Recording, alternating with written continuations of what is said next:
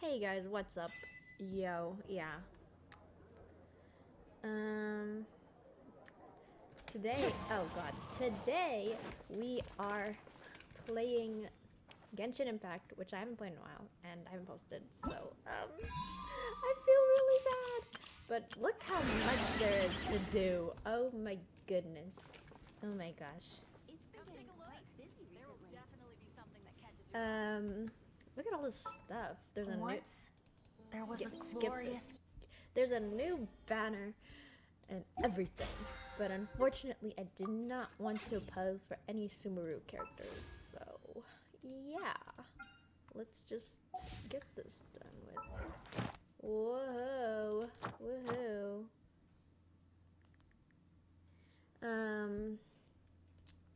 Yeah.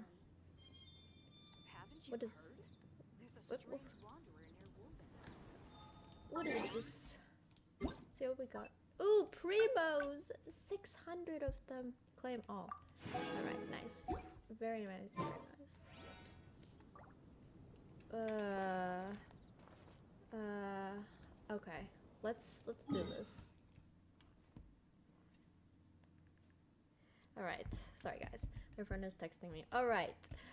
Where do we even go first? Holy moly. Ah, here. Alright, nice. Wherever in this world I roam. Hey, Kazuha. How do I even... Oh, God. I did not know that Sumeru is, like, near the chasm. How do I get there? Let's just teleport here to the closest teleport point. Okay. Let's do this. I'm turning my phone off now. Alright. Ouch. My leg. That hurts. You talk there? What the heck? No! Please! No. Anyways, it has been like a long time since I've played Genshin Impact. Holy heck. Like, Time to go. excuse me, what are you doing, Aruna? Jeez, where's this teleport point? I want to get it.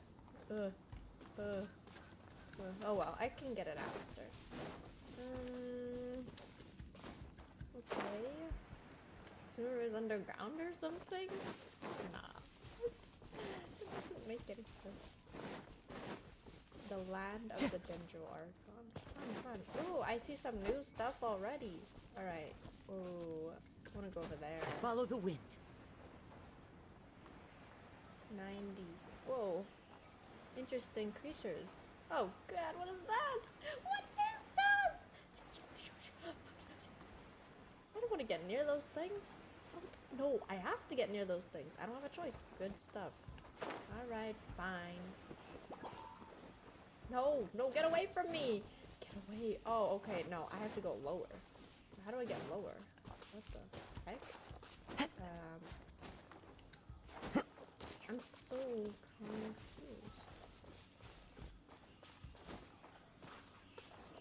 Alright, keep going. No, get away from me, get away. I hate this already. I have to go lower? Oh, down here. Alright, makes sense. Huh? What is this? Oh, interesting. Okay, I'm sure I'll use that. Sure I'll get used to that, whatever this is. Oh. Okay. Shoot.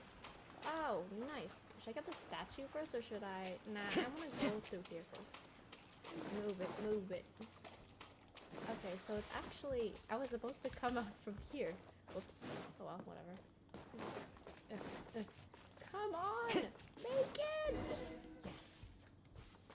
Oh, okay, yeah.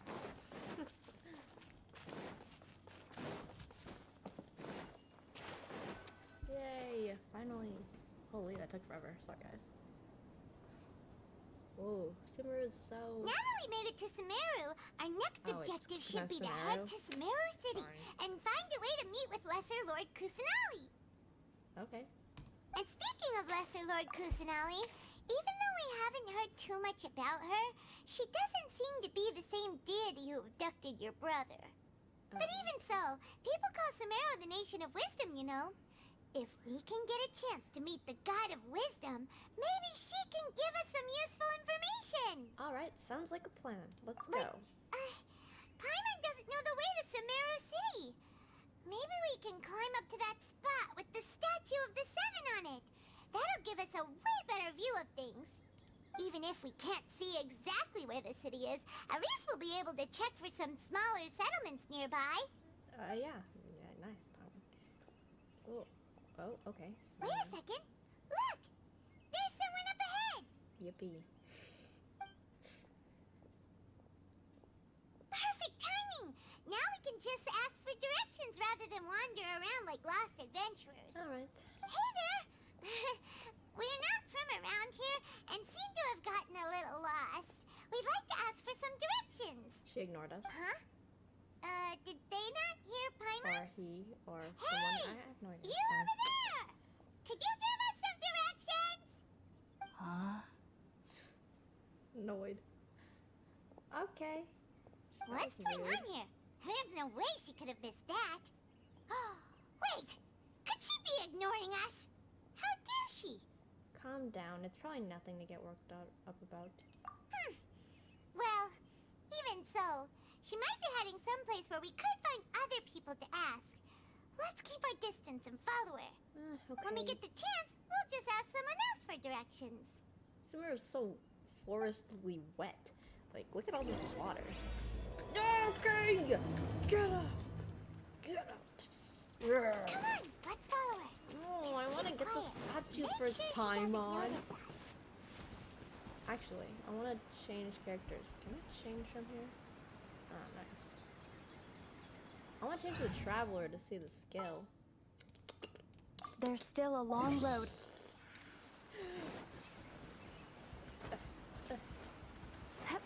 I don't get up. Oh, maybe I'll use that thing. Ooh, awesome! Get this thing. Woo! Finally, now I can see more of the map.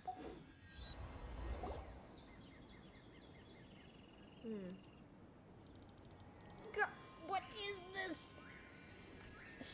Oh. Yeah, what were those? What the heck? Yeah, mushrooms. Yeah, I saw them. Yeah, okay. I want to see the new power. Oh, right. You have to resonate. I'm just that bad. Whoa. Alright. Let's see what what can you do? Propagate! Ooh, cool. Alright. I will try that later. I don't know what to do with it for now. I'm just gonna switch back to casual. Because, yeah. Anyways. Want me to come along? Anyways, let's keep going. I said anyways too many times. I'm bad. Ooh, a camp. This must be where she is. Oh. Time to go.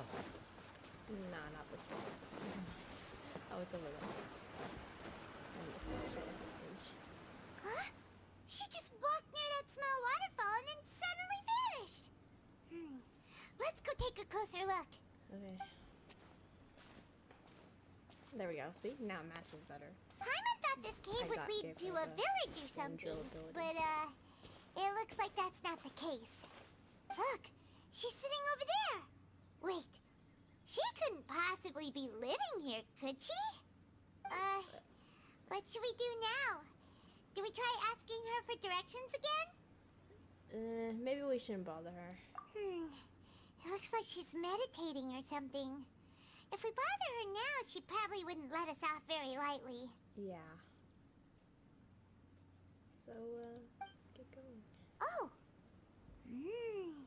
What a lovely smell! Where's she brewing up some tea? It's coming from that sensor over there. This is definitely not your typical place to call home, Oh, but that's at least pretty. it smells nice. Maybe living here wouldn't be too bad after all. Uh-oh. Wait, what's happening? Huh? What's the matter? You don't look too good. Something's not right. What? Is the smell making you feel sick? Straight. I've got to get out of here. Yep. Something's wrong, obviously. I think I'm gonna pass. Oh, God. What's happening? Traveler? This is no time for a nap. Oh, come on. goodness.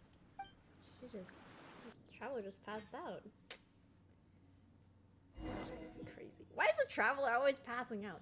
Oh, okay. What the heck? Where am I? Okay. I can't run, so I guess I'm just gonna walk. Whoa. That tree's massively crazy. So pretty too. Whoa. Oh. Oh.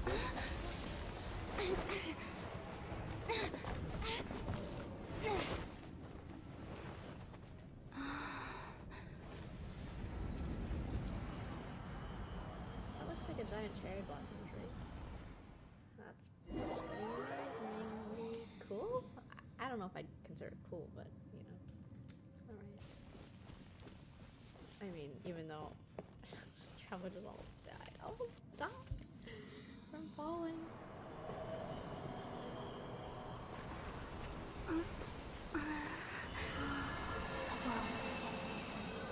What's happening?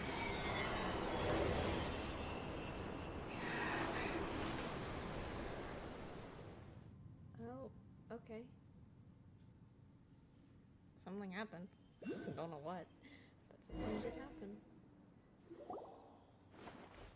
Are you sure it's not serious? The Traveler's been out for a long time now. Yes, you can relax. Believe me, Master is extremely knowledgeable. If he says that she's going to be alright, then there's absolutely nothing to worry about. Oh, are you awake now? Yes. Oh, thank goodness! Traveler, you're finally awake! How did you find me? And where am I? Well, we're at... Good question. Where are we? Jaime was in such a panic when you passed out that she even forgot to ask what place this is. This is Gandharvaville. It was originally built by scholars from Sumeru as a place to rest in the rainforest. Now it's mainly used by the forest rangers as a base of operations. Oh, cool. My name is Kale.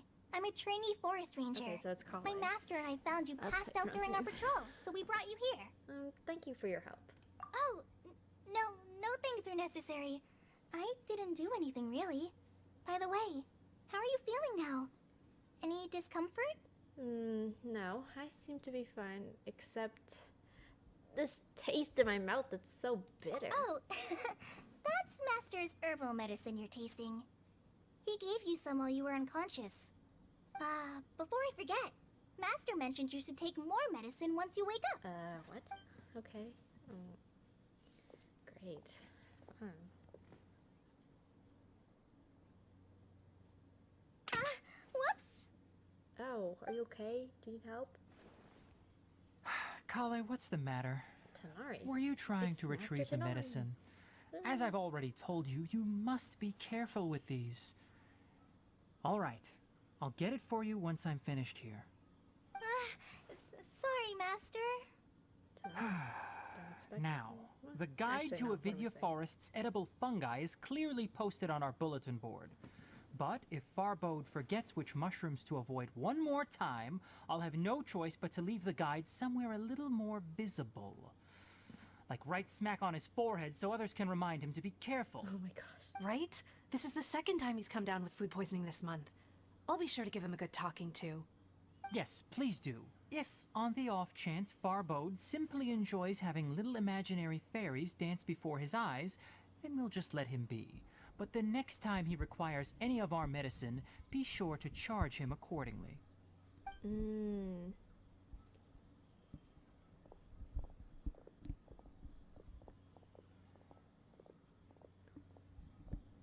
So, how are you doing? Feeling better? Oh, Oh, much, this I is my guess. master, Forest Watcher Tainari. He is chief officer over all the rangers here in Gandharvaville. I already informed Paimon about the reason you fell unconscious earlier. But now that you're awake, let me explain it for you as well. Oh, okay. It is common practice for Sumeru scholars of certain darshans to dedicate themselves to training and meditation in isolated areas, particularly the nearby forests. While meditating, they use a certain incense known as spirit borneol to help calm their minds as they enter a state of deep rumination. Interesting. In hopes of asking directions, you two followed a scholar named Hypatia into her cave. The incense you smelled inside was the spirit borneol I just mentioned. That incense typically has no effect on most people, but for a very select few, it can have profound effects on one's cognition, as you experienced firsthand. Does that make sense? Yes, that all makes sense. Very good. Now, answer me this. Did you feel anything after passing out? Say, any out-of-body experiences? Or did you see anything while unconscious? Okay. Tell him the truth.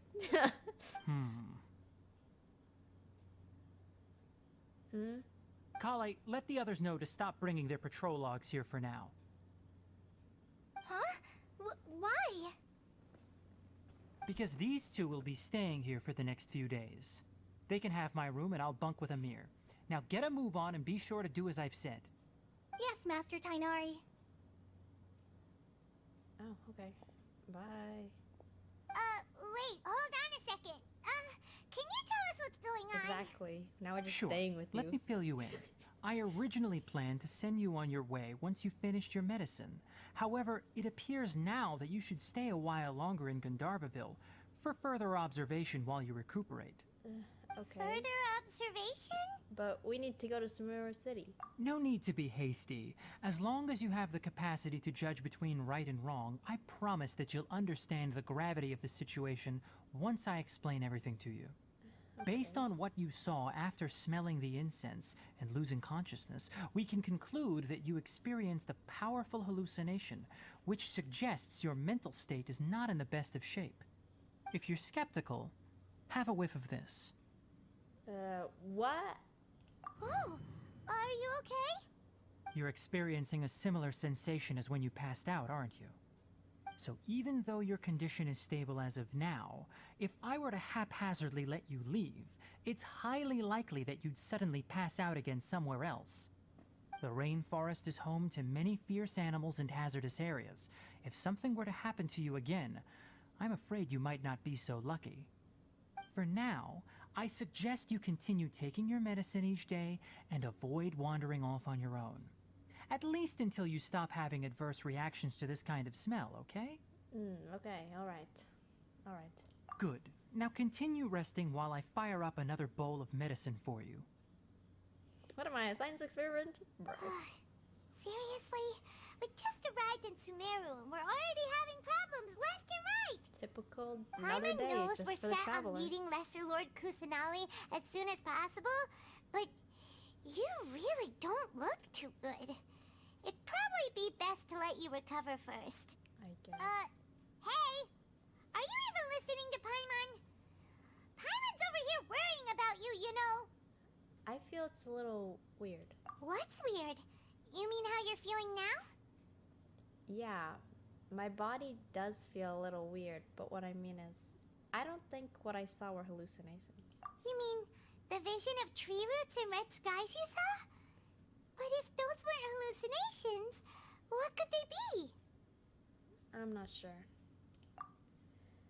When I saw the vision, it felt like of standing deep underground, but the red sky. Could it have been Conria? Considering how unique you are, Paimon trusts your judgment here. But why didn't you say anything about it to Tainari? If he It's not like misjudged we your know him. condition, then there's a chance you could get worse, right? He could be lying. He probably wasn't telling the truth. Huh? You mean that Tainari already knows that what you saw weren't hallucinations? But if that's the case, why would he try to hide that from us? Exactly. We need to get to the bottom of this. Oh, Paimon gets it now. That explains why you were so quiet earlier. Well, that settles it then. We'll stay here to rest up and figure out what's going on with your hallucinations. Okay. But it seems like asking Tainari might not be an option anymore. What do you think we should do? Let's start by having a chat with Kalai. Good idea. Kale's pretty friendly. We can ask her tomorrow about what she knows regarding the Dendro Archon and customs in Sumeru. You get night of rest. Yippee. Rise and shine! Come on, it's time to go find Kale! Thanks, fine. Good. All right, next let's see your right hand. Yes, not bad. But please remember that you still need to be careful. Understand? Yes, I will. By the way, Master, I still haven't received the patrol route for today. Look, Kale, today's patrol will be a long one, so you won't be coming along this time. Besides, there's a chance we may encounter... well, you understand. You But I have a vision too! Am I useless to everyone now? That's mean. Don't talk like that, Kale. This is not something you need to be worrying about right now. Ah, there you are. Feeling any better? Yes, plenty better. Yes. Is there something we can help with? Yeah! Since we'll be staying here for now, we thought we might as well try lending a hand around here. Seems you're not the type to sit back and take it easy for a while, huh? In that case, perhaps Kale could take you two for a patrol south of Gandharvaville for the day. And if you're feeling up to it, you can be responsible for cleaning the Statue of the Seven. Okay, sure, yeah. Tighnari, we're ready to head out. Roger, I'll be right there. All right, we'll be heading into the forest now. I'll leave any further details to Kale. Okay. Yes, you can count on me. So, Kale, what exactly are we going to be doing today? Tighnari mentioned cleaning the statue just now, but, that doesn't really sound like the job for a ranger. Well, a forest ranger's responsibilities can be pretty diverse. They handle a variety of tasks, like checking the condition of outlying roads, maintaining forest facilities, ensuring fire prevention standards are met, and providing assistance to travelers and locals. Ooh, As for okay. Master, well, he has to handle more dangerous areas of the rainforest. Today we can perform routine checks on the pathway lamps as we make our way to the Statue of the Seven. Stuff I don't know, but let's do it. Paimon, traveler, this way! Okay. You can leave the task keep of pressing checking that. the lamps to me. In the meantime, you two can keep an eye out for anything unusual. Here. Oh. This is fun. Way faster than how I'm getting around. Sheesh, what have I done? I don't know. I thought I had to go down, okay? Chill. Oh, what is that? Well, Nothing wrong with these two lamps. Let's move to the next. sorry. Okay, let's move to the next one. Just needed to get that viewpoint. Oh, this lamp seems to be getting a little wobbly. Let me make a note of it. No problems with this lamp. Good. Alright. The Statue of the Seven is up on top of that large rock formation. You must have seen it when you came down this road before. Yeah. It's pretty high up there, isn't it? Don't worry. If you're afraid you can't make it up there, I'm sure Master wouldn't mind if you don't clean the statue. No worry. No need to worry. I'm a terrific climber. Oh? I guess I'll leave it up to you then. There's not much footing once you reach the statue, so be careful up there. No problem. Paimon will fly up with you and help you with those hard-to-reach areas. Okay. By the way, Kale, do you know anything about the Dendro Archon? You know, what's she like? That depends. Are you referring to Greater Lord Rukkhadevata or Lesser Lord Kusanali? Huh? Greater Lord Rukkhadevata? Oh, is that the name of the former Dendro Archon? Uh-huh. Greater Lord Rukkhadevata was Sumeru's first Dendro Archon. She created the rainforest as well as the wall of Samiel around the desert. Her works provided a means of peaceful living for everyone. To the people of Sumeru, she's not only a symbol of wisdom, but also of power and kindness. Unfortunately, she disappeared in a great calamity that occurred a few hundred years ago. Sounds exactly like what happened to Raiden Makoto. According to what Master has told me, the sages later found the newly born Dendro Archon and whisked her back to Sumeru. To celebrate the reinstatement of their lost deity, the sages dubbed her Lesser Lord Kusanali and let her reside in the sanctuary of Sarastana. Oh, Uh-huh. interesting. Then what happened? Well, and then... I'm not too sure what happened, to be honest. Oh. Huh? You're not too sure? But aren't you from Sumeru? Yeah, I'm from Sumeru. But? Maybe it's difficult to discuss this topic with strangers. If that's the case, then don't worry. We understand. Mm-hmm. No, it's not that. I'm not trying to hide something from you. Besides, I don't consider you two strangers. Are we friends now? Okay. Anyway, you two know Amber, right? Yeah, I know you do. Wait, Amber? You mean... Amber, Outrider of the Knights of Favonius? Yes, that's her. I once lived in Mondstadt for a while, and she helped me a lot during that time. You could even say that she helped me become a new person. There's no one like Amber. She lives life to the fullest while always adhering to her strong sense of justice. She's ready to answer the call for action at any moment, but is also very understanding of others. She's like the spark that lights the fire in everyone's heart around her. If you ask me, she's a prime example of a true outrider. She's the first person anyone coming to Mondstadt will meet.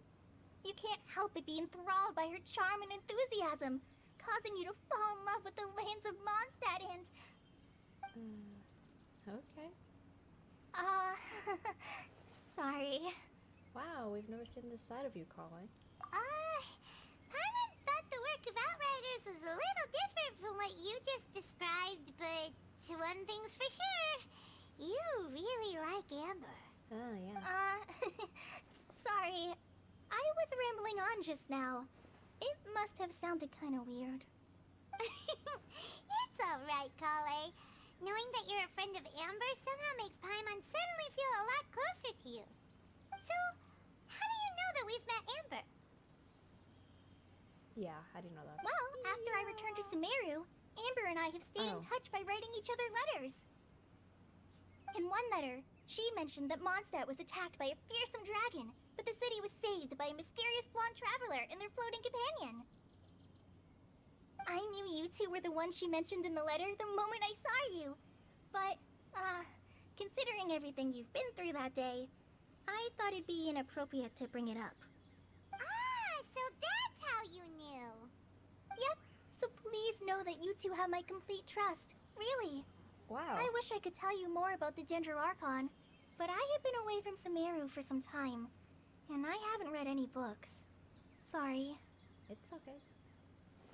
Don't worry. That's alright. You've already helped us a lot. We had never even heard of Greater Lord Rukkhadevata or the Sanctuary of Surasthana until you mentioned them. Oh, I'm happy that was helpful. There is one thing I want to ask, though. Why do you two want to know about the Ginger Archon?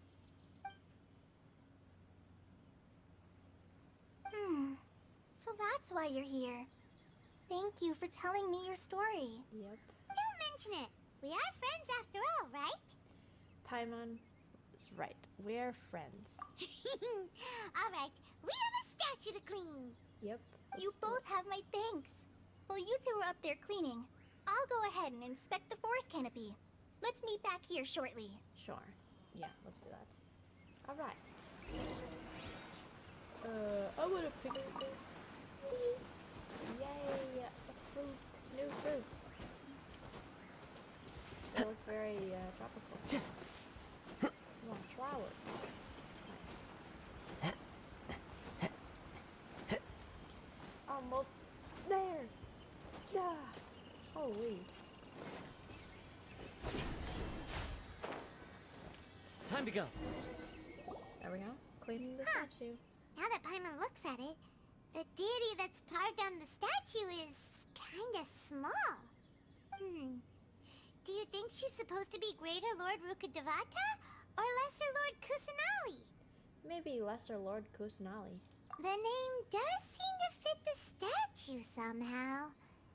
Well, anyway, we'll have to figure that out later. Totally.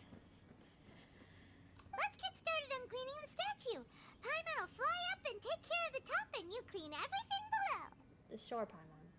Sure. You and Paimon meticulously clean the statue. Squeaky clean. Nice work. That's one clean statue. Let's head down and meet up with Kale.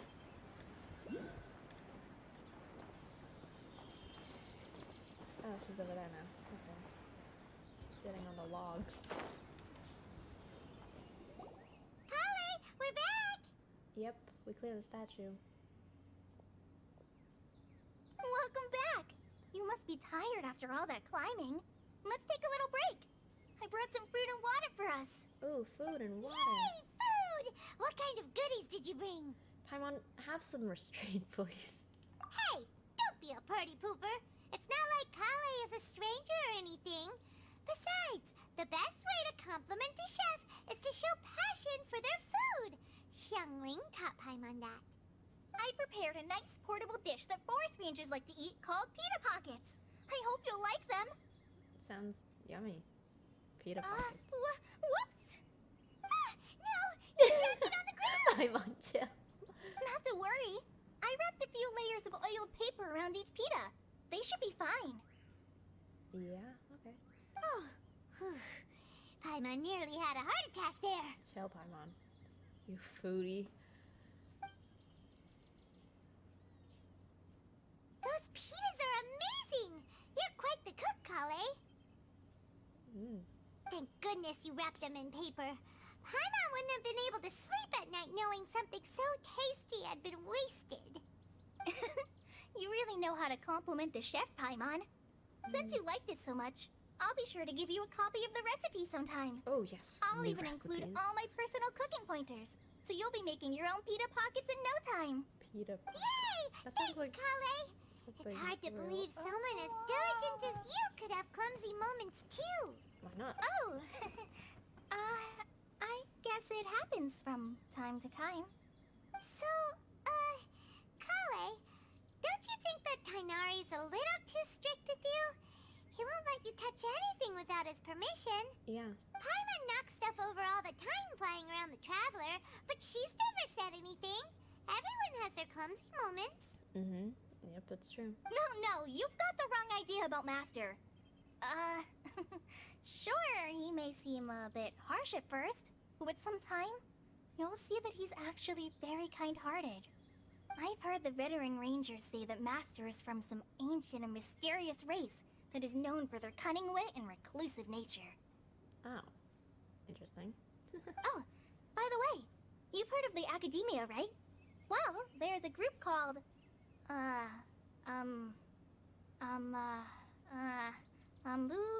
something? Well, anyway, because Master does a lot of research on plants, sages from the Academia have written him many times, inviting him to take up an official position there. But Master declines their offers every time, saying, Sumeru City is too noisy. It'd be bad for my ears. Speaking of his ears, I'd really like to pet them. I know, right? I've always wanted to pet them too.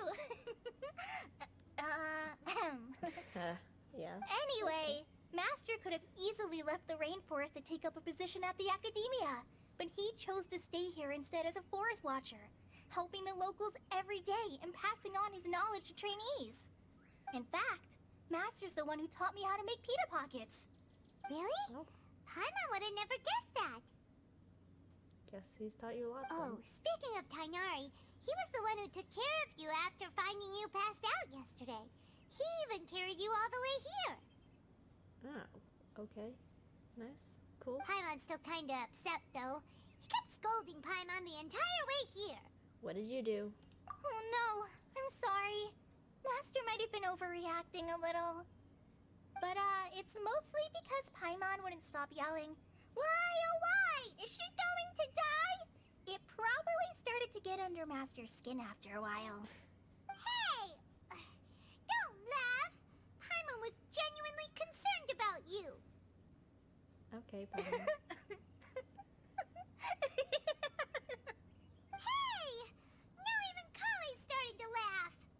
Ugh, that's it! Paimon won't forget this! It's time for some Paimonial wrath! Oh yeah, what are you gonna do, Paimon? No! Don't touch me! Oh my gosh.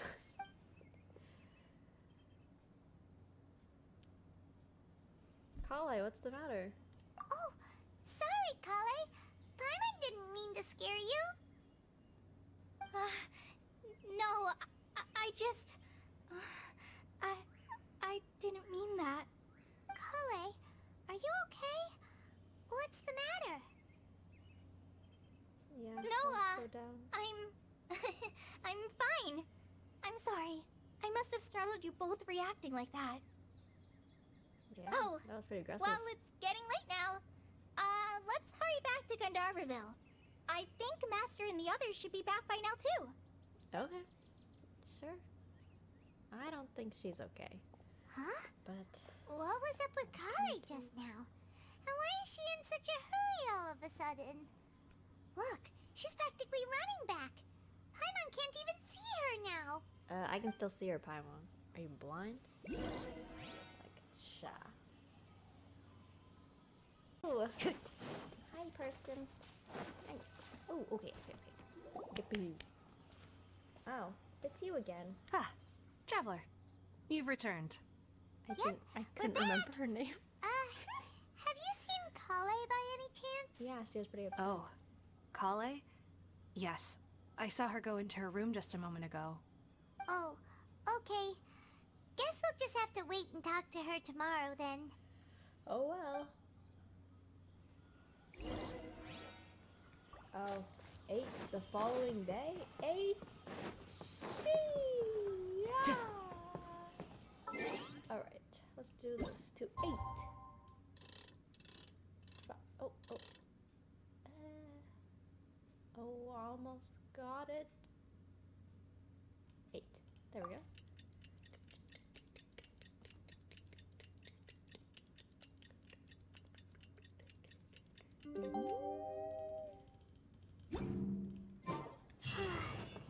Paimon was thinking all night about what happened with Kale, and still can't figure out what the problem might be.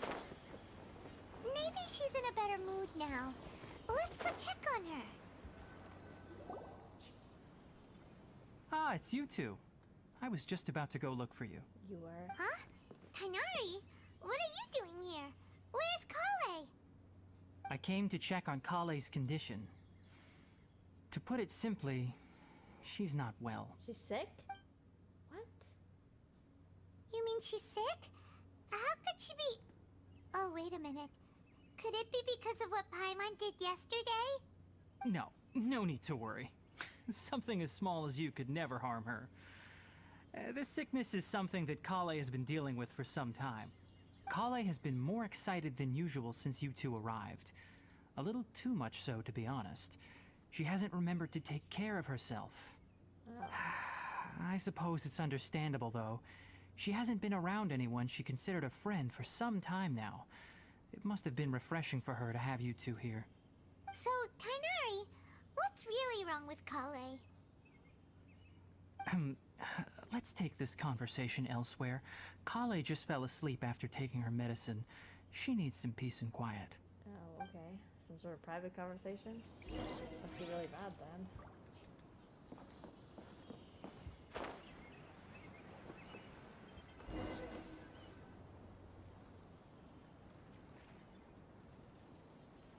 All right, let's continue our conversation here, shall we? Alright. To be honest, I hadn't realized that you're that honorary knight from Mondstadt until Kale told me just now. I've also heard all about your deeds in Liyue and Inazuma. No. So, Great. just to clarify, what I'm about to tell you about Kale is not because of who you are or your past feats. Instead, I am going to tell you because... well, because Kale asked me to. Oh. And honestly speaking, She has that I much was choice, against huh? Kale revealing her past to you.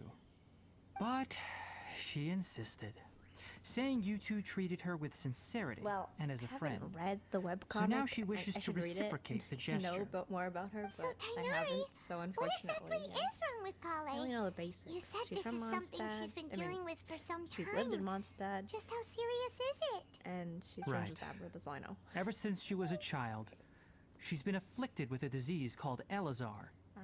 Elazar? I see.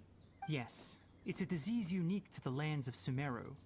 It is characterized by dark and hardened scales that form on the body. At first, the afflicted may only feel mild numbness on the affected area of the skin. However, as the disease progresses, one may begin feeling fatigued and even experience peripheral paresthesia. Oh no. In its final stages, the disease strips a person of the ability to control their own body, and they effectively become completely Oh immobile. my gosh, that's terrible. That sounds terrifying. They'll lose all control over their body? Wait, hold on. So when Kale seemed to be acting a little clumsy earlier, it was because... Correct. That would be the effects of Elazar, which is precisely why I do not want her carrying or holding anything, lest she ends up hurting herself. So is there any way to cure for Elazar? With appropriate treatment, the disease can be effectively controlled before it progresses to a more serious stage. However, there is unfortunately still no true cure for Elazar. Oh no. Nevertheless, Kale's mother still hoped that there was something out there. She handed Kale over to an organization known as the Fatui after one of their members lied What? and said they had a cure. What? The Fatui? Yeah, what? Ah, it appears you're already familiar with them. That'll save me some explanation. Anyway, the person who eventually rescued the Kale traveler and was brought her to me mad. for care said that she had been given to a harbinger known as the Doctor. Oh my. I have no idea how this doctor managed to do it, but her It's- case of Elazar was completely I stable forgot his for name. all the years that Doctere? Kale was with them. Doctor? However, Kale's days with the Fatui were anything but pleasant. Kale is a resilient individual and always tries to appear cheerful, but her experience with the Fatui has left deep scars. Even now, she can still feel deathly afraid of someone touching her. Oh, Paimon had no idea Kale's been through so much suffering. That's awful. Oh, by the way, Paimon, Kale wanted me to tell you that she's sorry for scaring you yesterday. She also wanted both of you to know that she's sorry for hiding her illness. She doesn't need to apologize. None of this is her fault at all. Well said. I hope you'll get a chance to tell her that in person the next time you see her. Kale once thought that it would be impossible for her to have any real friendships. I trust that you two will never let my trainee experience such emotional pain again. Don't worry, Tainari. We'll take good care of her. How's Kale's condition now? Well, it's not too serious at this point. She overexerted herself the last couple of days, which is what led to her breakdown this time. As long as she has taken her medicine and gets plenty of rest, she should get better. Though, I must admit that Kale's condition was much more stable when she first arrived here in Gandharvaville. She was interested in the work of the forest rangers the moment she saw us. I could see that she was serious about learning, so I felt compelled to ask her to join us. Her stamina has gotten much worse recently. Though a moderate amount of physical exercise is always necessary, I'm afraid the long-distance patrols are a little too much for her now. Oh no. All right. Now that I've told you about Kale's past, I think I'll head into the rainforest to find some ingredients needed for her medicine. I'll see you two later. Wait, can we come along? Yeah, we'd like to do something to help Kale too. All right, but I must warn you two. The rainforest is a dangerous place, especially for someone who's still recovering like the traveler. You must follow closely and listen to every instruction. We get it No tonight. problemo. Let's go then. We'll be looking for a plant known as lunar lotus. It's often used to help those afflicted with Elazar recover their energy. Supala. What is that? Huh? Lunar lotus? Hey, Tainari? Where exactly are we going to find this plant? Lunar lotus can be found all over the rainforest, but it often grows right here around Gandharvaville. Given the name, it sounds like we should be looking for it in the water. You are correct. Lunar lotus grows in the water. When fully matured, they look like giant blue flowers floating on the water's surface. Quite an attractive species, if you ask me. Oh my God. The large petals are actually the plant's leaves and sepals, which surround a very small flower.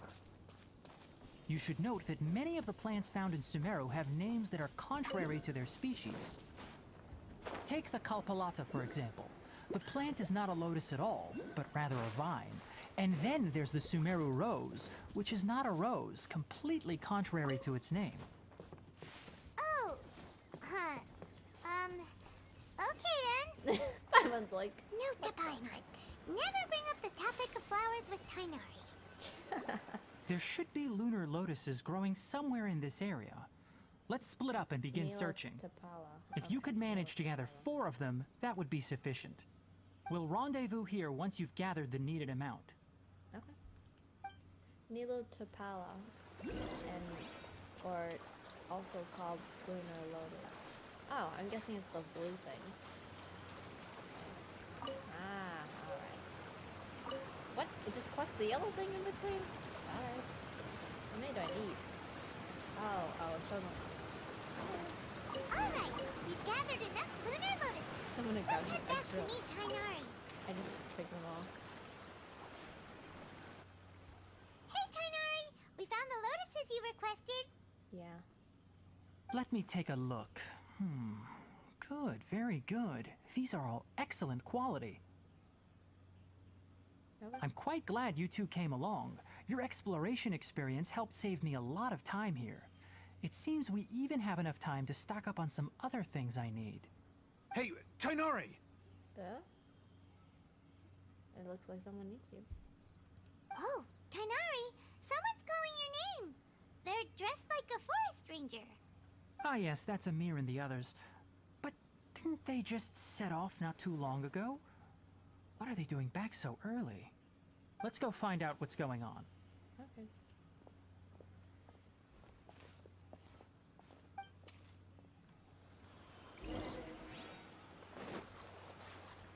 Let's get all the birds out.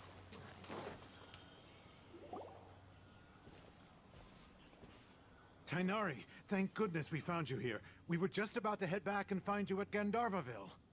What's going on? Yeah, should be point. We just discovered a withering zone. A withering zone? The Withering is back? But the patrol route you were on should have been already cleared just a week ago. It reappeared so quickly. Can you tell me the exact location? It's up ahead, deep in the river valley. It's appeared in a spot that blocks nearly the entire narrow part of the valley area, so we decided to come find you as quickly as possible. And the radius of the contamination? Sorry, I couldn't get a clear enough view to tell. No one in our patrol team had a vision, and it appeared to still be spreading. So we didn't risk getting any closer. Oh, you need a vision? Okay, I understand. I You can made the come. right I decision. don't need a vision. I'll go deal with it right away. In the meantime, please guide these two back to Can I come Gandharvaville. with you? Wait, Bro. Tighnari, why Yeah. don't you let us help you? Just because we don't have a vision? You two have only just arrived in Sumeru. You're still unfamiliar with many things in these lands. There's a unique type of anomaly that occurs in the Sumeru rainforest. It's called the Withering. The affected areas not only cause nearby vegetation to wither, but it's also lethal to wildlife and even people. If you don't carry a vision, then you should think twice before approaching such places. We don't Yes, Amir is absolutely right. I What the wasn't kidding when I said the rainforest is a I dangerous don't need place. a vision to survive. As Amir said, Shut up. only someone with a vision, that is, the power to manipulate What? I can elements, manipulate? will be able to resist the Withering's corrosive effects for a time. That's right. Tom. If any of the forest rangers without a vision come across a withering zone, we first make a record of the location and then have a ranger with the proper abilities deal with it, like Tighnari here. Only someone with a vision can venture within a withering zone and find a way to deal with it. I can also control the elements. But you don't seem to carry a vision. No, I don't need a vision. Don't worry, she may not have a vision, but she's a real pro at using the power of the elements. It seems the rumors about you are true. In that case, all right, you two may accompany me. Woohoo! We typically only teach visitors how to identify the Withering as they're about to leave Gandharvaville. We'll make an exception today and show you what it looks like up close. Nice. Yippee. Exactly. Why didn't I come? So stubborn.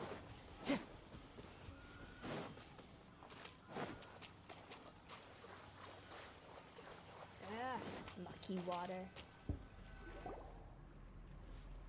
Oh, we're getting close to it already. Stop. Don't move any further. Look there in the distance. Huh? Where? Oh, look! Those plants have withered. That whole area is kinda gloomy. Even the air looks like it's filled with ash. Disgusting. Oh, Paimon doesn't like the look of this. That is the withering. All right, traveler. We're going to have to enter that withering zone. Once inside, we'll need to look for what we call tumors of the withering. If we eliminate those, then the area will be saved. Gotcha, let's do this. Thank you. But I must warn you, don't push yourself. This is your first time handling this sort of thing, after all.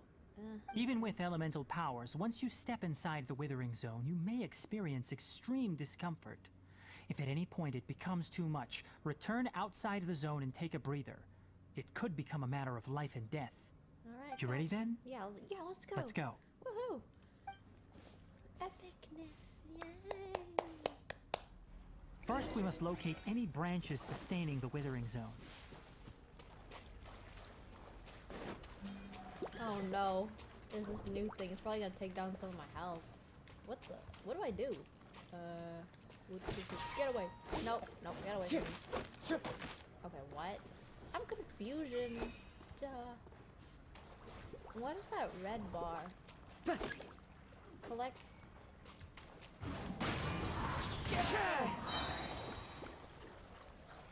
Yeah. Clouds high. The birds call. Do I have to do anything? I don't understand. This is confusing. Oh. La la la la la la la la la la. Oh, do I kill these things? Oh, okay.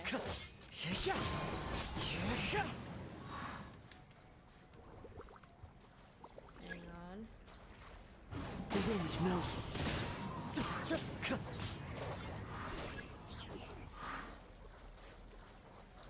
What is this?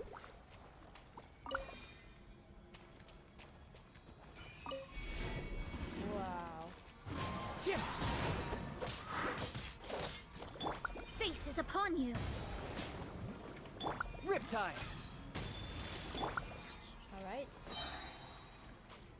What do I do? Okay. I'm gonna try to figure this out, guys. I'll be right back. Because in my time to figure it out, I was like, what do you do? And then now I know. Time to go. Do I hit this time? Nah, just the other one. Whoops. Beep. Yeah, I didn't expect it to take so long to figure it out, but... Great work. Now that all the branches have been cleared, we'll need to take care of the tumor. No, please make me. Fallen leaves, adorn my night. Please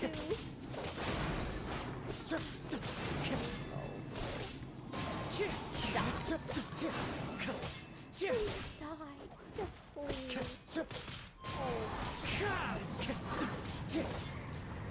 Now, destroy the tumors of the withering. Okay. Oh. I just pressed it, I guess. Whoops. Not hit it. Alright, there we go.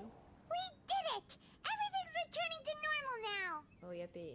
Yes, thanks to you two. We were able to quickly restore this area back to normal. I guess. Tainari? You make it sound like we did well, but why does Paimon have the feeling you're worried about something? It's that obvious, huh? Alright, it's like this. Recently, the rate at which the withering zone appears has been increasing. Even though we were able to quickly clear that withering zone, it won't be long before another one appears. If that simply meant more work for me, then that wouldn't be an issue. But it's far more severe than that. The withering is leaving lasting effects on the rainforest itself. Oh, no. For instance, even though we cleared out the withering zone, many of the plants that were affected will not recover. This presents a crisis for the ecosystem itself. Many plants in the rainforest are already in decline, directly impacting the wildlife that depends on those plants. Oh. And most disturbingly, as the appearances of withering zones have started to increase, Kale's case of Elazar has also become more serious. Oh no. Huh? But why's that? Yeah. I'm still not sure of the exact reason. However, I've received word from acquaintances at the academia that similar cases are being reported for patients with other conditions. Is there no way to permanently get rid of the withering? No, none that we know of. The withering has been recorded in Sumeru for millennia, It's said that it originates from the depths of the world. Oh. By the way, have you heard of Irminsul before? I don't think so. No, I haven't. Irminsul is a tree located deep beneath the surface. Although it isn't like any tree we know in a biological sense. You can basically think of it as a large tree that grows downwards rather than upwards. I'm sure you've heard of ley lines, right? They're like the roots of Irminsul, spreading and extending from a massive cavern deep underground all the way up to the surface. Oh, okay. Spreading and extending massive curve. Sounds like a lot what I saw in Lost Consciousness in the cave. Ley lines continually absorb the memories of this world, which are then funneled into Irminsul, allowing it to collect knowledge and wisdom from ancient times to present day. The Dendro Archon is known as the God of Wisdom because her consciousness is directly connected to it. It is also said that the Dendro Archon's power is a manifestation of Irminsul. And as for the Withering, its emergence is related to a disease that's affecting it. You mean Irminsul's sick?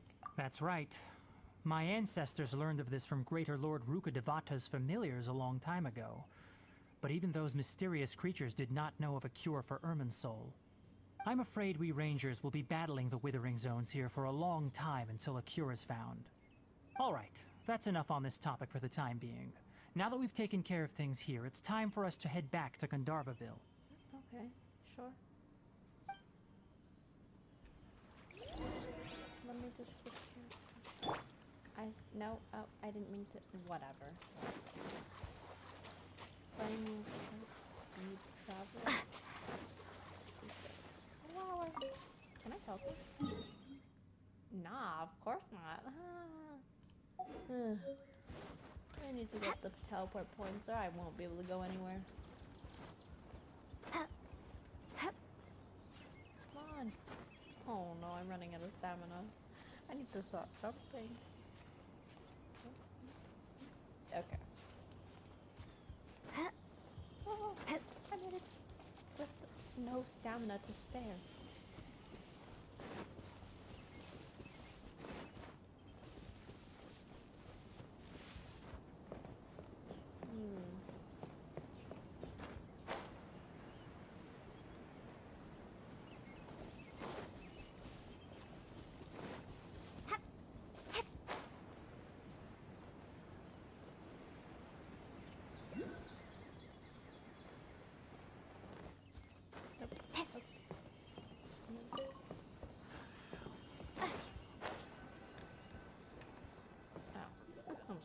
Oh, Tainari, you all made it back.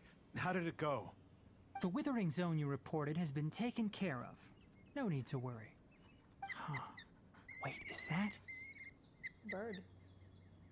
Nice. Oh no, Hypatia! Huh? Is that your pet bird? Why are you running? Huh?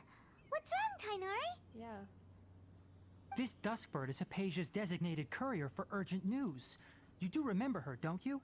She's the scholar you and Paimon were following when you first arrived in Sumeru. Oh. Oh, her? How could we forget? So did something happen? Let me see what's written in the letter first. Oh. So what's it say? And what's with that weird expression on your face? Just let Paimon read it. Huh? All Paimon sees are 3 squiggly lines. Yes, allow me to explain. After we brought you from Hypatia's cave to Gandharvaville, Hypatia resumed her meditation. She must have just finished. It's been nearly 3 days since she's had anything to eat, and it appears she's forgotten to prepare some rations. This letter is her asking us for help. We need to go. What? You mean she's been sitting there for 3 days? Hey, wait, how did you know all that from just a few lines on the paper? Must be some sort of language. Well, obviously because this has happened before. Last time she drew 5 lines, and by the time we found her... Well, I'd prefer not to remember that. Oh. Needless to say, Okay, it's not Hypatia's some been sort of through worse, okay. but we should still Thought it was get some to her sort as of quickly as simply possible. language. I've got some emergency rations set aside for times like these. Paimon, Traveler, could you two bring these to her? Wait, you want us to bring her the rations? But will the traveler be okay if her cave is still filled with that funny incense? Let's find out. Here, Traveler, take a smell and see. So, how do you feel? It's light and refreshing fragrance. No unusual feeling this time. Huh? Really? You're not feeling even a little drowsy? Yeah, I'm okay. But What wait, the heck? how'd you know that she'd be okay this time, Tainari? Back when we were clearing the Withering Zone, I observed that she could adeptly manipulate the Dendro element. I knew then that she would be fine. And if I may ask, when I was telling you two about Irminsol's ley lines, was what I described similar at all to what you saw while you were unconscious? What I saw weren't hallucinations, were they? That's correct. Those weren't hallucinations at all. Though I don't intend to apologize for deceiving you. What the heck? Because what you saw is of significant importance. Not just for the nation of Sumeru, but the entire world of Tevat. My forefathers were shown much favor by Greater Lord Rukkhadevata. We took an oath to protect this nation together with her. Now that that duty has fallen to me, it was part of my responsibilities to ascertain whether you could be entrusted with the fate of Sumeru. Now, after seeing you in action with my own eyes, you have earned my confidence, and I no longer feel the need to hide any secrets from you. So what exactly was it that I saw? When you passed out, your consciousness had connected directly with Irminsul. What you witnessed were actually real memories contained within Irminsul itself. I could try to tell you more, but it would be better if you went to ask Hypatia instead. Her focus on meditation and use of Spirit Borneol are aimed at establishing a connection with Irminsul, just as you did. That sounds nice and all, but will she really help us? Seriously, she completely ignored us the last time we tried talking to her. Yeah. That was because when you ran into her, she was in a special phase of her training. During that time, she must avoid communicating with others. Please, wait here for a moment. Okay.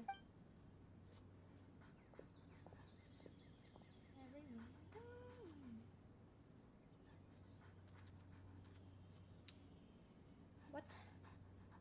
Hi, little bird. Big bum bird. Parrot bird. Colorful bird. Bird with this funny looking beak. Oh, okay. It's gone. Here, take these. It's a meal I packed for Hypatia, as well as some other ingredients. I'm sure it'll come in handy.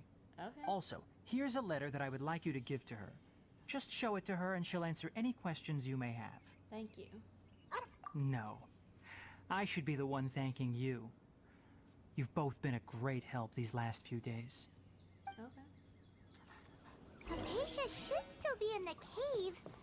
Let's go inside and see how she's doing. Maybe I can just teleport. Statues of Zevin's right there, so... That's the only teleport point I have. Alright. Hypatia should still be in the cave. Paimon, you saw Let's that go already. inside Oh and see how my she's doing. Shut up, Paimon. You already said that.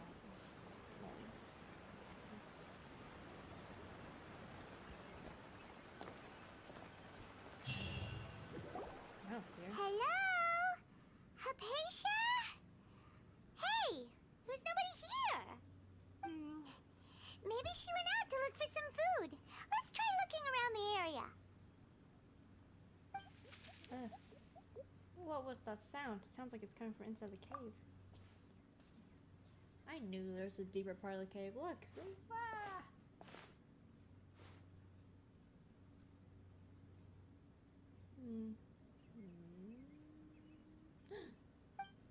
It's Hypatia. Is she okay? What the heck? What is that thing? It's getting closer.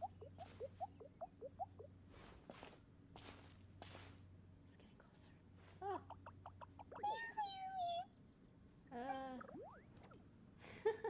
Okay. What the heck? That thing looks so happy. Look at the face. Alright. That was random. There you are. Hypatia, are you alright? So hungry. Eat. Why? She somehow has more energy than I expected. There's no way we can get her to eat in her current condition. Let's try finding some water first. Yeah. There's some water outside. Huh? Wait. Why does it look super foggy outside all of a sudden?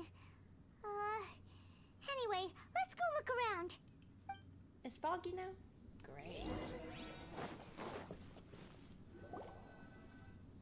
Huh? How'd things out here end up looking like this? Whoa. What happened? And where are we? There must be a logical explanation for all this. Really? Oh, maybe you're right. Let's go investigate the area. The plants are huge.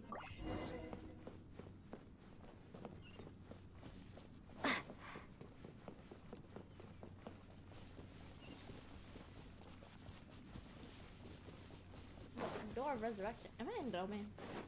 Sure. Wow, this place is huge. Paimon knew there's something off about that cave. Let's think of a way to get over there and have a closer look. Look at this. Bouncy mushrooms.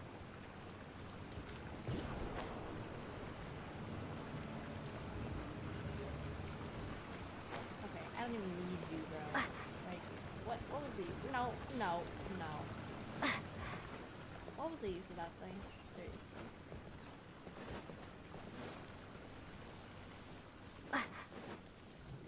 Whoa. What's going on? How can I investigate? How do I investigate if I... What? Am I in Inazuma or something? Jeez. What happened just now? Why'd everything around us suddenly change? Yeah, this looks like an Inazuma place. Weird. Okay. Now what's happening? Keep looking for a path to the below the tree. Okay. Whoa. That was weird. Okay.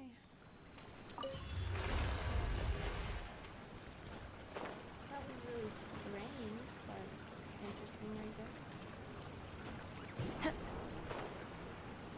No, please. Oh my gosh, please. I did it. Boing.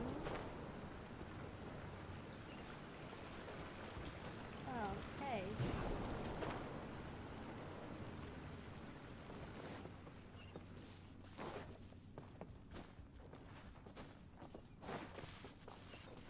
I'm stuck. No, I'm stuck. I almost got stuck. Oh, great. Now I gotta fight.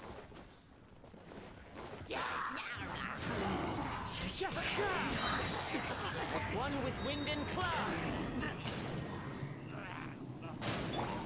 Propagate! No, get away from me. Let me scry. Time to go.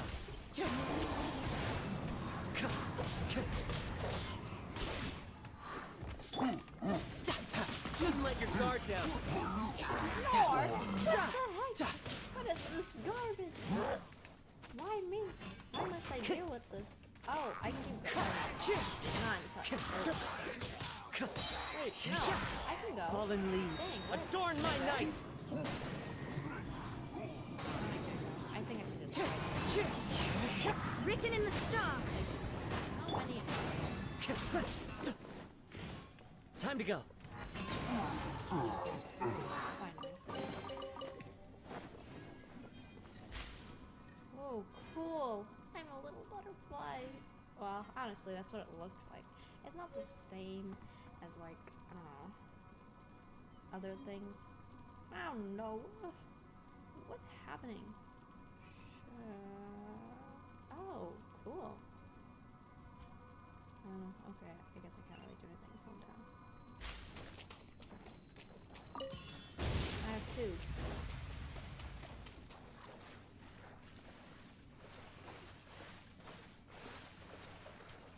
Excuse me, can I get up? Jeez. What? What the heck? The wind knows me. No. I don't even get up. get up. Into the wind. No. Alright, fine.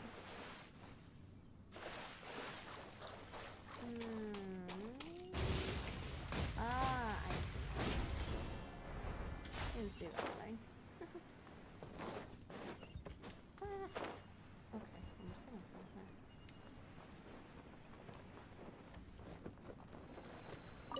Okay, I'm about to die. How come I did that? Alright. I'm gonna kill him, I swear to gosh. Alright, you're okay. How do I get up there now?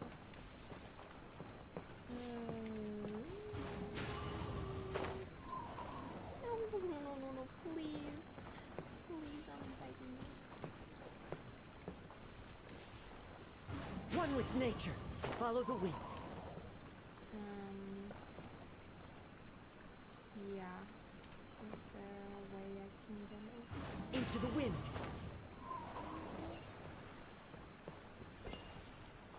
Open. Nice. Oh, more domain. Yippee. I mean, this is a domain already, so. Great, back in this What the cavat is going on here? This place is getting weirder by the minute. Hey, what's the matter? You don't look so good. Now we're actually in this domain ish. That's what it seems like. What? Can I pick this up? Time to go. Oh, can I jump over?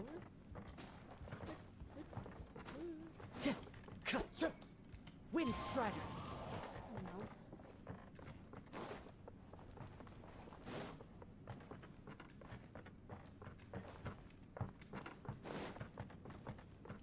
Time to go. That's the only thing. The wind knows me. Come on. I can't pick this up because it's not letting me. So I'm confused as heck. I don't understand. What do I do? This probably should let me pick it up, right? Scatter! Come on, give it to me. What did I do wrong? Holy smokes. Like, excuse me? Can I just get my stuff and go? Like, what? Oh. Unless I try to go far away and make it look almost the same. It's almost. Oh, okay, I get it now. I was confused. Like, what do I do? Okay, that makes more sense now. Okay. Okay, what the heck? It became a picture. That's why I was so confused. Makes more sense now. I thought I was supposed to pick it up, but I don't know. Okay, it's new to me. But I guess that thing was there for a reason. Oh, great. Now we're going back into this. Back to the interesting plant world.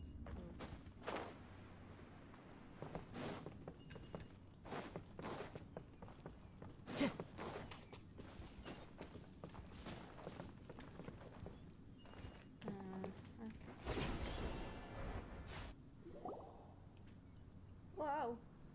What's happening? Oh my. Seriously? Well.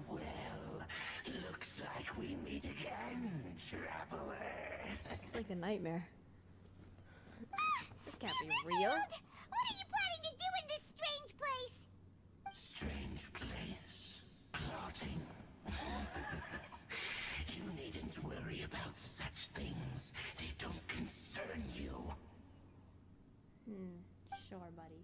No, we gotta fight him, right? The abyss. Great. I hope he's not, like, Into the wind. but I'm thinking he might be. I know. I'm gonna die, though. No, please get away from me. Please. Shadows of fate! Fat. Clouds high. The birds call. I've never seen it. Exterminate!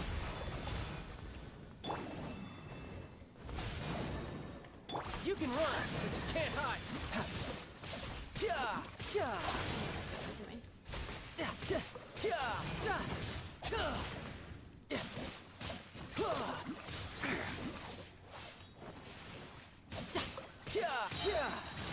Brace yourself. This is gonna hurt. One with nature. Oh, great. I have nothing against him, bro.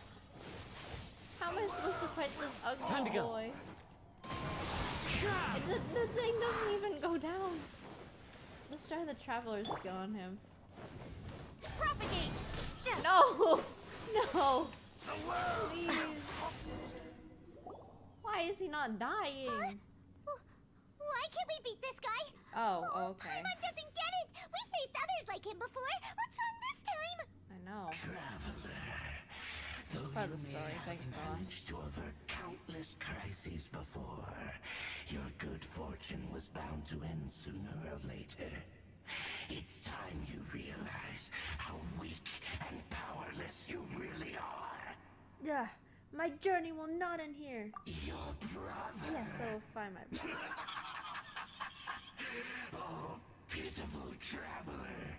Are you really so ignorant? Or are you just living in complete denial? His Highness has long since forsaken you. Your meager existence in his eyes is that of an annoying bug, only to be stepped upon. It's not true. The bonds Get of away. love and family which drive you to find your sibling are utterly gone. Your journey is meaningless. But don't you fret now. Today will be your last. Now die!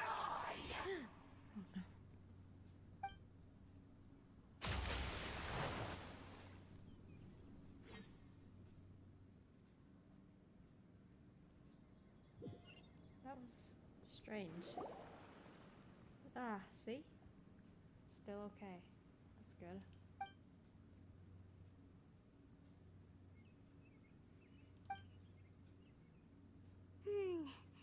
What do we do? We haven't seen Hypatia anywhere out here. What? Oh, there she is! Quick, let's see how she's doing.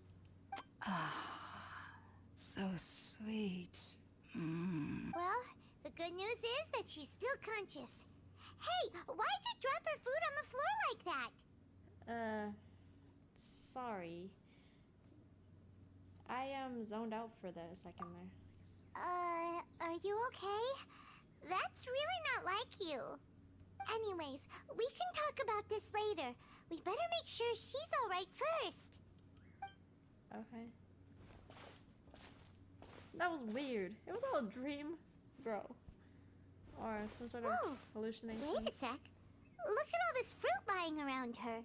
We can put that to good use. I guess we can make her something. Oh, okay.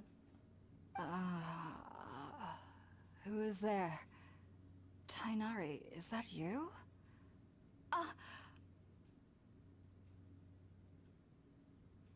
Huh? It's okay. You can relax, Hypatia. Tainari sent us here to bring you some food and water. Here, we have a letter that he asked us to give you.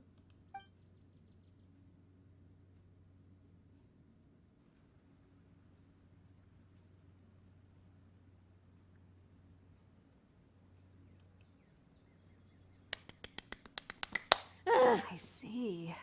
So, you're friends of Tainari. I apologize for all the trouble I've caused you. I'm grateful that you came so quickly to save me. You even brought all this fruit. Well, actually, we didn't bring the fruit. It was already here when we arrived. We were kind of wondering about that, actually. When we found you here, there was all this fruit lying around and even some juice dripping from your lips. How did you end up like this anyway? Yeah. Oh, really? I seem to understand now. All the fruit was likely from my, neighbor. Must have come by and saw me like this.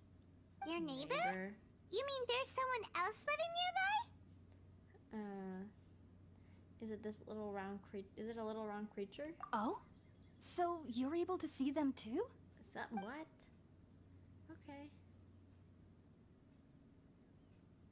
Wait, hold on a second, Traveler. You say that before we arrived, you saw some mysterious creature and suddenly had a strange dream? Isn't that a little too crazy to believe? No, I actually do believe what the Traveler is saying.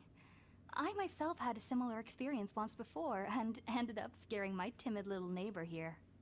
You needn't worry. They mean you no harm. They only dragged you into the dream because they hoped to buy themselves a little time in order to scurry away. So, Hypatia, just what kind of creature is your neighbor exactly? I'm not sure what it's called, to be honest. But I do know that they have some sort of deeper connection with the Dendro Archon. Oh. I know this because the first time I saw them was also the exact day my consciousness was able to form a connection with Irminsul. Even after I opened my eyes and stopped meditating, my heart was still pounding, and my mind was racing with all the knowledge that I had touched. And at that very moment, I suddenly noticed a small figure at the opening of the cave. In my curiosity, I began to walk over to the creature. They must have already been used to me living in the cave, because they didn't seem to mind me approaching them. They just kept doing whatever they were up to.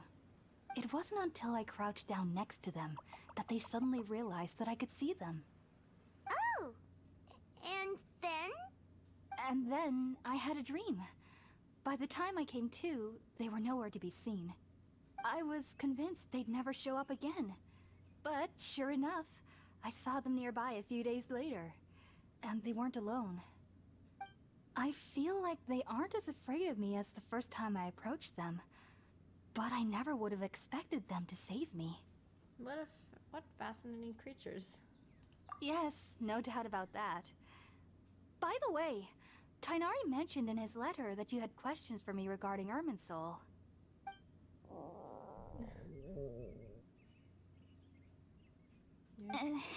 She's hungry. Sorry about that.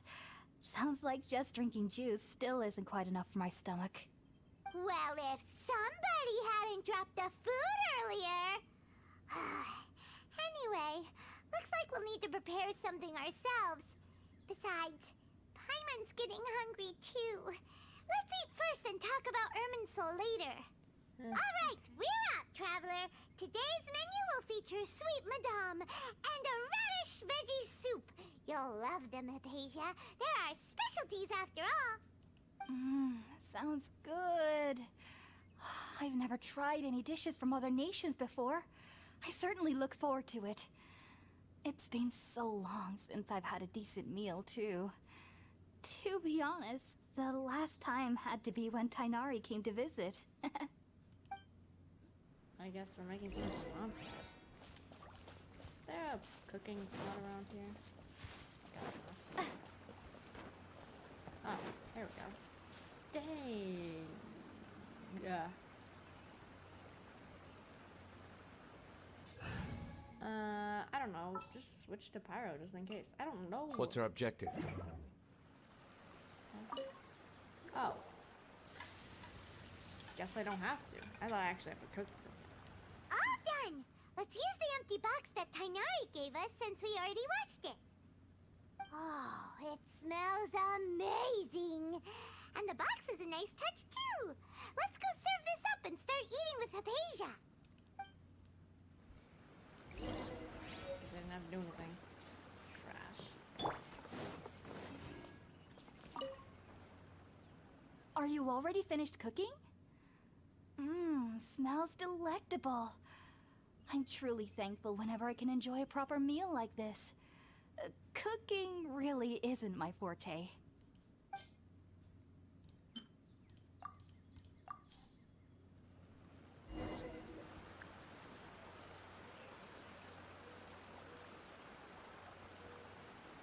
Even though everything you mentioned was in Tainari's letter, It's still hard to believe you were able to connect with Irminsul immediately after smelling Spiritborn ale for the first time. It took me nearly 3 years before I could do so. And everyone at the Academia even lauded me as a genius. You should know that some researchers spent their entire lives without ever successfully connecting with Irminsul as you have. So why does this incense allow people to connect to Irminsul?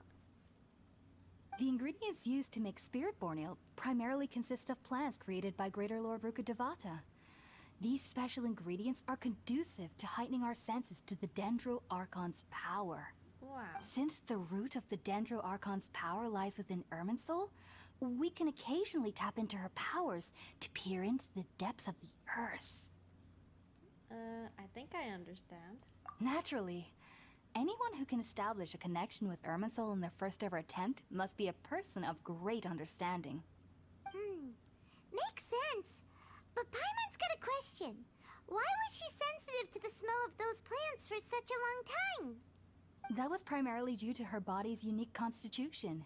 Stimulated by the incense, she could perceive the Dendro Archon's power and experience the sensory overload, hence the adverse reactions. Oh. Taking in any scent similar to the ingredients of Spiritborn ale would cause adverse effects. Not to worry though, it appears you've already fully recovered. Technically, your body should still be sensitive to the powers of the Dendro Archon, but unless you're using intentional meditation techniques, the scent of Spiritborn ale should no longer trigger such reactions. Whew. Well, that's a relief. I guess. Yeah.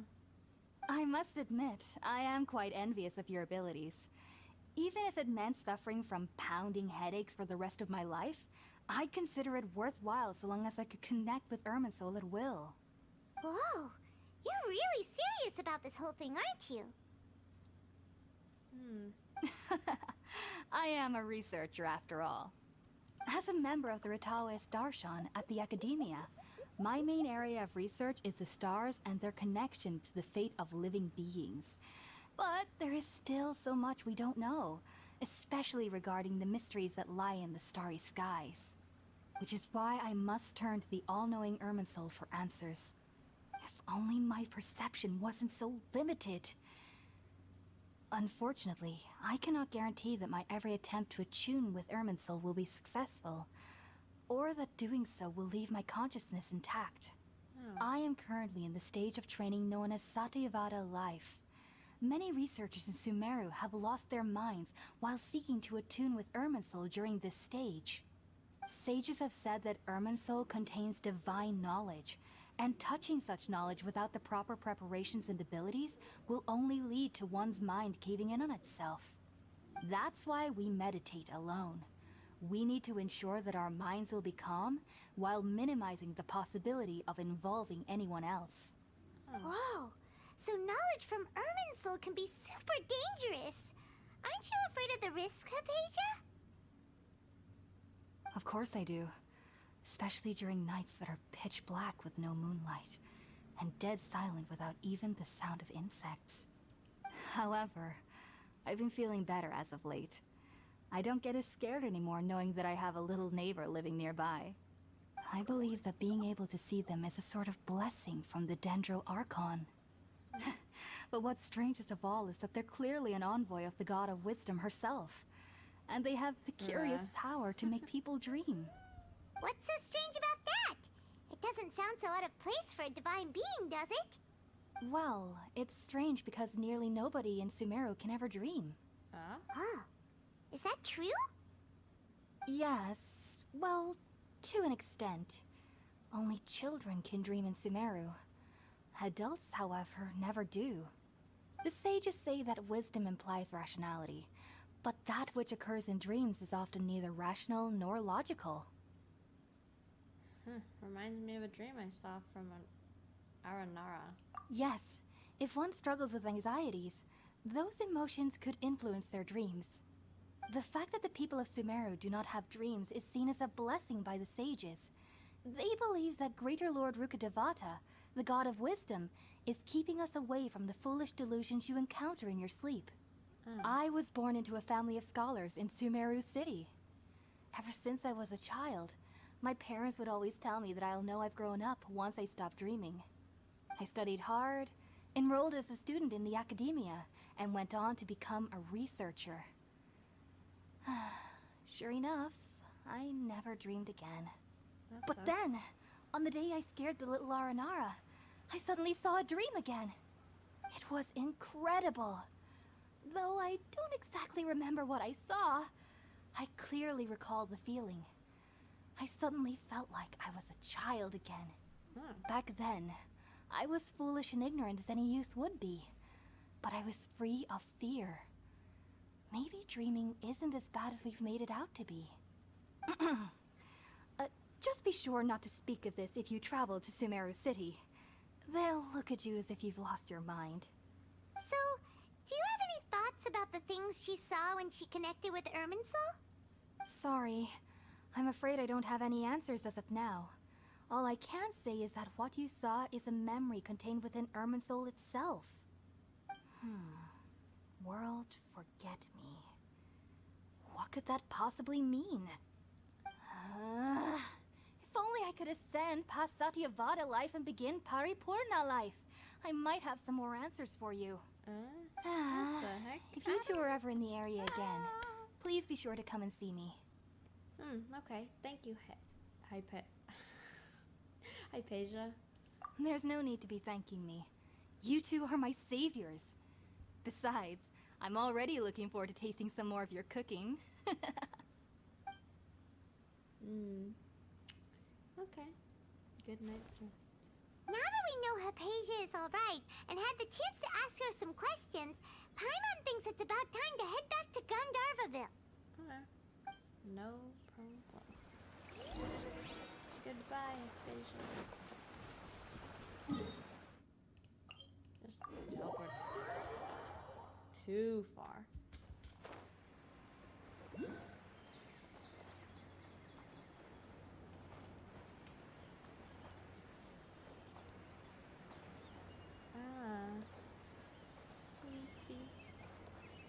Leafy Dendroculus. I think that's what they're called. Dendroculuses. I mean, what else, right? Animinoculus, Archoculus. Think about it, Tainari. Refusing to join is tantamount to burying your head in the sand. I understand that you're a forest watcher and that it's your duty to combat the effects of withering zones. But isn't it evident that such work is not a lasting solution to the problem? As Sage Kage clearly stated, your presence and guidance in Sumeru City is pivotal in finding a cure for Irminsul. How could you possibly refuse? Keep your emotions in check, Gulam. Let's at least listen to Tainari's reason for declining. We're here to invite him to the Academia, not to cause a scene. Sage Kage, I am truly honored that you came here in person, but I'm afraid I must still decline your invitation. I am merely a forest watcher. How could the great minds of the Haravatat have any need of someone like me? Well, it turns out that your refusal letter had some implications on your master's reputation. He is a renowned sage of the Immorta, after all. So now I've come here in his stead. I see. Huh. And I figured that given his temper, he would come here and berate me personally. Tainari, your master is an integral part of this effort, and now he requires your assistance. And what exactly does my master need of me, Sage Kage? You'll know once you've arrived in Sumeru City, that is. And how long will I be required to stay? There's no definite answer as of now. Do you mean to tell me that despite coming all the way here to Gandharvaville, you still can't answer the questions I laid out in the letter to my master? Jeez. If that's the case, then I'm afraid I cannot give you a definite answer either. Tainari, but you... So be it. Come, Gulam, we're leaving. Okay. That was awkward.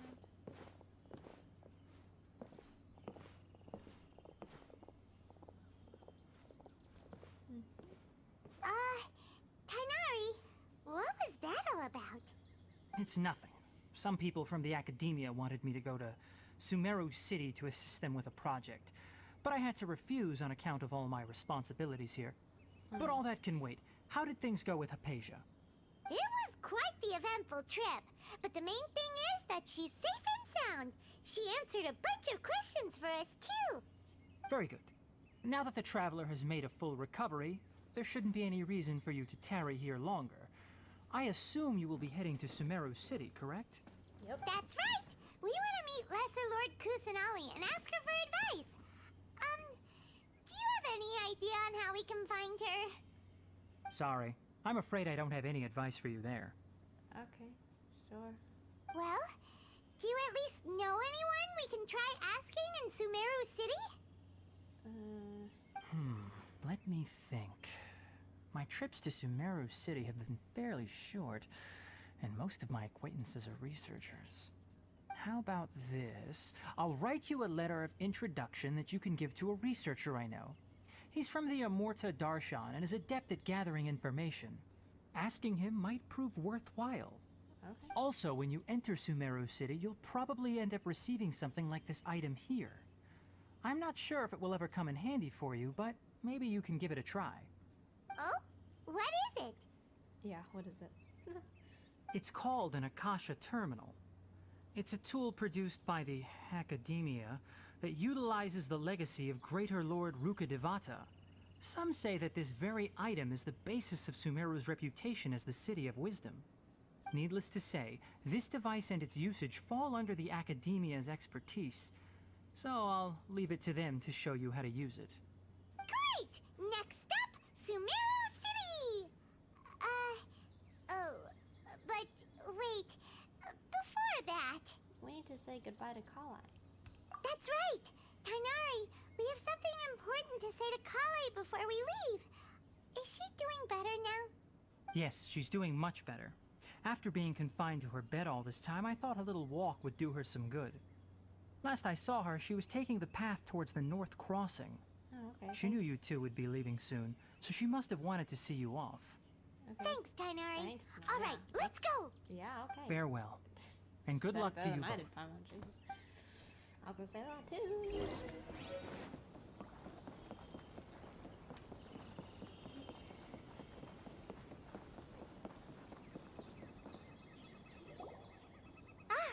I've been waiting for you two.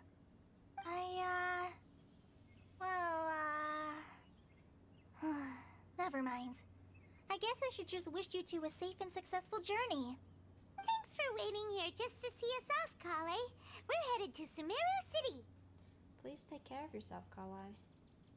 Don't worry about me. I can take care of myself. My condition won't be getting in the way of my duties. I want to be a forest ranger after all. It's up to me and the others to protect the rainforest here. And, I'm sorry. I should have told you both about my condition when we first met.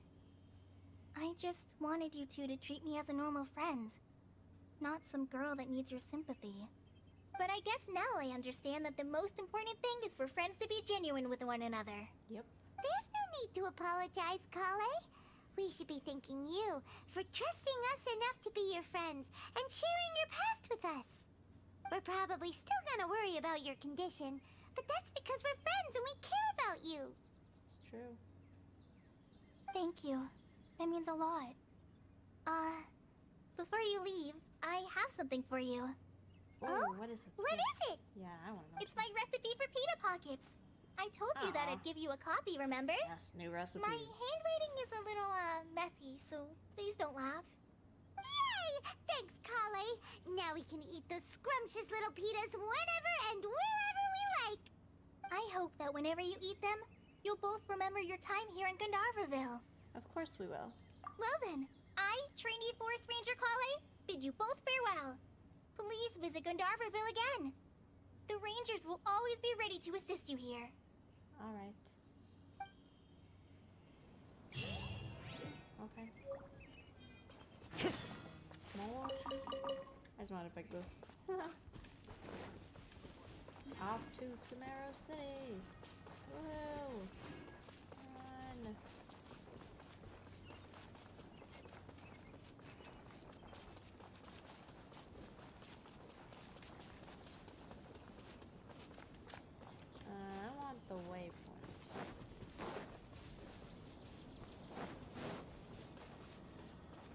Time to go.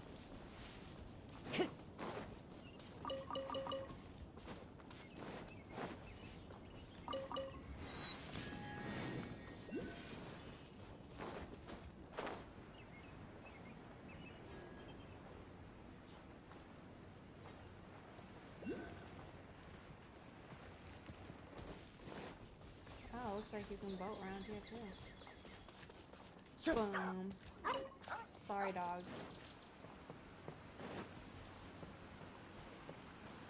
Wow. It's so foresty. The city, I mean. It's before Time to go. extravagant. Extravagant. I want the waypoint. Just real quick. That sign teleport closer. Time to go. Yes, time to go, time to go. Into the city. Alright, nice. Wow, they're all wearing that device earpiece thing. Sumeru City! We finally made it! Wow, Oh, did you see that? When those people entered the city, something on their heads lit up. Yeah. One moment, please, you two. It appears this is your first time visiting Sumeru City. Oh, yeah, that's right. But how did you know that? Because there's currently no information on either of you in the Akasha. But no need to worry, that won't prevent you from entering the city. In fact, the Academia conveniently provides each traveler to Sumeru City with a device. Perhaps you two have heard of the Akasha before. It's our beloved Greater Lord Rukkhadevata's lasting legacy, a treasure trove of collected knowledge. Oh. After centuries of tireless research on the Akasha, the Academia created one of its most ingenious inventions, the Akasha Terminal. As long as you are within Sumeru's borders, you may use an Akasha terminal to connect directly to the Akasha and access any knowledge you need. I should mention that due to technical limitations, the operation of Akasha terminals will be much smoother and more effective in large cities such as Sumeru City and Port Ormos. Oh, okay. Oh, so this is the thing that Tainari was telling us about. It sounds pretty amazing. You two are quite fortunate. Until recently, it was standard practice to only issue Akasha terminals to outlanders who spent an extended amount of time in Sumeru. However, this policy was recently changed, and now all travelers are issued one upon arrival. Here are your Akasha terminals. Please handle them with care. Okay. It kind of looks like a leaf. To activate it, simply hold it in your hand and say the following phrase to yourself. May the mighty God bless us with their voice of wisdom. Oh, since this little doodad lets you access knowledge, maybe we can use it to find a way to meet Lesser Lord Kusanali. Let's give it a try. May the mighty God bless us with their voice of wisdom. May the mighty God bless us with their voice of wisdom. Wow. Whoa. Oh, cool. Whoa. Just now, something clicked, and Paimon suddenly knew how to use this thing. It seems all we need to do is concentrate on what we want to know, and bam! You get it. Oh, that'll come in real handy. Exactly. That is the power of the Akasha. And with that, let me officially welcome you both to Sumeru City. May the wisdom of the Dendro Archon always be your guide. Okay. Fine. Okay, now that we're in, we can check the Akasha about Lesser Lord Kusanali. Let Paimon try. 500 years ago, the sages found a newly born deity from within some scorched ruins. The deity now resides in the sanctuary of Suristana. Seems pretty similar to what Kali was telling us. Okay, next, let's concentrate on asking how to meet her.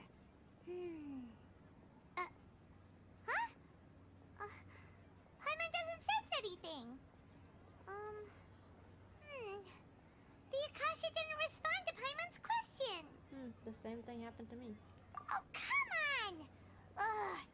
Focusing on this question feels like when you have something you're trying to remember and it's on the tip of your tongue, but you just can't think of it. Yeah. Paimon's brain is exhausted.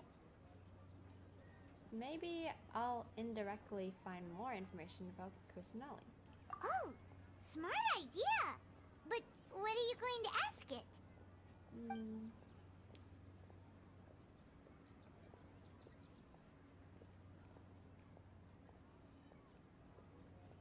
Why doesn't the Akasha answer my question?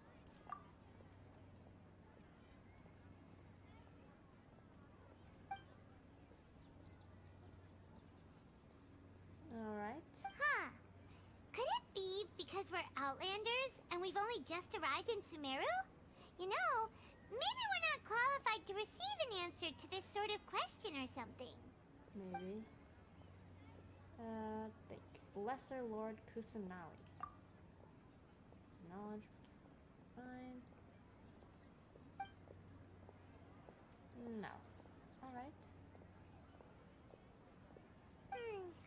You too? Well, glad it's not just Paimon. Yep. Alright.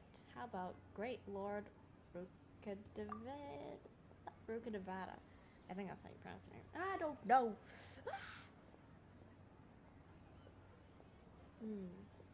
Uh-oh. Paimon's getting all teary-eyed all of a sudden. It feels like the people of Sumeru really miss their Archon. Well, seems no matter which way we try, we can't find anything that'll lead us to Lesser Lord Kusanali. Guess our only choice now is to try meeting with the researcher that Tighnari recommended. He's from Sumeru and even has a position in the academia. Maybe he'll be able to access more info from the Akasha. Okay. Let's see. Tighnari wrote an address on the letter's envelope. Oh, it's not far from the city's gate. Let's head over and have... Whoops. I'm sorry. I just wanted the vegetables. Watch out for pickpockets.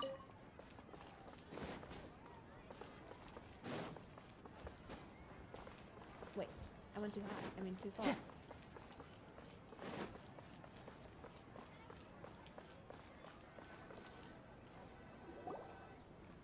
Hello, are you Rohawi? Yes, that's me. Can I help you? Great! You see, Tighnari sent us here and... What? Tighnari? Please, there's no need to say anything, really.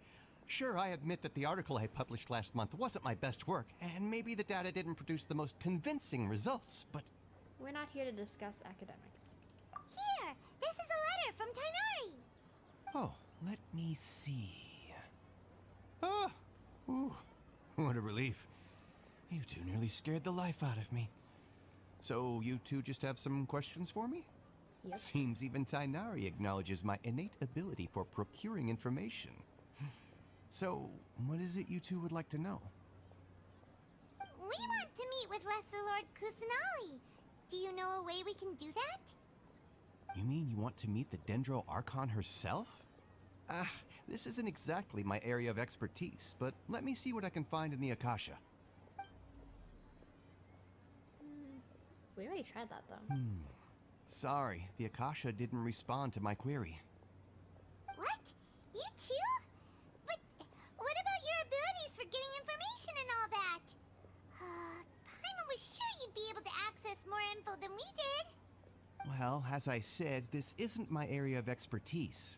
I am but a lowly researcher, so the Akasha doesn't see a need for me to know more about the Dendro Archon. All I know is that ever since Lesser Lord Kusanali returned to Sumeru, she's never left the Sanctuary of Surasthana or made a public appearance. Huh.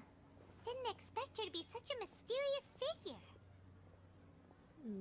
The Dendro Archon is somewhat of a recluse. Perhaps she just doesn't want to entertain visitors, which would explain the lack of information in the Akasha. Ouch. I hit my toe. Aw, but then what can we do? No need to worry just yet. I'm only hypothesizing here. You could certainly try asking around and see if anyone else has ideas. Sure. And besides, you two should consider the bright side of things. Not being able to see Lesser Lord Kusanali may not be a bad thing. Why is that? In this world, there will always be information you cannot obtain from the Akasha and things you can never accomplish. Knowing when to yield is a form of wisdom. Take me, for example. It's a miracle if my brain cells can spit out one paper every 3 years. But Tainari? That guy can publish 3 papers in just a single year. Wow. Okay. Okay. Thanks for your advice. Yeah. Don't mention it. If you two ever want information about things like who's been promoted within the academia or relations between the 6 great sages, come find me. Oh. So by our expertise, you meant this kind of stuff? Hey, come on. This is a survival skill at the academia. Oh, Paimon's expectations were pretty low, but this is so low it's like digging holes in the dirt. So what do we do now? Even if we want to talk to someone, we don't know anybody here. No, there's still one other person we know. Huh? Like who? An Ad Astra Abyssosque. Oh, you're right! Catherine! The Adventurers Guild has its own intel network. Let's hurry and find her. Document everything. Catherine. Oh my gosh, she's everywhere. She's in all the nations. Oh, another waypoint. Yippee-ki-yay.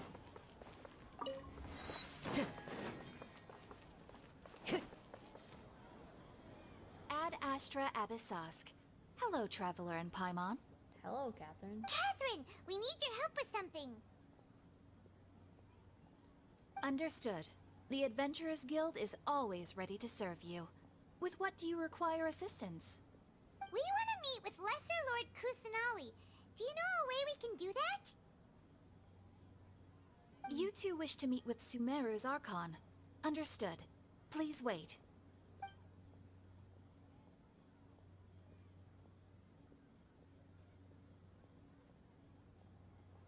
I apologize, but I am unable to call up any relevant information in the Akasha. I'm also unable to locate any pertinent information in my personal memory. Aww, another dead end. Well, if Catherine can't help us, then we really don't know anyone else to ask now. Please do not worry. I may know of someone who can help you two. Oh, yeah. In Sumeru, the Adventurers Guild does not serve as the vanguard of information. Rather, there are numerous active mercenary groups collectively known as the Eremites. They take on various contracts and work all across Sumeru, so they naturally accrue intelligence. An Eremite brigade called the Corps of 30 is in charge of Sumeru City's defenses. Not only are they the oldest brigade, but they are responsible for managing and coordinating the affairs of all other mercenary brigades. Okay. Corps of 30? What a weird name. Is it, though? Supposedly, they are named as such because their ranks numbered 30 at their inception. Asfant, an advisor with the Corps of 30, maintains good relations with the Adventurers Guild. Though he's already retired, he and his words carry great weight within mercenary circles. Okay. If you'd like to get in contact with him, you can find him at the Corps of 30's headquarters, the Citadel of Rexar. Thanks a bunch, Catherine. You're welcome. I wish you two the best of luck. We look forward to your exploits in Sumeru. All right, off to the Citadel of Rexar we go!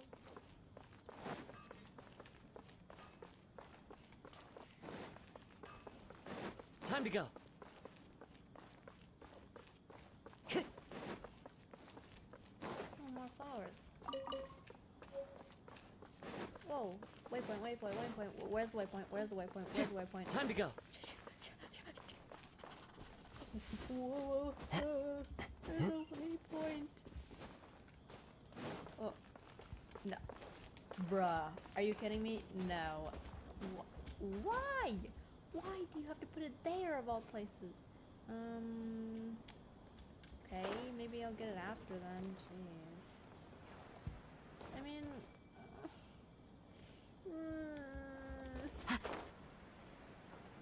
I really want it so I don't have to walk so far. The wind knows me.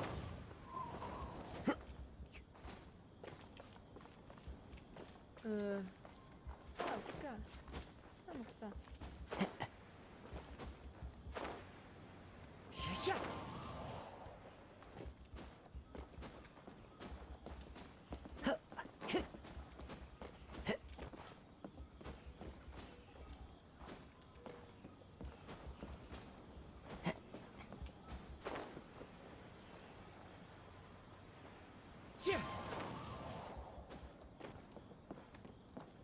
Ah! I knew I'd find it eventually.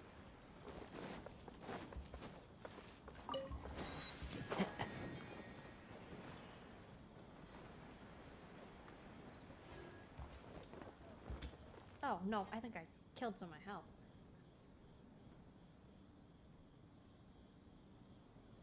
Welcome.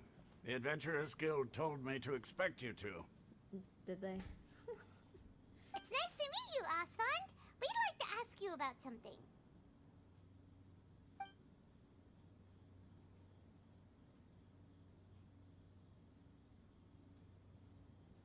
I see. So, Catherine's the one who sent you this way. Ha! It's true that the Eremites network is vast, but even I can't help you meet the Dendro Archon. Wait, seriously? That's it? Afraid so. The Eremites aren't terribly religious, so we don't know much about divinities. As far as the Akasha goes, we can access even less than you. We originally came from the desert. The gods there died off long ago. Since those days, we've used our own two hands to carve out a living. We don't beg gods for their aid. It isn't just us, though. If you ask me, I think most in Sumeru aren't interested in Lesser Lord Kusanali. What? Oh? Why's that? Nobody likes her. Just take the Academia, for example. They're the ones who truly rule Sumeru. Although they believe in gods, most of them only care for the late Greater Lord Rugudevada. Oh. In their eyes, she was the one who founded Sumeru and gifted us with the Akasha. Lesser Lord Kusanali just happened to inherit her legacy. Because of the Academia's influence, most citizens are more familiar with Greater Lord Rugudevada and hold her in greater esteem. Not to mention that Lesser Lord Kusanali never makes an appearance, and the Academia never announces anything about her. As far as the people of Sumeru are concerned, she's just a god that exists. And that's all. Oh. Really? Aw. After hearing all of that, Paimon sort of feels bad for Lesser Lord Kusanali. Ha! But who knows? We're all just guessing when it comes down to it. Besides, I'm sure the God of Wisdom doesn't worry about her reputation among people like us. All right. Well, thanks for the info, Osfond. No problem. Always happy to help out the Adventurers Guild. A new request from the Academia.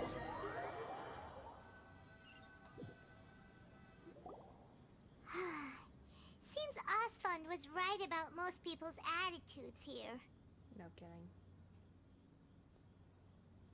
Not only are they not interested in the Dendro Archon, they even say stuff like, if the Akasha doesn't think I should know, then I don't need to know about it. We've been asking for information non-stop ever since we got to Sumeru. But the harder we try, the more helpless everything seems. Isn't there at least one person in this entire city who cares about Lesser Lord Kusanali? Oh, you two are interested in Lesser Lord Kusanali? Huh? Who are you? From the sound of it, you two are Outlanders who recently arrived here.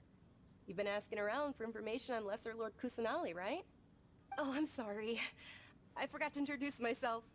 I'm Dunyarzad, one of Lesser Lord Kusanali's faithful followers. Whoa, really? Then do you know how we can meet with her? I'm afraid I can't help you with that. But your conversation earlier did happen to remind me of a legend about the Dendro Archon. Can you tell us the legend? Sure. It goes like this. Long, long ago, there was a man who heard a prophecy. It predicted that a great calamity was about to befall him. Panicked by what he heard, the man sought out the Dendro Archon in hopes that she would bless him with the wisdom to help him escape his predicament. The man journeyed across deserts and through rainforests and experienced tribulations of every kind. However, he still couldn't find any trace of the Dendro Archon. In despair, he thought, alas, the Archon has abandoned me. He then had no choice but to sorrowfully resign to his fate. Okay, and then what happened? And then, the calamity came. But to his own surprise, the man felt somehow emboldened by the trials of his journey. By relying on his own strength, he managed to overcome the adversity. Oh. At that moment, a bird perched upon his shoulder. Bird. This bird was, in fact, an avatar of the Dendro Archon. She said, "O Archon Seeker, do you now understand? She and her wisdom have long been found by you." No. Along your journey, we were in every flower and blade of grass, every ray of sparkling sun, and every breath of dancing wind. So long as you continue to think and ponder, we'll be wherever you go. What an amazing story. Yeah, thanks for the story. Paimon feels all warm and fuzzy inside after that. In a way, it seems like this story is also one of the Dendro Archon's avatars. Dunyarzad, since you worship Lesser Lord Kusanali, can you tell us anything else about her? Of course. So did you two know that, I'm terribly sorry, but it seems something's come up now. Let's chat another day. Uh-huh. Okay. That was weird. Hey, wait! What the heck just happened? I think it has something to do with those people over there. It looks like they're searching for someone. Dunyarzad was acting super nervous just now. You think they're looking for her? This stinks! We finally managed to find a lead about Lesser Lord Kusanali! We can't let them get in the way now. Let's see if we can get rid of them. Then we can catch up with Dunyarzad. Okay. Hey, have you two seen a brown-haired girl wearing a purple top and a long blue dress? We're looking for her. Nope. Did she have bandages wrapped around her wrists? Yes, that's her. Did you see which direction she went? Yeah, she went that way. Quick, after her!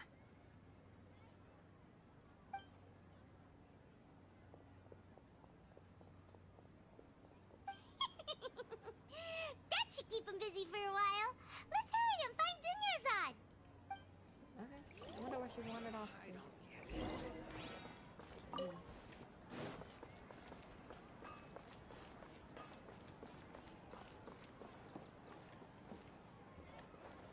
Trust me, just take my word for it.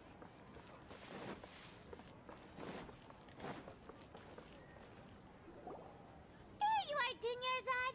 We thought you might have been long gone by now. Oh, it's you two. Oh, you startled me there. You can relax now. We threw those people looking for you off the trail. Really? Thank you so much. Unfortunately, I believe there's still more of them out there looking for me. Uh-oh, looks like there's some coming this way. Huh? More of them? Then what are we standing here for? Run! Yeah, let's get No, wait, my body isn't in the best shape. It's difficult for me to run. How about we find someplace to hide? Okay, sounds good. There's a tavern on the other side of the port we can go to. They probably wouldn't expect me to hide in a place like that. I wonder why that All right, let's move out.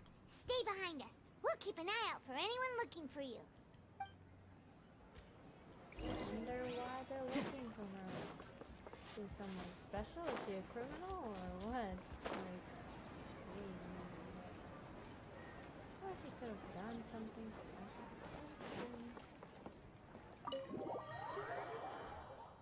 Or what if we're helping a criminal? That would be awful.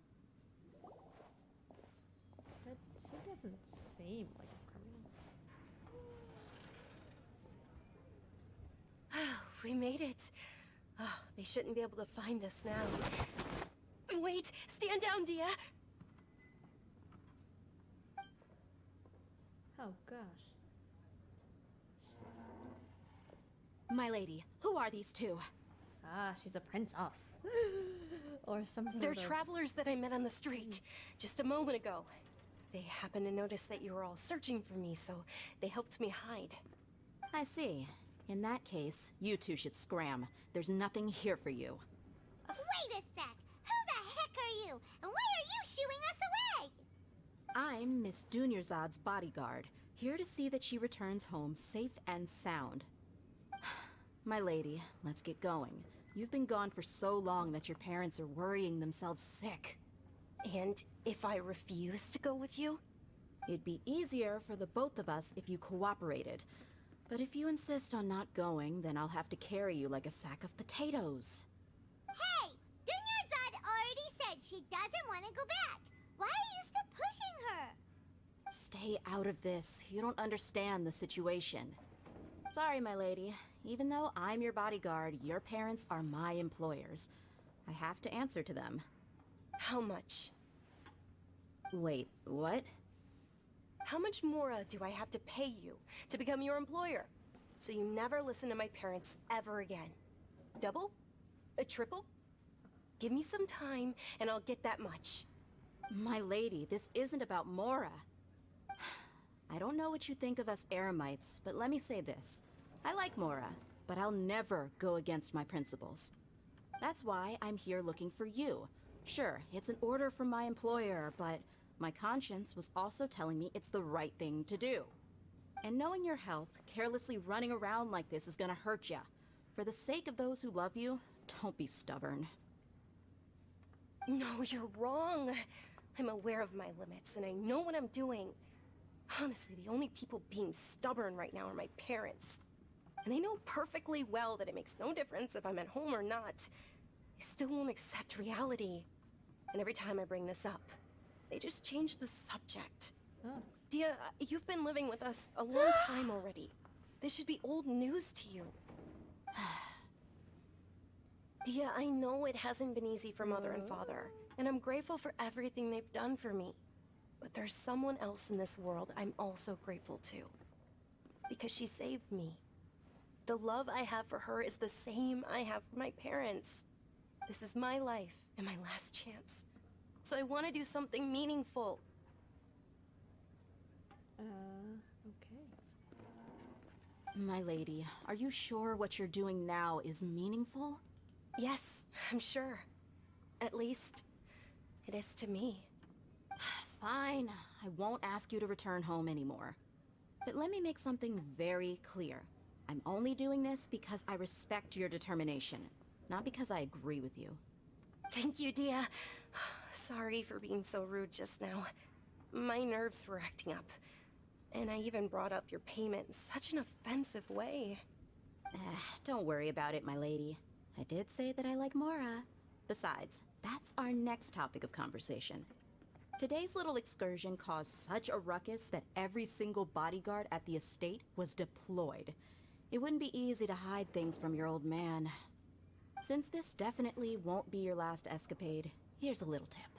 You should at least make it look like your room and things are still in order when you leave.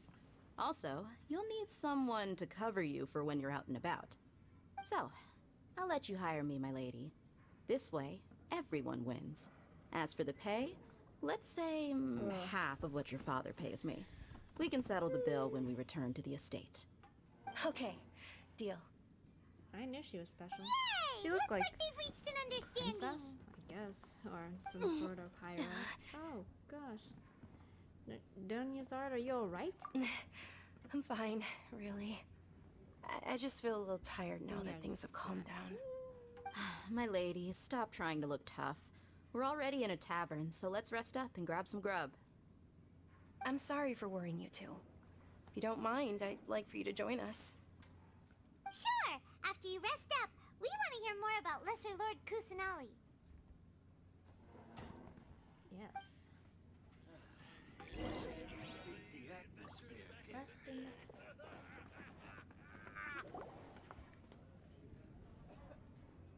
Ha! Well, if it isn't Dia. Haven't seen you in nearly half a year. Word on the street is that you're a bodyguard for the Homayani family now. Ha! Don't you find that kind of work boring? Nah, you get used to it. How about a menu over here? You got it, huh? Isn't this little Miss Homayani herself? We don't get to serve personages like you very often. We'll be sure to prepare our very best. Thank you, sir, but there's no need. I don't have a lot of Mora on me, and I really ought to save as much as I can. But please bring these two the best food you have.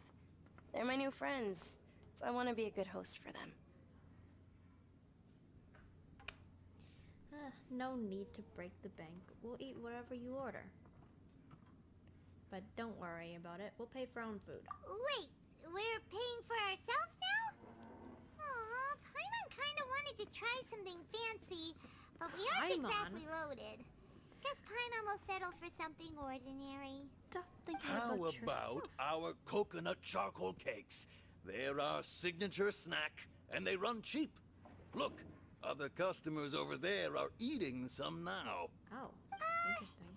They look kind of burnt and dry. Paimon will pass. Picky Paimon? Now that's a first. Hey, come on! Paimon has personal preferences too, you know. Okay. Dunyarzad, we asked a lot of people when we first arrived, and almost nobody was interested in Lesser Lord Kusanali. So, what made you want to follow her? Well, remember when you asked me if I knew how to meet the Dendro Archon? Even though I don't know how, I think I've actually seen her before. Huh? Really? Yes, it was when I was a child. At the time, my illness had kept me bedridden for the better part of a year. I was stuck inside and couldn't make any friends, and my parents did their best to find treatments for me. But even then, the Akasha didn't have any helpful information. My younger self no longer had any hopes or dreams. One flare-up was so bad that I was in a semi-conscious state for several days. Why is everybody in Sumeru Then one night, sick? I woke up alone in my room. I was terrified. My body was paralyzed. Even if I cried, there was no sound. At that moment, an ethereal voice spoke in my mind. Dunyarzad, don't be scared. You don't have to cry. Wow. Dunyarzad, don't be scared. You don't have to cry. Wow, it's really good. Who are you? How do you know my name? How do I explain this? You might not be able to understand, but actually, I know everything about you. Really? Of course. I know that you're scared of thunder, that you hate taking medicine every morning, and that you love counting the petals on your mom's skirt. Wow, you really do know everything. Dunyarzad, is there anything you want? Want? Not really. I can't go anywhere or do anything. Huh? But aren't you a child? All children have wishes. Tell me what you want, and maybe I can make it happen. But can you make my illness go away? Oh. I'm sorry. But I'm not powerful enough to do that right now. Then, can you be my friend? After that, the voice said, "Okay, I'll be your friend." Although my body was suffering during those days, that voice encouraged me and told me many wondrous things. Beyond my window was the flourishing Sumeru city. Beyond the city was a lush rainforest. And beyond that was the wall of Samiel, deserts, and all of Tevat. Once I finally made it through that bout of illness, I couldn't hear that voice anymore. I told my mother about it, but she said that I must have been dreaming. But I know that that voice wasn't a figment of my imagination. Before that, I had never heard of Teyvat. It was so that voice you heard was Lesser Lord Cutcenes? Yes, for sure. If it weren't for that voice, I would have never grown curious about the outside world, nor would I have learned how to read and enjoy so many books. That voice sparked a desire for wisdom. It had to have been the Dendro Archon. I've been hoping for a chance to repay her kindness. In fact, I was running around today to help prepare the Sub-Zero's festival for her. What's the Sub-Zero's festival? It's Lesser Lord Cutcenali's birthday, which was the day that she was found by the sages. It's actually an old holiday that originally celebrated Greater Lord Rukkhadevata's birthday. When she passed away, the holiday eventually became a celebration of the Lesser Lord's birthday. Oh. I heard everyone was overjoyed when they welcomed her back to Sumeru. In those days, the festival was a huge deal. But because of the Academia's influence, people have gradually lost interest in the festival. The Academia actively participates in Sumeru's many holidays dedicated to Greater Lord Rukkhadevata. But when it comes to the Sub-Zero's festival, forget any funding. They practically act like it doesn't exist. Maybe they see Lesser Lord Cutcenali's birth as confirmation of Greater Lord Rukkhadevata's death, so they're reluctant to celebrate it. Aww, but that's awful. It is. It's absolutely terrible. Sure, the Greater Lord founded Sumeru, but hasn't Lesser Lord Cutcenali been the one quietly protecting us for the past few hundred years? Just remember that we're still out in public. Don't get too carried away now. I know that people over by the Grand Bazaar still hold the Sub-Zero's festival to this day. Well, okay. But I hadn't met any of them before, so I was never able to contribute. But recently, I made a friend there who also follows Lesser Lord Cutcenali. I gave her my savings because I want her to throw a wonderful festival this year. That's the least I could do for Lesser Lord Cutcenali. Hold on, my lady. Does this friend happen to be Nilou, the one who sends flowers to the estate? Oh, the girl with the red hair. Yes, that's her. I saw her leaving the other day with a nervous look on her face. It seemed like she was hiding something in her arms. Did you give her something? Yes. Initially, I didn't have much Mora prepared, so I had Nilou sell one of my skirts. I've agreed with Nilou to meet up at the Grand Bazaar today, and see how things are coming along. Dia, would you accompany me? Sure. That's quite the trip, though. I'll carry you. No, that would be too much, even for you. You might as well just accept the lift. If I let you walk, who knows how long it'll take us. And if anything happens to you, then I'd really never hear the end of it from your father. Can we also come along? But of course. Nilou will be thrilled to hear there are more people interested in Lesser Lord Cutcenali. Your perspective is just tunnel visioning. Wait. Teleport.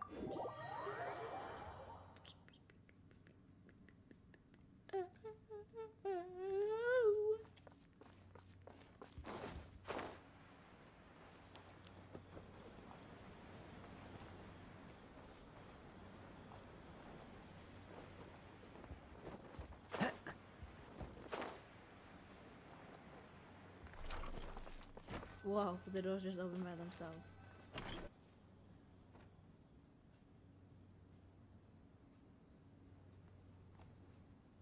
Ah, yes. Here she is. Very pretty. Sorry I'm late, Nilou. Oh, Dunyarzad. It was taking you so long that I assumed you got trapped at home, but you made it in the end. Wow, her voice is not what I was expecting. But if Dia's here, that means you got caught, right? You could say that, but everything worked out. She's on our side now. Not completely. Oh, and who are these two? Oh, meet the Traveler and Paimon, my two newest friends. They're visitors who just arrived at Sumeru City and are looking for information on Lesser Lord Cutcenali. So you're followers from another land? Yep. That's wonderful. You two absolutely mustn't miss the Sub-Zero's festival. By the way, Dunyarzad, we've already started decorating the Grand Bazaar. It looks spectacular, thanks to your generous contribution. You're very welcome. It's the only thing I could do. Do you still have enough Mora? Probably? But don't sweat it. We've already finished renovating the stage. Come on, I'll show you. Okay, let's get it. Get it. Wow! This place is amazing! Not bad. Last time I was here, the stairs were full of holes. The stairs were nothing. A little while ago, we discovered that the tree above the stage had a huge chunk of bark ready to fall off. Mr. Zubair was worried sick. We reported it to the academia many times, but they never sent anyone to deal with it. We didn't want anything bad happening, so we were going to cancel all the stage performances. Why didn't anyone come to handle it? Oh, probably because it was the theater asking. The academia looks down on performers like us. They probably think it would be best if the theater closed down completely. Oh. We can't let that happen, though. Not only would everyone involved in the theater go hungry, but then we wouldn't be able to hold the Sub-Zero's festival anymore. Thank the Dendra Archon for Dunyarzad. With the Mora she gave us, we hired someone to patch up the tree, and we also gave the stage a much-needed makeover. The stage is going to be even prettier when it's festival time. I can't wait for you to see it. And I can't wait to see you on the stage. You've been practicing so long already. It's almost time for your dream to become reality. Yes. It's our dream. I'll do my best for the two of us. Nilu, what are you gonna be doing at the festival? She'll be dancing the dance of Sub-Zeros, the most important performance at the Sub-Zeros festival. Ooh. Dunyarzad, have you told him the origin of this holiday? I only told them about the Greater Lord and Lesser Lord so far. Okay, then I'll tell you two about how this holiday came to be.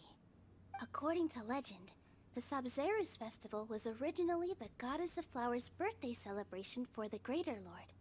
A long, long time ago, on one of Greater Lord Rukkhadevata's birthdays, her friends threw her a celebratory banquet.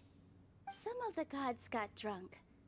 One started playing music, and the Greater Lord started singing, so the Goddess of Flowers began to dance.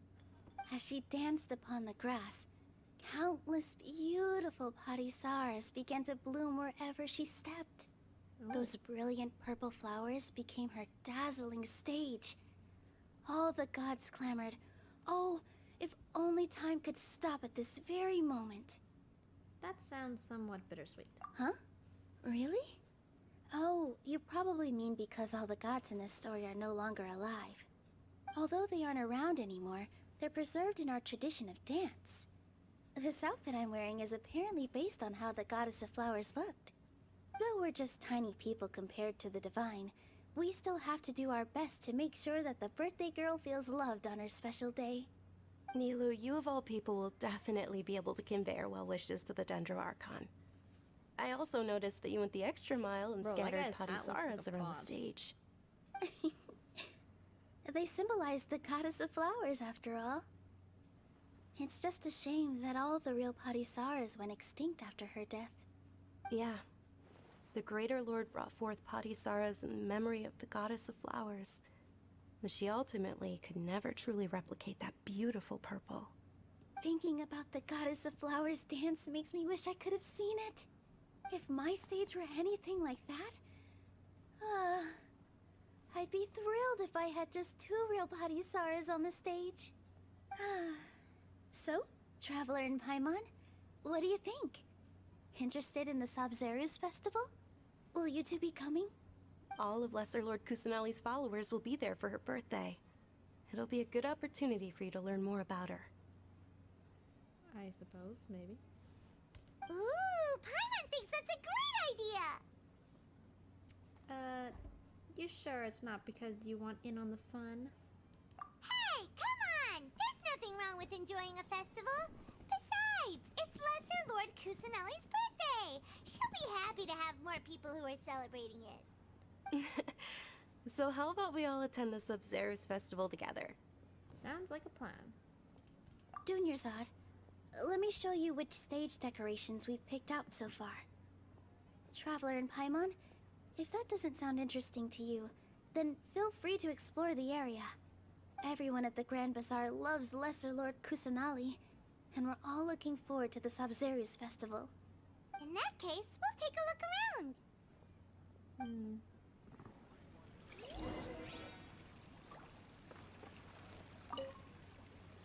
Whoa! What's with your yellow hair? And why do your clothes look so funny? Wow, thanks. Are you an outlander? Did you know that the Sabzeruz festival is about to happen? There'll be loads of fun things to do at the festival.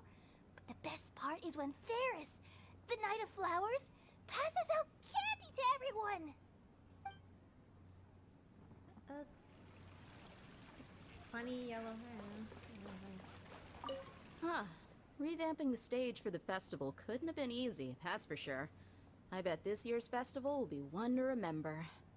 I don't know much about the Grand Bazaar, but I do know that the residents here have a penchant for song and dance. Two things that the academia doesn't particularly approve of. Oh, and the perfume sold around here is a lot better than what you'll find elsewhere. The fragrances are longer lasting and they're gentler on your skin and... I mean, that's what I've heard at least. Gee. She has a soft side or something, it seems. Things are really shaping up, and there's a buzz around the festival this year. We're expecting people from all over to come by this year and buy things during the festivities. Don't be fooled into thinking that Sumeru City has the best of everything.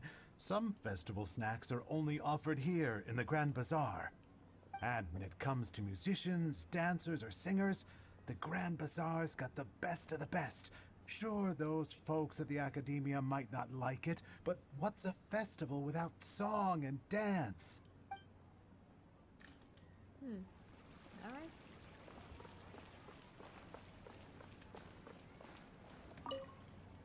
Ah, dancing at the Sabzeruz festival.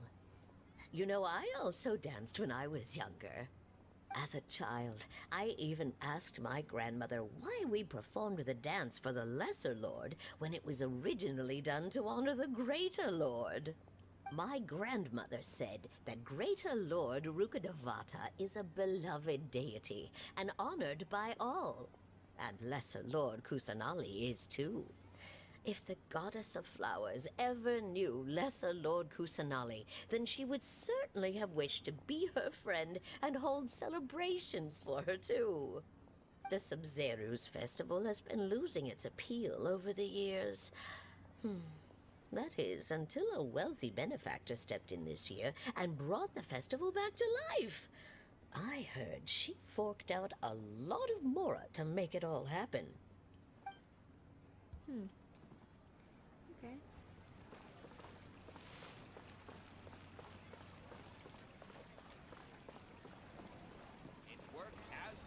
Nilu, your outfit looks amazing. There's also something different about you from when we first met up. Oh. I thought I'd add a little extra pizzazz to my dress for the festival. See? Wow, did you sew all that yourself? Uh-huh. Sewing is a fundamental skill for everyone in the theater company because we make all our own costumes. Did you know that Mr. Zubair not only can make costumes, but props too? I've noticed that you can't keep your eyes off that crown over there. Would you like to try it on? May I? Of course. The legends say that the Goddess of Flowers had beautiful horns on her head, so this crown was made to reflect that. Dunyarzad, you look absolutely stunning with it on. It's like I'm looking at the Goddess of Flowers herself. Really? I see nothing. Well, good stuff. Hey! Is that who Paimon thinks it is? It looks like Catherine. She's walking around. I've never seen her walk around. Bro, what is this?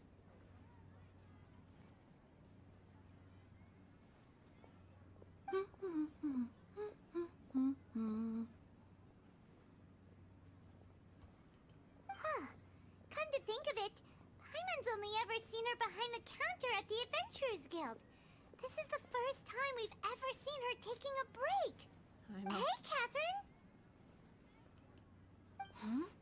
Oh, hey! It's the Traveler and Paimon! What's shaken? Whoa. Break time Catherine sure sounds a lot less formal than usual. Paimon was still waiting for her to say Ad Astra Abyssosque. Sure. Standing behind the counter at the Adventurers Guild doesn't require any complicated functions. But saying and doing the same old things over and over again can get pretty monotonous. Like watching the same Fontaine movie day after day. But take you two, for example. You travel across Tevat to enrich your lives and gain new experiences. Well, we enjoy traveling across Tevat and all that, but we're mainly looking for clues about her brother. Yes, you should keep searching. Sometimes the answers we're looking for aren't necessarily at our intended destination. Instead, they're found along the way. Huh.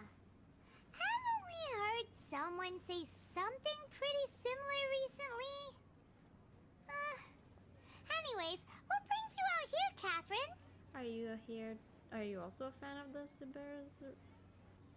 Sub-Zero festival? No, not particularly. I guess you could say that I'm loving the recent atmosphere here. If festivals bring happiness to everyone, then that's where their true value lies. Okay. Oh, it looks like it's about time for me to be heading back now. Alright, we'll see you next time at the Adventurers Guild. Oh, by the way, thanks for connecting us with the Eremites. We've already made some great friends in Sumeru City thanks to you. Yep. I'm sure you two will get along well with the people here. You've already been blessed by the element of Dendro after all. See you around. Okay. Bye, Catherine. There's something really different about Catherine today. Hey, Traveler. Paimon. Oh, hey, Dia. What's going on? I've got something to tell ya. My lady knows you're looking for ways to meet Lesser Lord Kusanali, and she's been trying to come up with a way to help you. Well, I have an idea that might help. Are you serious? We'd love that. It might not necessarily pan out, so don't get your hopes up too much. I'll need to take you two somewhere and ask someone some questions. What about Dunyarzad? My lady is feeling a little worn out at the moment. Nilu's found a place for her to rest. After I take my lady home, let's meet in front of the Citadel of Regzar. Sure. Sounds like a plan. Yup. This is the longest Let's head over to the Citadel of Regzar and wait for Dia. I mean, like, why? It's trying to give me death here.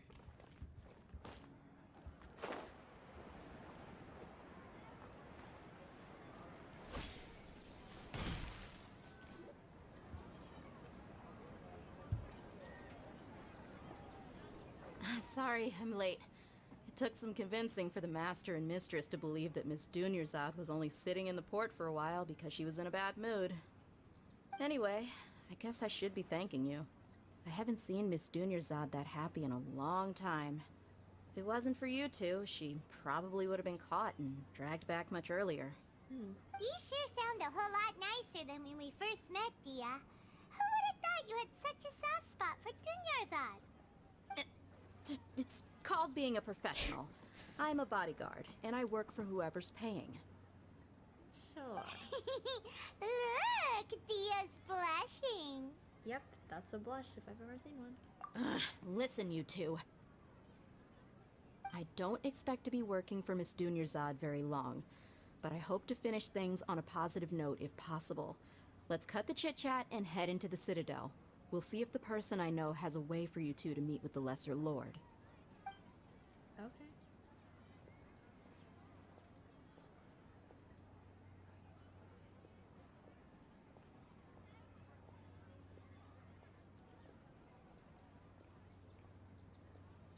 Oh, hey, Chief. Didn't we already talk to him? Ah, Dia, what are you doing here? And well, didn't expect to see you three together. I take it you all know each other already? Mm-hmm. We met this morning after the Adventurers Guild pointed us to Osfon for more info. No kidding. Huh. So, where's Ruksha? I thought I'd help these two out by asking about the theft. Anything you can tell him? Ruksha's gone over to the Academia. The Grand Sage recently ordered Sumeru City to begin bolstering its defenses. So people from all over have been called back to the city. Since you've already mentioned the theft, I suppose I might as well tell him what we know. Appreciate it, Chief. Theft? Sorry, what the heck are you guys talking about? Just recently, the Academia lost something, and there's a chance the item is connected with the Dendro Archon. This case might just somehow help you in meeting her. I suppose that's one way to look at it. But if you ask me, the case is more about the Academia than anything else. Oh. Let me fill you in. The Academia recently sent a convoy to pick up an important package from Aru village. Word got out, and the convoy was robbed on its way back. The Grand Sage took the whole matter very seriously. Not only did he dispatch the Matra, but also enlisted our help in the search for leads. All we know so far is that whatever was stolen is currently in Port Ormos. Wow. You two have heard of Port Ormos, haven't you? It's the largest commercial port in all of Sumeru. You can travel there by leaving Sumeru City and heading south along the river. The Academia's grip isn't long enough to reach all the way to Port Ormos, so the city's a little more laid back, meaning the population's also a mixed bag. You never know who you'll meet there. Apparently what was lost has a great deal to do with the Akasha, knowledge, and even the gods. I'm afraid I don't have any other details for you, though. If you're interested, maybe you could head to Port Ormos and ask around yourselves. If you want my advice, try introducing yourselves as students of the Academia once you're there. Huh? Students of the Academia? Are you serious, Chief? All the Academia students are in Sumeru City, you know. Why should they pretend to be students in Port Ormos? If you're also interested, just go there and see what happens. Count me out. I've got plenty of work to do here for the Homayani family. And take it from me, if you two really do decide to visit Port Ormos, you'd best watch your backs. Let's just say that the Eremites there aren't nearly as friendly as those here in Sumeru City. Oh. There are even some extremists who go around shouting slogans like, "Retake Sumeru for the Scarlet King." Word is that more and more are joining their movement. They're becoming a real headache for Chief and the others. You bet they are. The Scarlet King's been dead for thousands of years. Now they start spreading rumors of his return. Ridiculous. Not everyone's like you, Chief. Even the desert natives who abandoned their homes in the wilderness still wish to have a god of their own. Well, Traveler, that's about all the information we have for you. Thanks, Dia, and you too, Osfon. Since we've gathered all we could for the moment in Sumeru City, let's head to Port Ormos and see what we can find next. Alright. Miss Dunyarzad is looking forward to seeing you both at the Sub-Zerus Festival, so be sure to get yourselves back here in time for that. Yep, we won't forget. Good. Then we'll see you both at the Sub-Zerus Festival. Alright. Time to go. Oh my gosh, please. Why is it so far?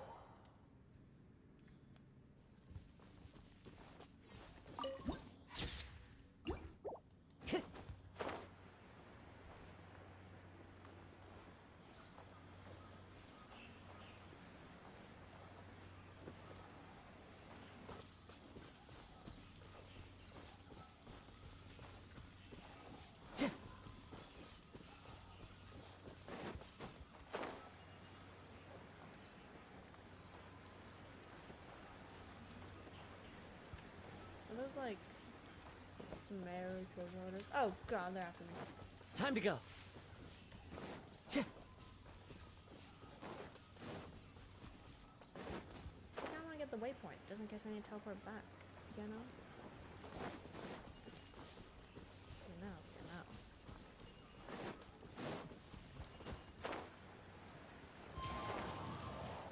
There's even a fishing spot.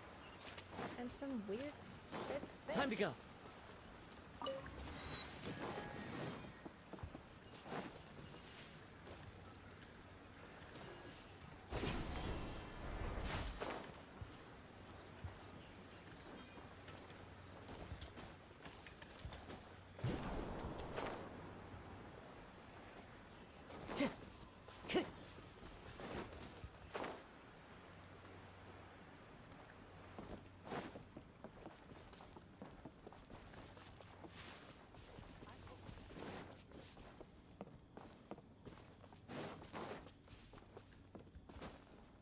Time to go.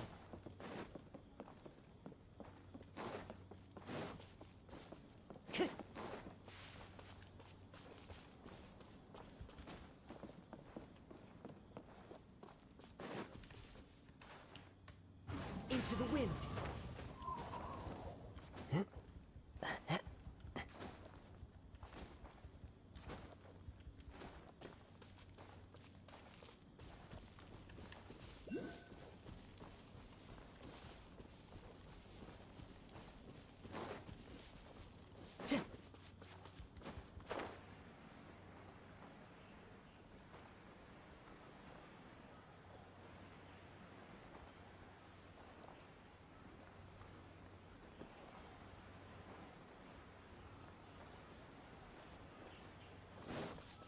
What is that?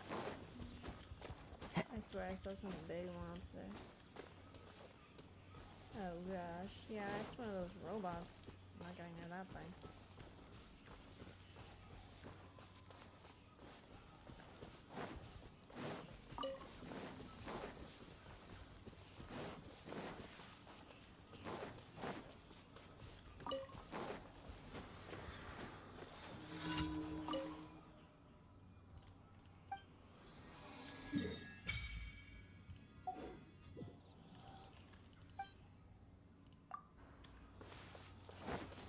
Follow the wind.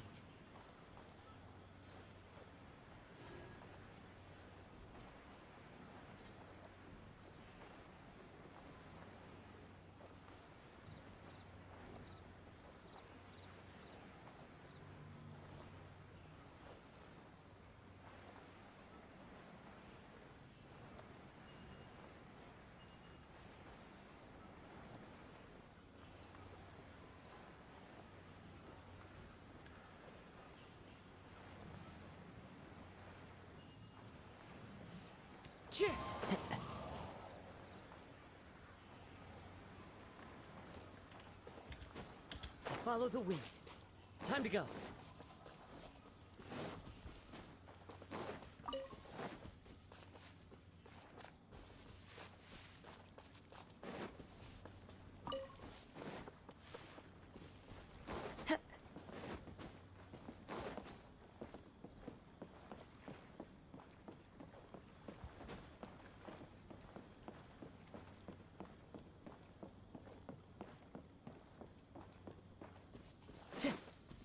Time to go.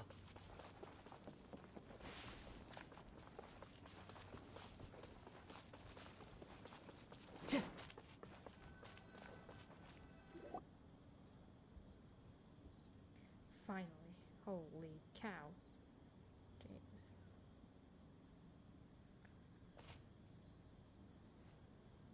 Come and have a good look yourself. Traditional spices of the highest quality, made with pride and experience. You've got a deal. I can't thank you enough for always looking after my business. Believe me, I'm not making this up. Several Eremite mercenary groups are nearly in open conflict, but does the core of 30 care? And that's not all. Did you know that... Wow! Talk about hurly-burly! This place is busy! Well, guess that's only to be expected for the largest port in Sumeru. Maybe it's because of what Dia told us earlier, but Paimon can't seem to to shake the feeling that there's also danger lurking in these crowds. Ooh. Let's get our bearings so we can start looking for leads. Okay. We know that whatever the Academia lost is related to the gods. But other than that, we don't have much else to go on. Osvan told us to try posing as Academia students while asking around. Paimon checked the Akasha on the way here, and the Academia doesn't seem to have any research facilities in Port Ormos. Paimon doesn't get it.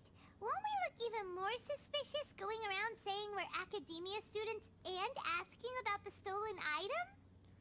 Right. We should figure that out before doing anything else. Well, given all the people that come through here every day, if there's any information to be found, Paimon bets we could find it in the market. Let's ask around and see what we come up with.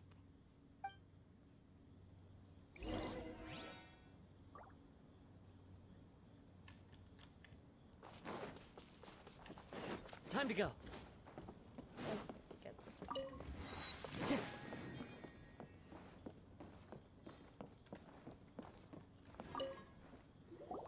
Welcome. Welcome. How can I help you two? Hi there. We would like to ask you a question. Do students from the Academia ever come to Port Ormos? Of course. Especially around this time of year. Students from Sumeru City that are about to graduate often come to Port Ormos to cut loose a little.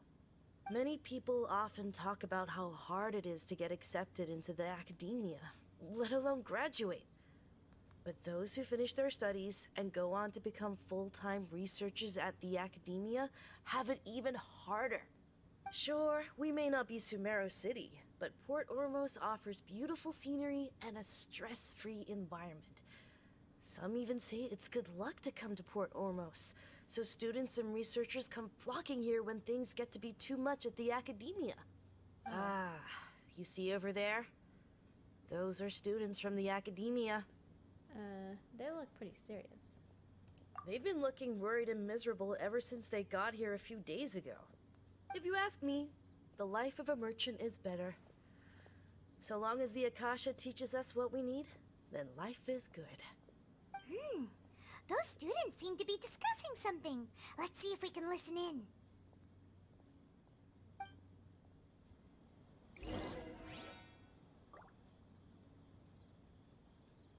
Okay.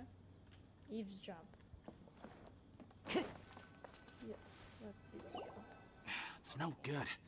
I've tried asking around, but I haven't been able to learn anything useful. Not to mention that a bunch of scary-looking Eremite mercenaries have been posted along the streets now. There's been a lot of fighting between the different Eremite factions in Port Ormos. If we choose to move on our own, then it would be wise to steer clear of them. Especially the group that's constantly shouting some stuff about the Scarlet King and some resurrection. I've even heard that the Citadel of Regzar is starting to get fed up with them. What was that group called again? Ein something or other? They're called Ein El Ahmar. Today, I heard that the thing we're after might be in their possession at the moment. Wait, come again? Don't you see? Many of the Eremites in Port Ormos deal with trading this kind of thing. They're usually pretty wary of outsiders, but not so with students of the Academia. It's because the kind of goods that students are looking for aren't the kind of goods that Eremites are after. As long as they know you're a student, then deals can be made. I've heard that Ein El Ahmar likes to set up shop at the Jafar Tavern. Supposedly, if you're willing to part with 500,000 mora, they'll give you info on anything. Wait, did you say 500,000? If information alone costs that much, then how could we ever afford to buy what we're looking for? I guess we might as well give up on trying to graduate this way. I wouldn't worry too much.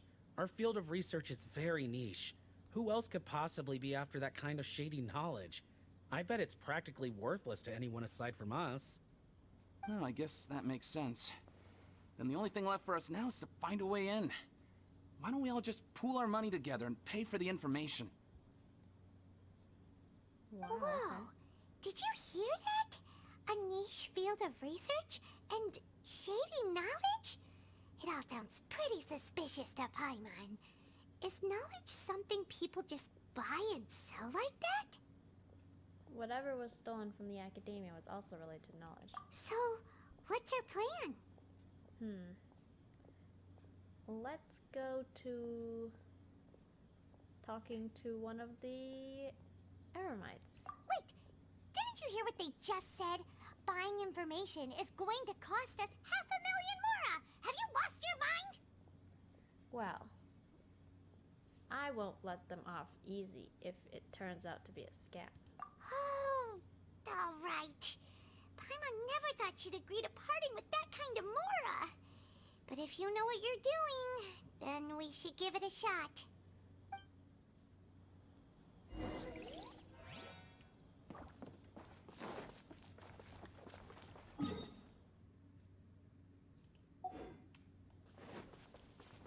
Aw, the cat has a name. This is the place we heard those students talking about. Let's find a seat somewhere and see if we can spot the group they mentioned.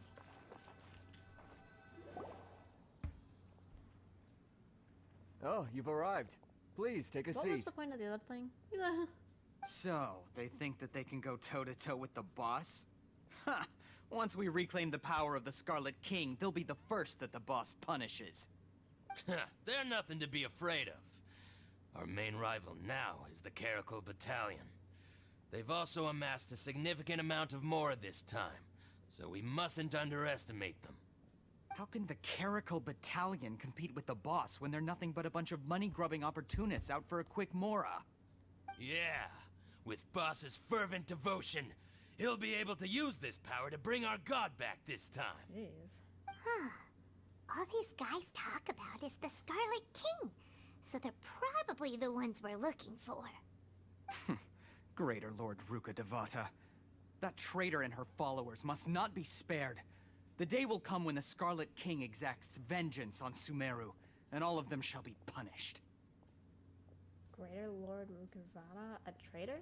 Yeah, Paimon was wondering what they meant too. We should ask about that if we get the chance later.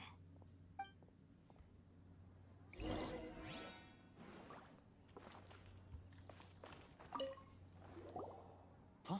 Who are you? What do you want? I'm a student from the academia. A student? What's a student from Sumeru City doing in Port Ormos? I'm looking for info about a certain something. Ah, well, if it's info you want, you've come to the right place. The question is, can you afford it? Oh gosh, I have tons of more. So, here. Oh, Paimon can't stand to see so much more go. But there's no other choice right now. Here, this is the merchant's address. Whatever you're looking for, you'll find it there. Well, what are you waiting for? I just have one more question. Oh, that's right. We heard you mention the Scarlet King just now. We're actually interested to know more because we're, archaeology students. Fine. Since you've already handed over the Mora, I guess I can throw in a little extra info. As you can see, members of Ain al-Ahmar are devout believers of the Scarlet King. Years ago, the Scarlet King founded the great desert nation that was our homeland. It was an advanced civilization, far beyond anything you'll see in present-day Sumeru. The Scarlet King was the rightful god of wisdom, but he was betrayed by a companion he trusted. She even stripped him of his title, God of Wisdom. So, you mean the traitor was... Imagine if I gave him 50. Greater Lord I don't know Ruka what's gonna Devata, happen. yes. That shameless wretch destroyed the Scarlet King's civilization, and our ancestors were forced to flee to this land where we were made to suffer the tyranny of our enemies. Furthermore, she conspired with the academia to cover up the truth of her actions, and create the merciful and benevolent facade for which she is now known. Ugh, just thinking about it sickens me. But the story doesn't end there, oh no.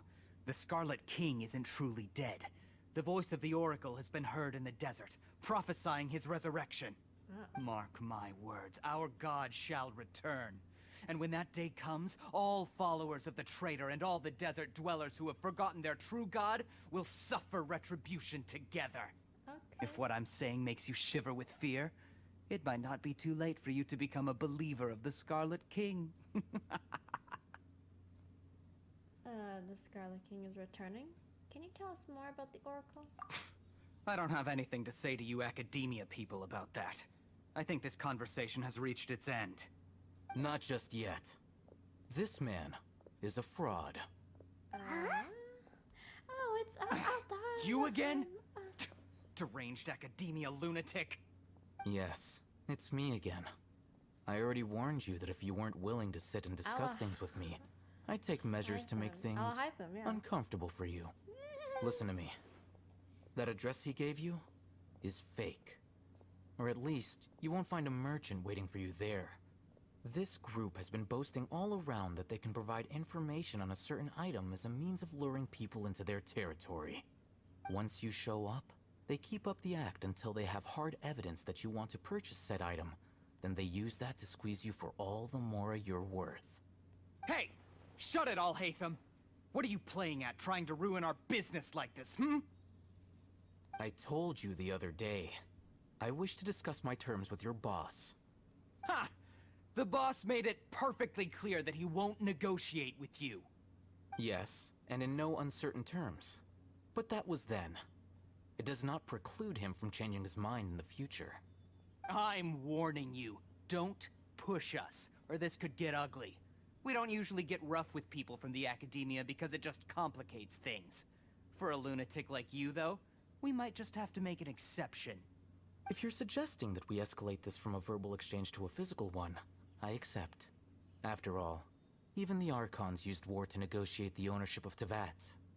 If, on the other hand, we can't agree on any means of negotiation at all, then I'm afraid my next course of action will sting a little more than the mere falling through of a few business deals. I will jeopardize the Eremite's reputation, which I know you value above all else. I am quite confident that if I began to take such action, your boss would willingly approach me himself. However, I fear that by then, some things will have happened that cannot be undone. Also, a word of advice. I suggest you tell your boss exactly what happened here today. Otherwise, he might blame you for not telling him in the future. What did you say? Consider this. Have I ever failed to follow through on my word in the past? This guy is really out of his mind. Okay then. If you really have a death wish, let's meet a week from today. The pier in front of the Pharos Lighthouse, 4 o'clock in the afternoon, sharp. Don't expect us to hold back. Not so fast. First, you return the 500,000 Mora to them.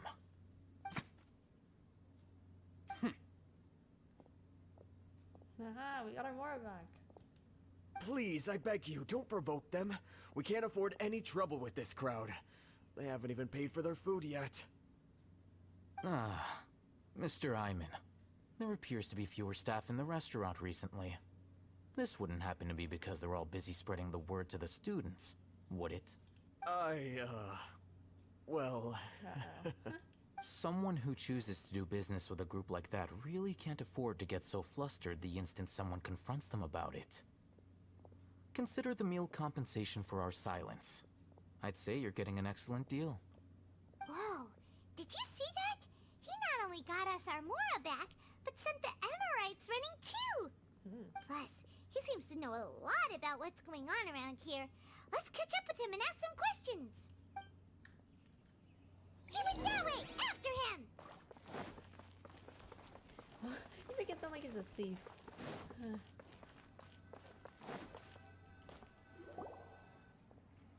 up! It's Al-Hatham, right? What do you want? Thank you for your help back there. No need for thanks. My goal was to get to them, and you two gave me just the opportunity I needed. We're even.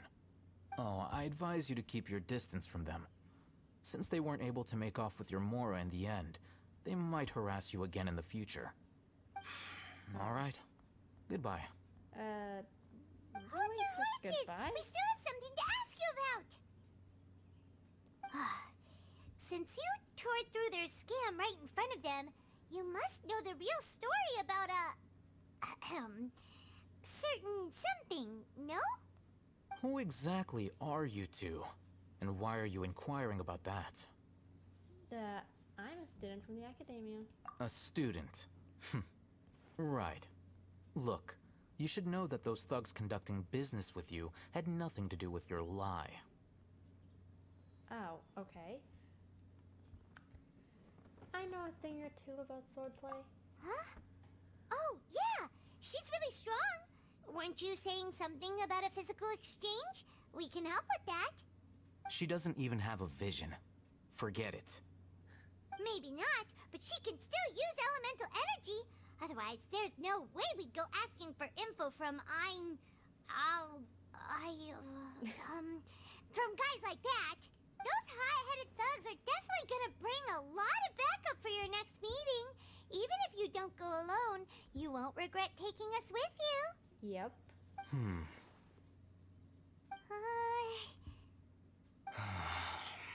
All right, I accept.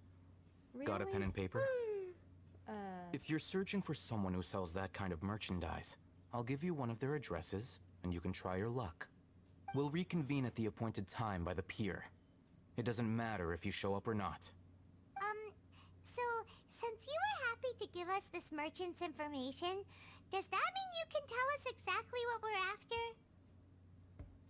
You were willing to part with 500,000 mora for something and you didn't even know what it was? Okay. Well, if you truly are as skilled as you claim, then you can beat the answer out of them when they become hostile.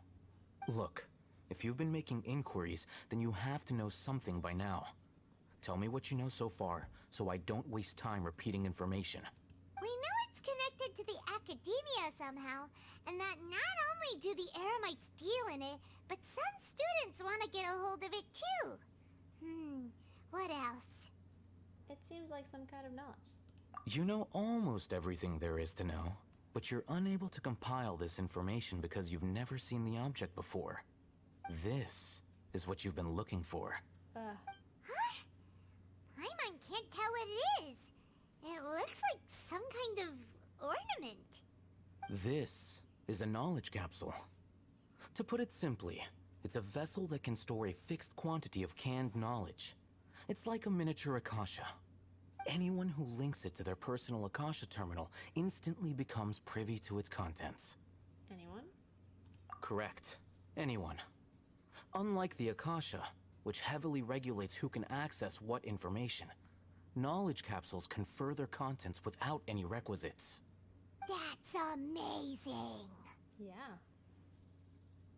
It's essentially a convenient and harmless vestibule for knowledge. Unfortunately, it's illegal in Sumeru to privately possess or trade them. They were created as a means for scholars to transfer knowledge gained from Irminsul into the Akasha, and are intended to be destroyed immediately after use. But despite strict regulations, some of these knowledge capsules will always escape destruction. After all, there will always be those in this world who are dissatisfied with life as designed for them by the Akasha and wish to change their fate.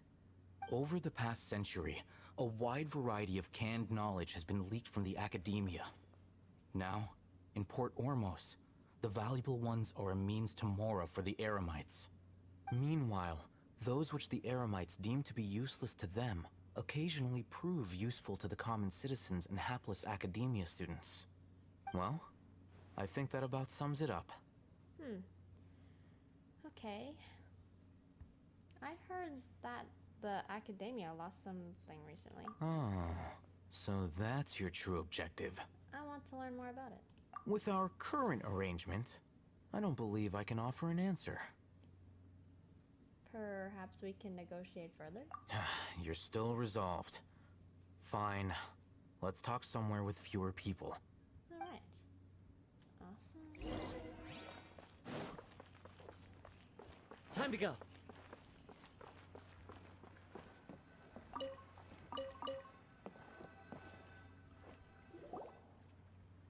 Let's continue our conversation here. If you wish to learn more about the knowledge capsule that the Academia lost, then you must help me with something. What is it? I need you to find someone named Dory, a traveling merchant. Unlike the peddlers who hawk inferior knowledge capsules, she often has quality goods in stock. Some say that as long as there is profit to be made, there is nothing she won't dare to sell. She's guarded against people from the academia because most of her wares don't comply with academia regulations. I think she blacklisted me. I met with her informant, but it soon became clear that they had no intention of letting me get any further. Become one of Dory's customers and earn her trust. This is my condition for further collaboration. Why do you want us to meet with her? Yeah. Until you complete this task, you don't have question privileges. Fine. So how do we go about doing this? Yeah. You two are outlanders who haven't been here for long, so Dory should view you as safe clients.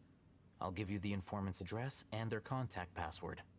Beyond the password, though, I have no way of knowing what other tricks she might have up her sleeve. You'll have to improvise.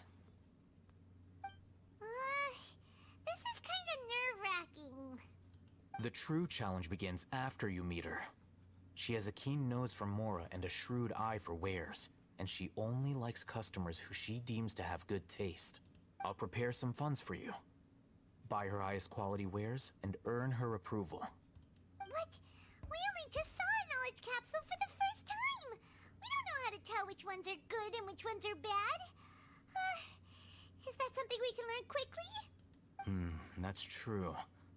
Have you two heard of elemental sight? I can use it. Oh? That's a surprise. Guess I'll have to hold you in higher regard. Anyway, that ability should resolve your issue. Okay. Here are 2 knowledge capsules. Tell me, can you detect any difference in their quality? Oh, yeah. No. They look the same to Paimon. Try inspecting them with elemental sight. How'd it go? Did you see anything? The one on the left shines brighter. Rumor has it that higher quality knowledge capsules generally appear brighter when viewed through elemental sight. That's because knowledge originates from Irminsul, the root of Dendro power itself. The more powerful the knowledge, the richer it is in Dendro energy. However, some canned knowledge with a high concentration of elemental energy is of little use in contemporary times, so those capsules are of little value. Using elemental sight is merely a stopgap measure, but it should suffice for earning Dory's trust. That sounds pretty impressive. Here's a sheet with the informant's location and contact password, and here is the Mora for purchasing canned knowledge. Don't be cheap. You'll need to spend to catch Dory's eye. If there's any Mora left over, just keep it. Okay. Oh, and be sure to exercise some caution. There have been Matra present in Port Ormos lately. Your efforts will be for naught if they catch you. Matra? They belong to the Academia's regulatory body. They also handle cases of illegal canned knowledge transactions.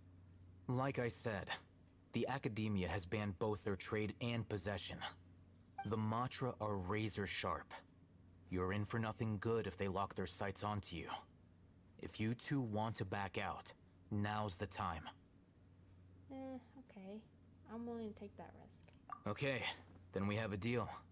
If you succeed in your dealings with Dory, come find me at the Wikela Funduk.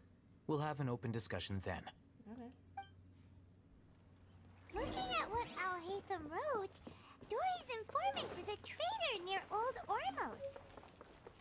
Let's follow these instructions and try to get in contact with him. Hello. What are you two looking to buy?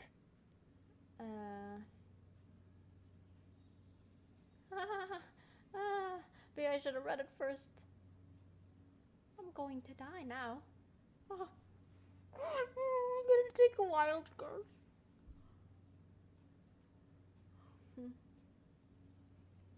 Oh, wait. I think it's the same. Never mind. Unripe and raw? What am I saying? It's the same thing. What a unique palate.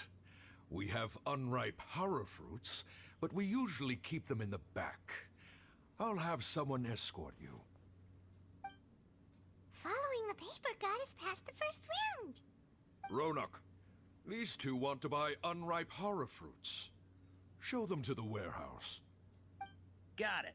You two, please follow me. Okay.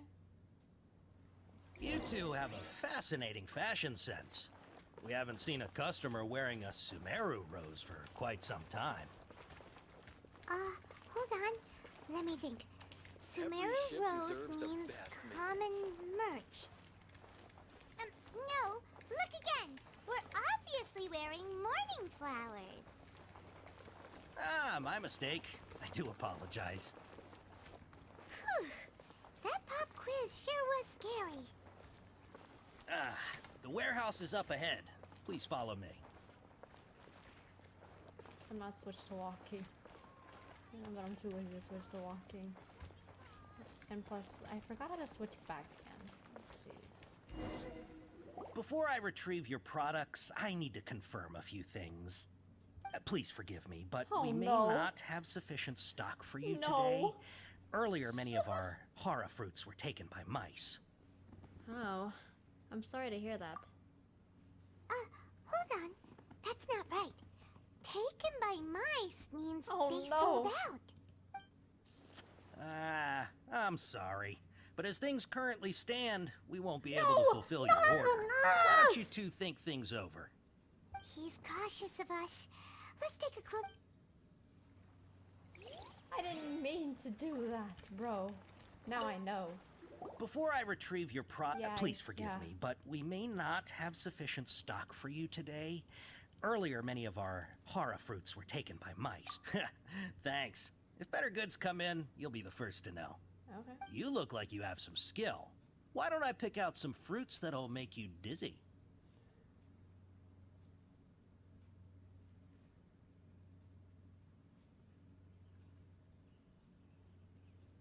I'm gonna guess. Oh no, I should have read the paper.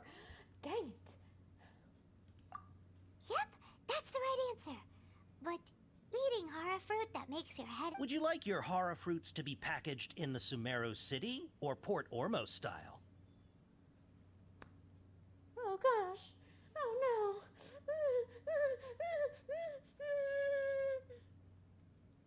Which one, you guys? I wouldn't know. Oh no, I'm going to cry.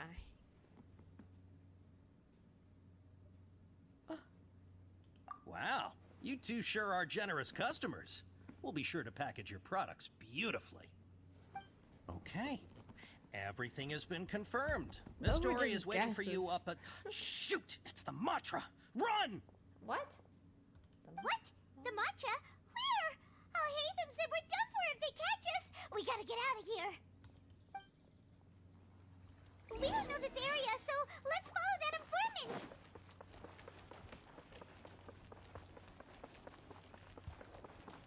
I don't see them.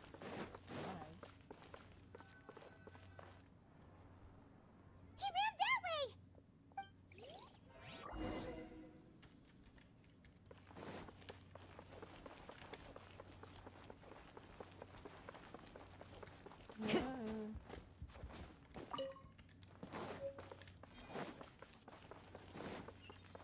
Time to go. Look, he's over there.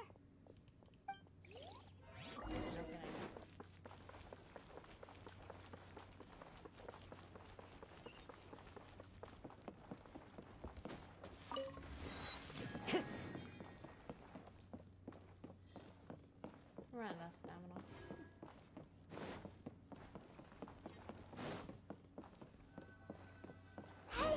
If you're hiding from the Rishbaland tiger, come this way. Another password. Huh? Oh, that voice came from behind the building on the right. Here, over here. You can stop running now. Oh, okay. No, no, no. So you were the one who was calling out to us just now. But, are we definitely gonna be safe here? It's Dory. These two good customers wish to buy some hara fruit, Miss Dory. And if there's nothing else, I'll just excuse myself. Oh, very good. Thank you. Huh? Wait, you're Dory? Paimon sure thought you'd look a whole lot scarier. Hey, what are you trying to say, Princess Pea-Brain? I can be scary enough when I need to be, believe you me. If you don't watch what you say, then you can forget about doing any business. But it seems you two have actually done pretty well so far. Not only did you manage to find the informant, your reactions were also pretty sharp. You don't really look like criminals or anything, but I bet my Mora that you've been involved in some shady dealings, haven't you? Paimon's not sure if that's supposed to be a compliment, but we'll take it. I can't risk doing business with people who start huffing and puffing after just a few paces, no matter how much Mora they might have. Not only will they get caught by the Matra, but they'll also get us into trouble. As decent folks trying to run an honest business, we don't need any of that. Wouldn't you agree? So that's why I prefer to have customers like you. It's your first time here, but don't worry, I won't ask too many questions. Even if you wish to buy enough knowledge capsules to decorate your house with, please, knock yourself out. Wow. As long as you have lots of round, shiny Mora, then we're all good. Can you show us your products? Ah, yes, of course, of course. Go ahead. Help yourselves. Voila! Wow, she has a trove of canned knowledge. Whew. She'd probably be in serious trouble if the Matra caught her with all this. What kind of products do you seek, my dear customers? Don't worry, I'm not interested in your reasons for buying. I can, however, offer some suggestions. Take this one, for example. An analysis of the sociological ideology and dialectics of the Hilichurls. Only 3 people in all of Teyvat have ever studied it, making it extremely rare. It's on sale now for 350,000 Mora. Wow. Yeesh. Who would want to be an expert in that topic? Or how about the architectural styles and construction methods of Teyvat in the early Archon War period? With this one, you can become an expert in historic architecture preservation and find an excellent, well-paying job in nearly any nation. Ooh, now this sounds like it could be useful. 2 million Mora, Wow. and it's yours. 2 million? No discounts. Are we gonna... Whoa, that's a lot of Mora! Of course, you are free to pick whatever your heart's desire. The contents and price of each knowledge capsule are indicated in small text on the body of each one. Alright, let's try the method that Al-Haytham mentioned. Okay.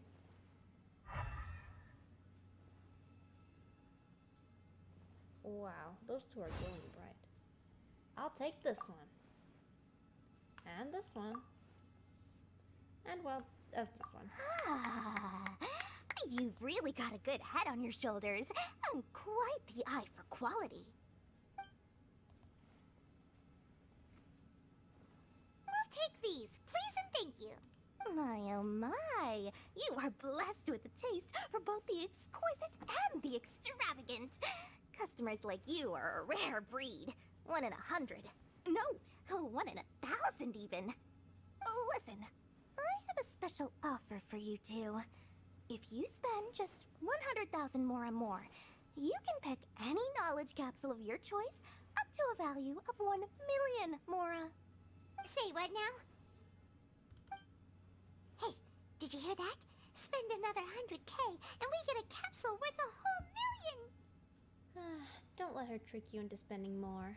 But all the canned knowledge we just bought is easily worth 500,000 Mora. If we spend just a little more, we can get something worth 1 million Mora. Isn't that a fantastic deal? Think about it. We've gone to all this trouble to get this canned knowledge. And so far, everything we bought belongs to Al-Haytham. Aren't you even the least bit curious about how this whole canned knowledge thing works? We're talking instant knowledge here. Don't you want to try it yourself? I think you're the one who's curious. Come on, come on! We still have around 100,000 of Al-Haytham's Mora left, So let's put it to good use by finding something useful for you. Ahem. You've got a deal, Dory. We'd like to spend an extra 100,000 Mora. Are you crazy? Excellent. Then please, select from this fine collection of canned knowledge over here. Okay.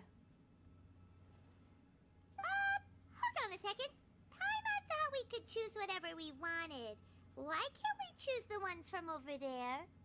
Oh, but my dear customer, the knowledge capsules over here are worth 1 million Mora each. I'm sure discerning customers like yourselves will be able to find something to your liking. Please, take your time. Uh-oh, Paimon has a bad feeling about this. Let's use Elemental Sight again to check these. Alright, I'll have a look. These are very big. So, what did you see? They all seem equally bright. So, they're all worth about the same amount? Well, anyway, the Mora's already been spent, so let's at least try to find something useful. Let Paimon take a look here. An introduction to traditional Sumeru brewing techniques, the art of growing spices, an overview of ancient runes. Oh, how about this one? Sword Fighting Techniques 8. Not sure we'd ever find volumes 1 through 7, but at least this knowledge should be useful, right? Let's go with this one. Fine by me. Whatever makes Paimon happy. Dory, we'll take this one. All right, very good. I'm expecting some new goods in the next couple days, so be sure to check back again soon. Whether it's canned knowledge or anything else you need, bring your Mora to Dory and doors will open. Our dealings with Dory went smoothly enough. Let's head to Wakala Funduk and meet up with Alhaitham. Hopefully now he'll finally tell us about what the Academia...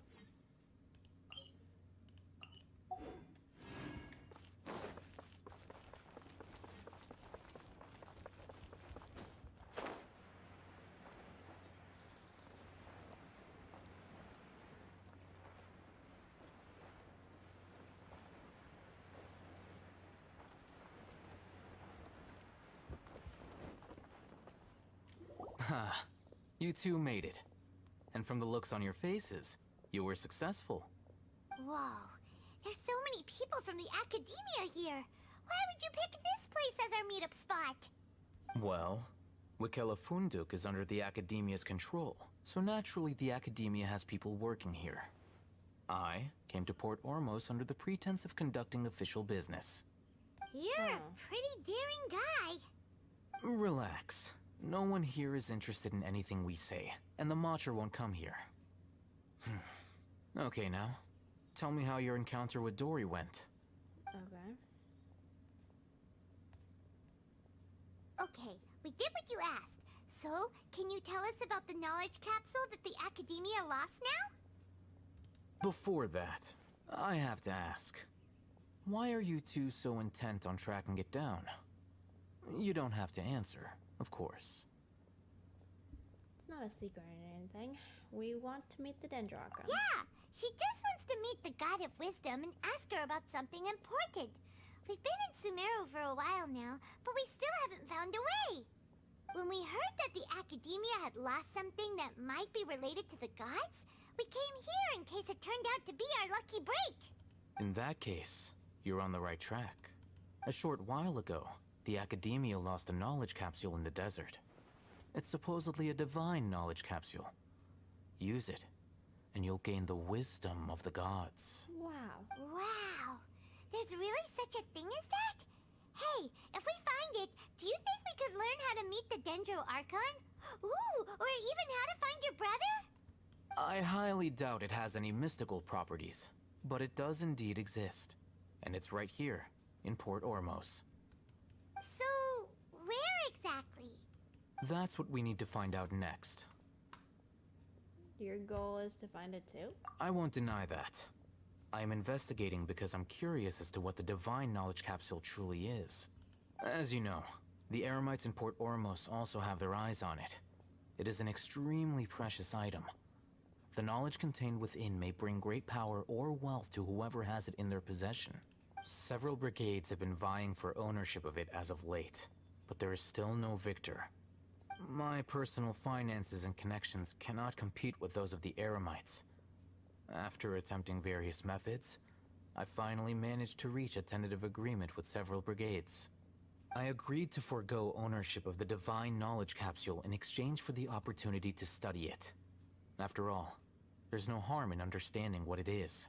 However, there are those who are less amenable to negotiation, such as those from Ain al-Ahmar.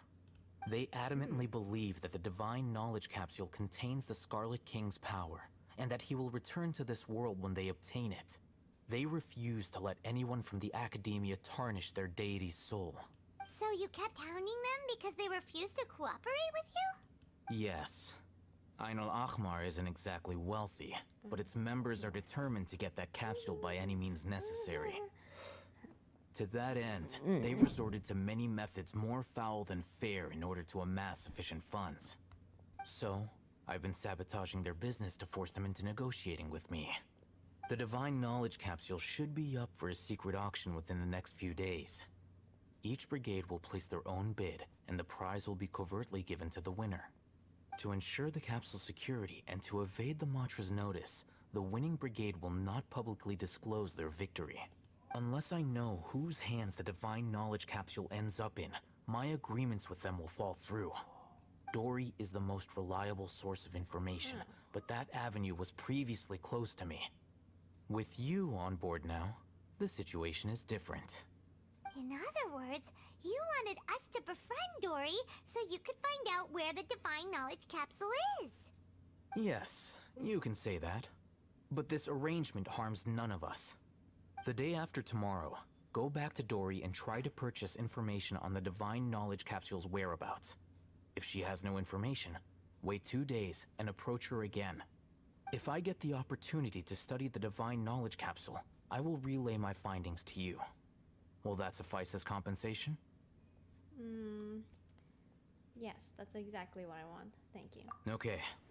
Then we'll meet up in 2 days. Alhaitham, before you go, we actually bought a knowledge capsule for ourselves, but we're not sure how to use it. You two want to try using a knowledge capsule? Sure, I can teach you. Doing so right under the Academia's nose is a bit problematic, though. What do you say we head to the outskirts of town? Okay.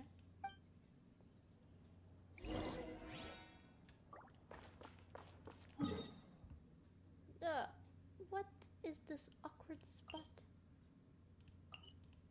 Guess I'll just walk there.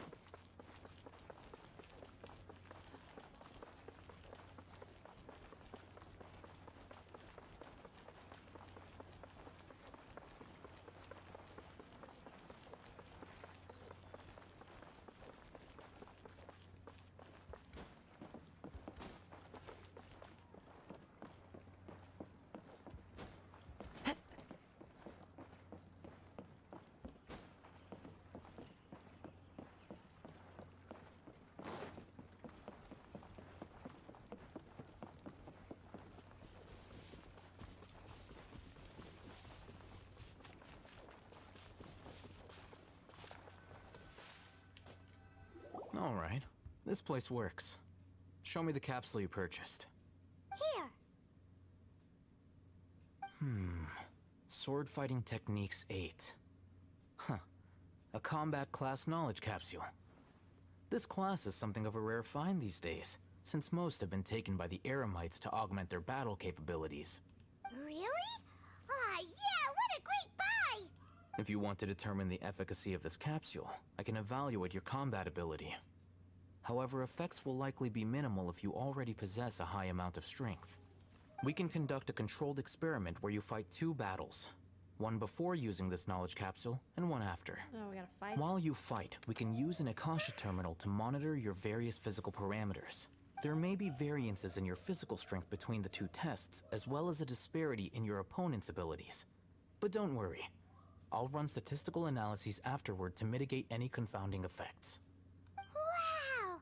Alhaitham! You must have been one of those guys at the academia who got top grades on everything. Paimon's curious about something, though. You definitely weren't one of those students who needed canned knowledge to graduate from the academia, right?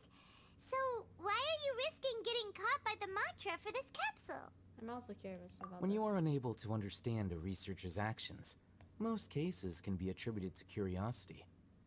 This is but one theory. Sounds like you're trying to avoid the question. All right, let's begin the test. Just fight as you normally do. Sure. Time to go.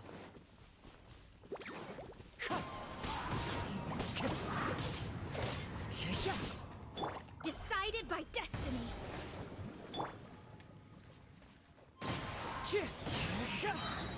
As one with wind and cloud.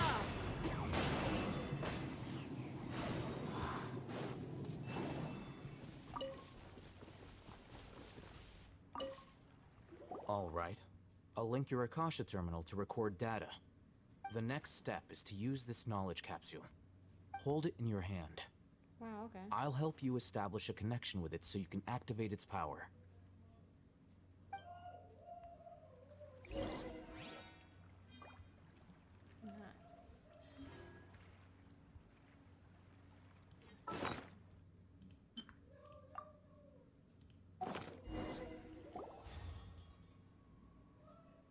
Whoa. Cool. That's cool. Gee. Hey, how are you feeling? Whatever was inside the knowledge capsule became part of my memory. You mean that it worked? Yeah. All right. Time for round 2. Fight with the same composure as before. Okay.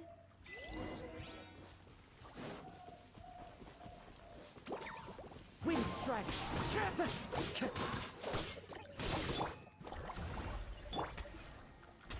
One with nature.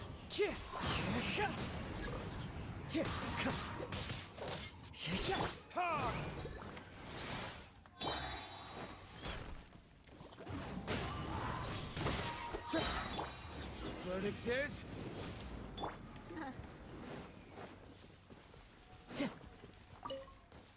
Now, I'll start recording data again. Okay. Oh, hey, Thumb. How's it going? Well, the knowledge capsule you purchased did improve her combat capability. During the second fight, her overall fighting performance increased by 0.073%. Wow. Wait, how much? That's basically 0. Dory's such a jerk! She totally scammed us! 1 million Mora? This thing isn't worth a tenth of that amount! Of course, this could be because she is so powerful that the capsule's contents were unable to produce a substantial increase. At the very least, this test allowed me to gain more insight into you two. Our deal seems increasingly worth my investment. I'm heading back to Akela Funduk. I await your response in 2 days' time. This is Mora for when you ask Dory for information. Pay her as much as she requests. Oh, okay.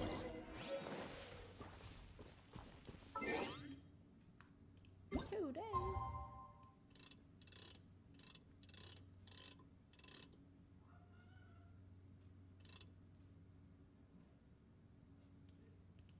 There we go.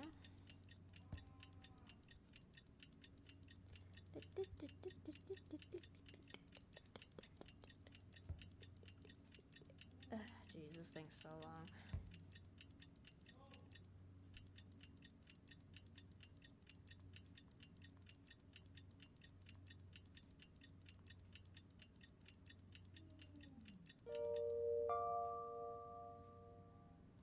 No. Oh, finally. Okay. Let's see Dory today and ask her about where the Divine Knowledge Capsule is.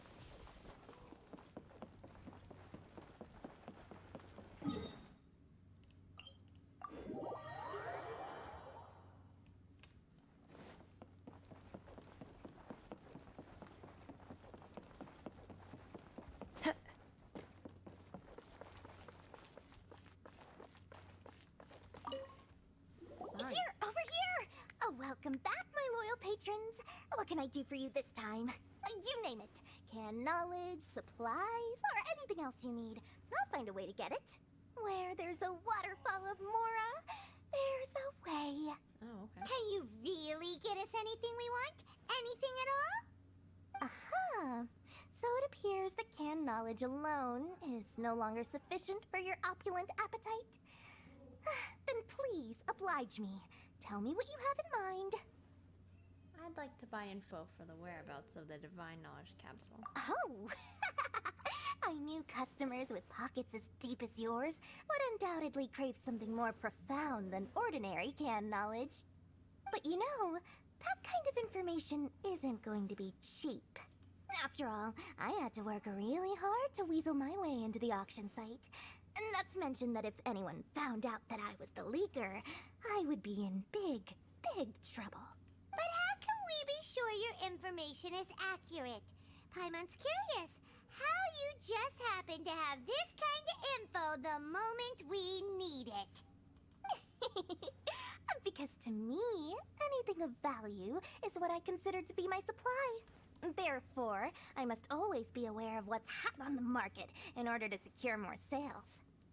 As for the information's authenticity, well, you've no need to worry about that. I used a camera to take a picture of the transaction. That way, no one can dispute it. Alright, name your price. It's always a pleasure doing business with such sterling patrons. Now that you've paid in full, here's the scoop. The Divine Knowledge Capsule was purchased yesterday by a certain Misery, the leader of Ain el Ahmar. Ain el Ahmar? You mean the Eremites who worship the Scarlet King? Ah, so you're already familiar with them. The group has done everything in their power to obtain the Divine Knowledge Capsule. After all, they believe it contains the power of the Scarlet King. That Divine Knowledge Capsule is unlike any other canned knowledge I've seen before. It was glowing bright red. The capsule is clearly visible in the picture I took. You can look for yourself. Thanks for the info, Dory. Please, it's my pleasure. It's all thanks to discerning customers such as yourselves that my efforts yesterday were not in vain. Please, don't hesitate to contact me if you ever need anything else in the future. Mora for Dory opens doors. Okay. She loves more. Well, we Probably figured even out more where than the Divine Paimon. Knowledge Capsule is. It turns out it ended up in the hands of Ain el Ahmar. Let's head back and talk to Al-Haytham. Who says there aren't Ben? Al-Haytham, we got the info you wanted. Really? All right. Let's hear it. Okay. It's in the hands of Alheimer.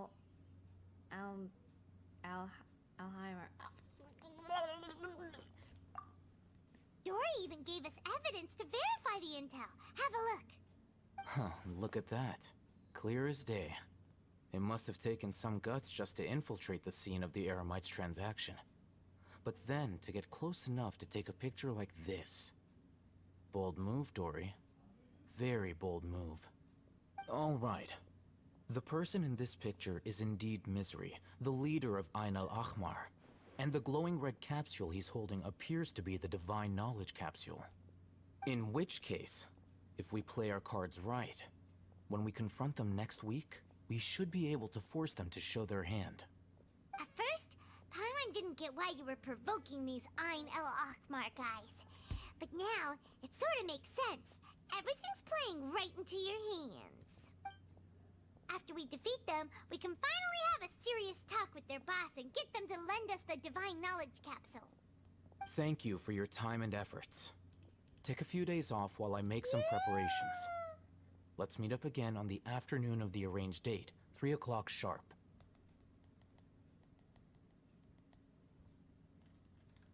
All right, we'll be there. See you then.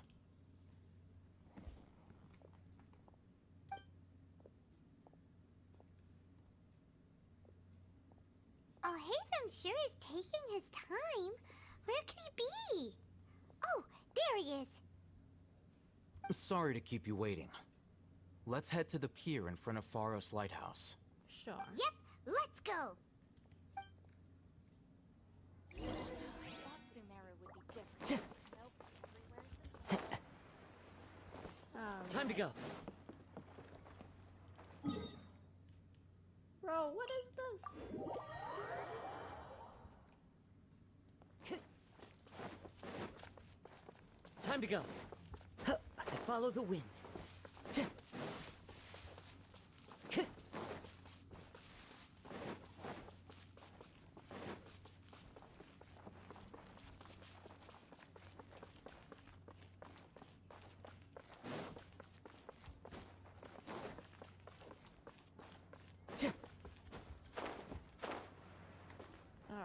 Oh, Hatham.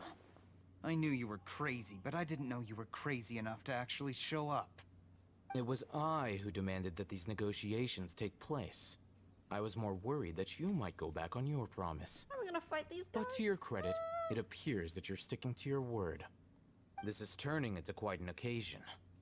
I also brought some backup. I assume you don't mind. Backup? Aren't you the brat from the restaurant the other day? Hey. You've come to support this lunatic because he helped you out? Fine. Your funeral. He's not a lunatic. I'm not going to mince my words. Once we're done with you, you'll be nothing more than fish food. Get 'em, boys! No, you will. Uh-oh, here they come. Good luck, you two. Bye on. You're no help. The wind knows it. The clouds high. The birds call. Riptide. Now you'll be fish food. Lucky today. Written in the stars. Time to go. Into the wind. Whoa, cutscene time. Yippee! Academia scum! So aggressive. Boss! Finally! Did you use it? Great! Now we can...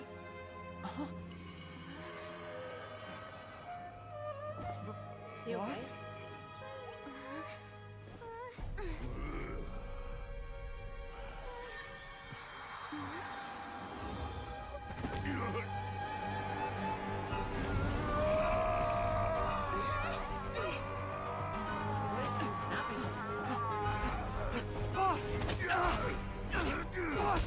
What's wrong? What happened to him? We have to cut his Akasha connection, now.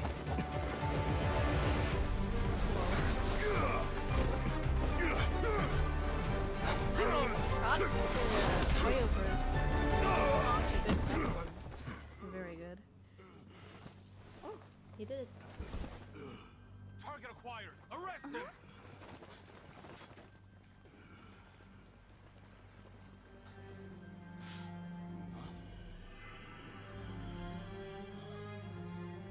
Do not impede our work. Is that understood, Al-Haytham? Of course. I was only trying to help. Take him away! Oh, he took it.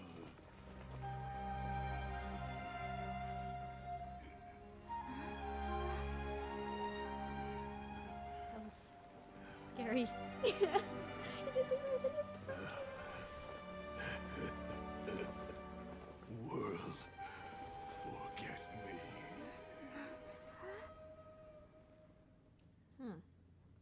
That was interesting. Huh? What in Tibet just happened? It's like that big guy suddenly lost his mind.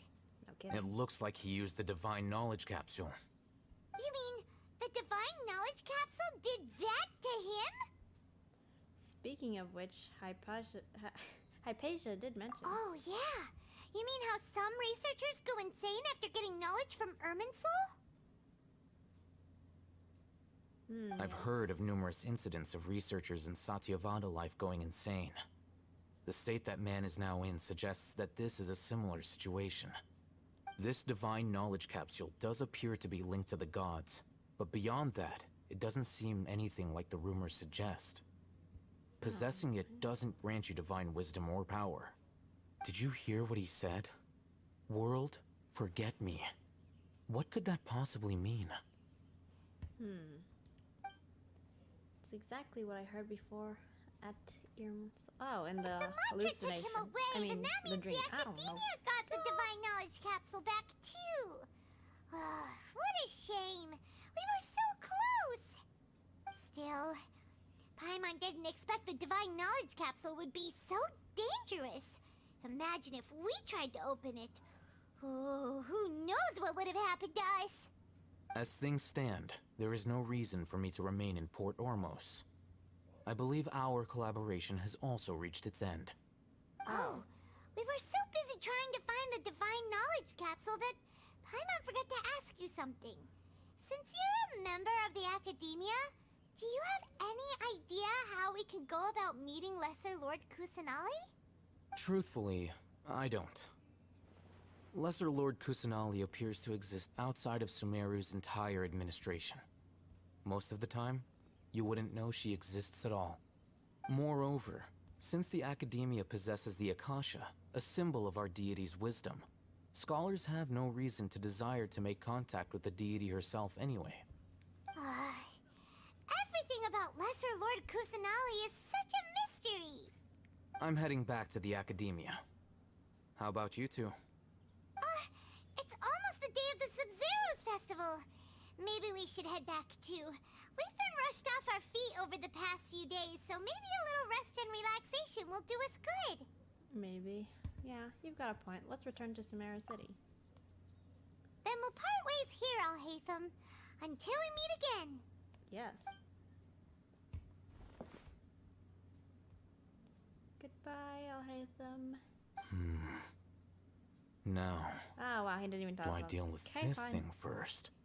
Or should I produce the report that the higher-ups require? What are you gonna do with it? Huh? Use it for fun? Nah, I don't think he's a bad person. It's over! It's over! Oh my goodness. That was really long. Oh. Oh, it's not over. It's not.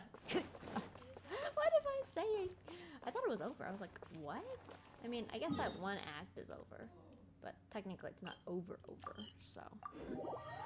I guess we'll just continue. I was gonna say, it's over. We didn't miss the Sub-Zero's festival, right? Let's hurry and find Dunyarzad. Paimon thinks she must be around the Grand Bazaar, since she showed us around there last time. Yeah. Time for the festival. Totally forgot about that. There she is! Dunyarzad, we're back! Just as promised, Traveler and Paimon. I'm so glad that you two came back to celebrate Lesser Lord Kusanali's birthday. Yeah. Looks like we made it back in time. Indeed. The festival's tomorrow. We've been preparing for so long that I can't help but feel a little nervous. There's no need to be nervous. Paimon's sure that Lesser Lord Kusanali will feel everyone's gratitude. Thanks, Paimon. I hope that everyone who comes to the festival will also have a good time. Maybe, yeah, probably. Speaking of which, did you manage to make your way to Port Ormos? Discover anything over there? Of course we went. A lot of things happened there. A lot of things that happen at once. Unfortunately, we didn't find any new information about Lesser Lord Kusanali. I see. Sounds like you two had another exciting adventure. Yeah. If there is another chance, I would love to join. My lady, if you went to Port Ormos in your current state, we'd both be in for a lifetime of trouble. Dia! You were eavesdropping! It's called covert protection. Keeping an ear out for what's going on around my employer is part of the job. It's all right, Dia. I merely said I would like to go. I know better than to think my body could handle it. The festival's tomorrow. I've been doing nothing but causing trouble for you. So Dia, please take some time to relax. I'll be fine. Even when you put it that way, it still doesn't feel right. Don't worry, my guardian knight. Okay, fine, but only tonight. Tomorrow's a big day, and many no-good scumbags are gonna try to take advantage of that. Yes. Oh, you two must be exhausted from your long journey back to the city. My apologies for not realizing this sooner. I've already prepared a room for you to rest. Please follow me. Whoa, you're so thoughtful. Paimon's so ready. Yes.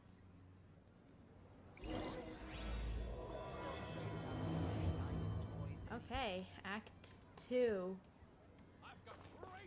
Let's continue. Time to go.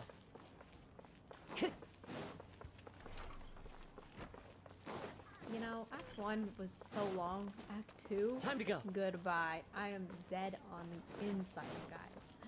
Dead on the inside. Here we are. It's also fairly close to where I've been staying. Oh, pretty. It looks really nice. Yep.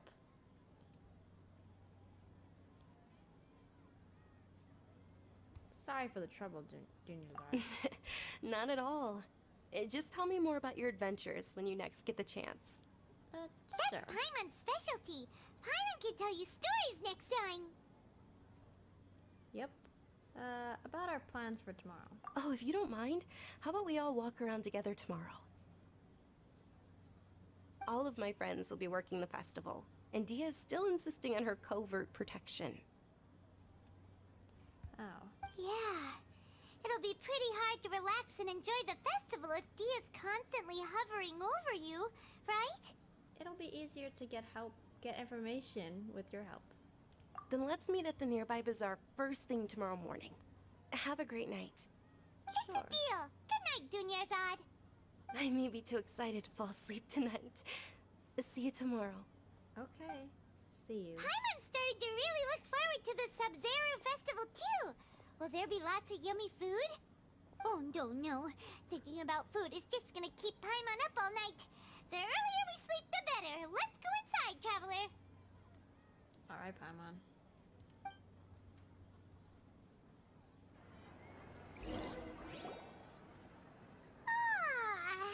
Did we oversleep? Did what? No way. We should go meet Dunyarzad right away.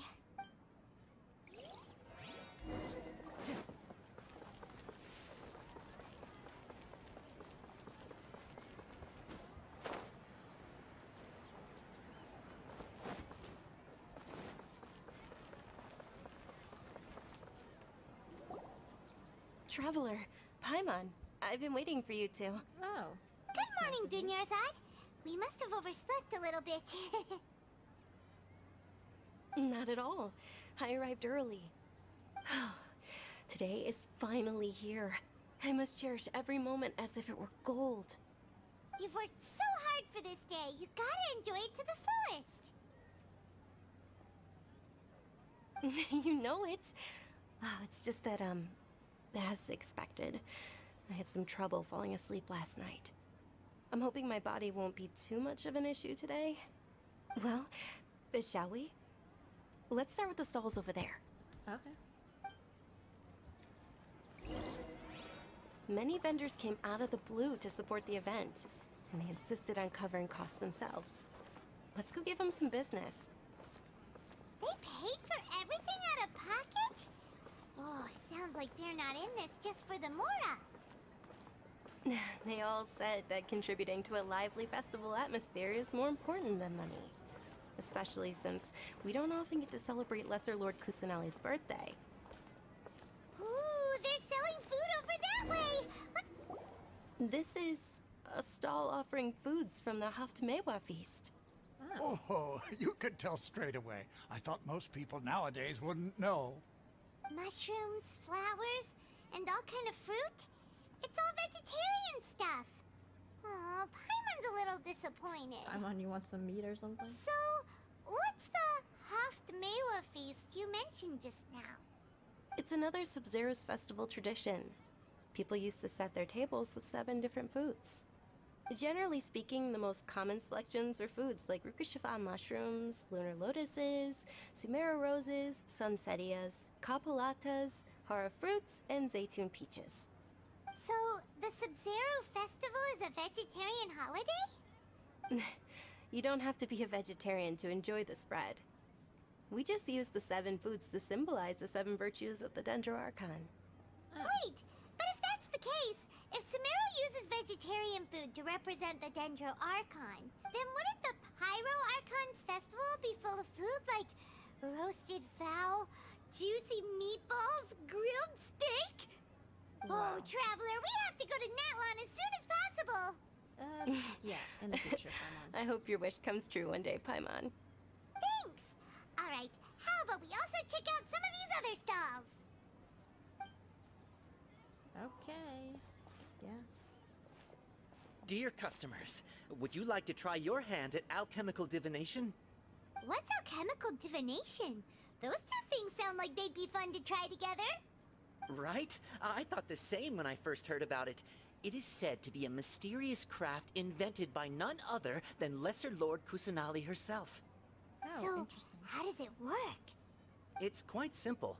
After you give me any 2 alchemical reagents, I'll use them to perform a random transmutation. Sure sounds random. So random that it will probably fail. Wow, Paimon. That is precisely what we need. After the transmutation fails, your one and only diviner here will interpret the remnants. For some reason, I don't buy it. Well, according to Lesser Lord Kusanali, everything is interconnected, and all that occurs can be traced back to fate. You could say this is a pearl of old wisdom. Why does everything sound so much more credible when Dunyarzad says it? Are you guys working together? So that's the true wisdom behind it. This young lady sure knows her stuff. So, how about it? Want to give it a try? Alright, I guess we can give it a go. Oh. Okay, I guess I can select some stuff. Nah, that's weird.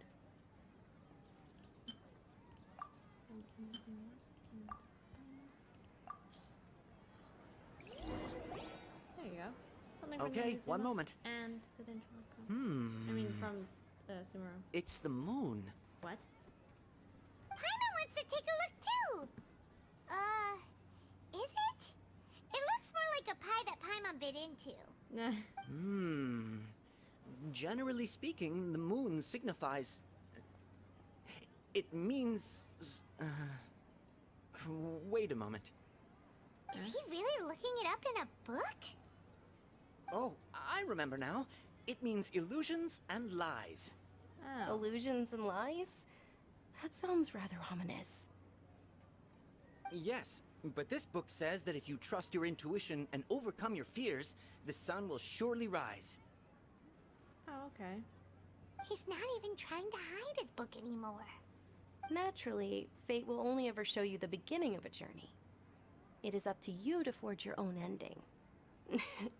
Oh, thank you so much. I'll keep that in mind. Oh, it's nothing. I'm just learning as I go. Okay. Guess that was still pretty interesting. Okay, on to the next stall. Yes, on to the next one. They say the Sub-Zerus festival was very lively a long, long time ago. Large flower carriages used to parade through the city. As they headed towards Port Ormos, people would throw flowers, candy, and liquor all along the way. Dunyarzad's eyes are sparkling right now. I wish I could have seen that spectacle. But if you ask me, I'm sure Nilu's Dance of Sub-Zerus would be just as impressive. Oh. Okay.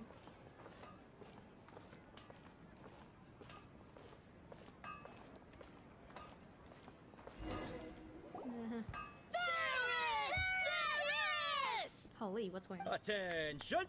Soldiers, fall into formation if you want any Yalda candies.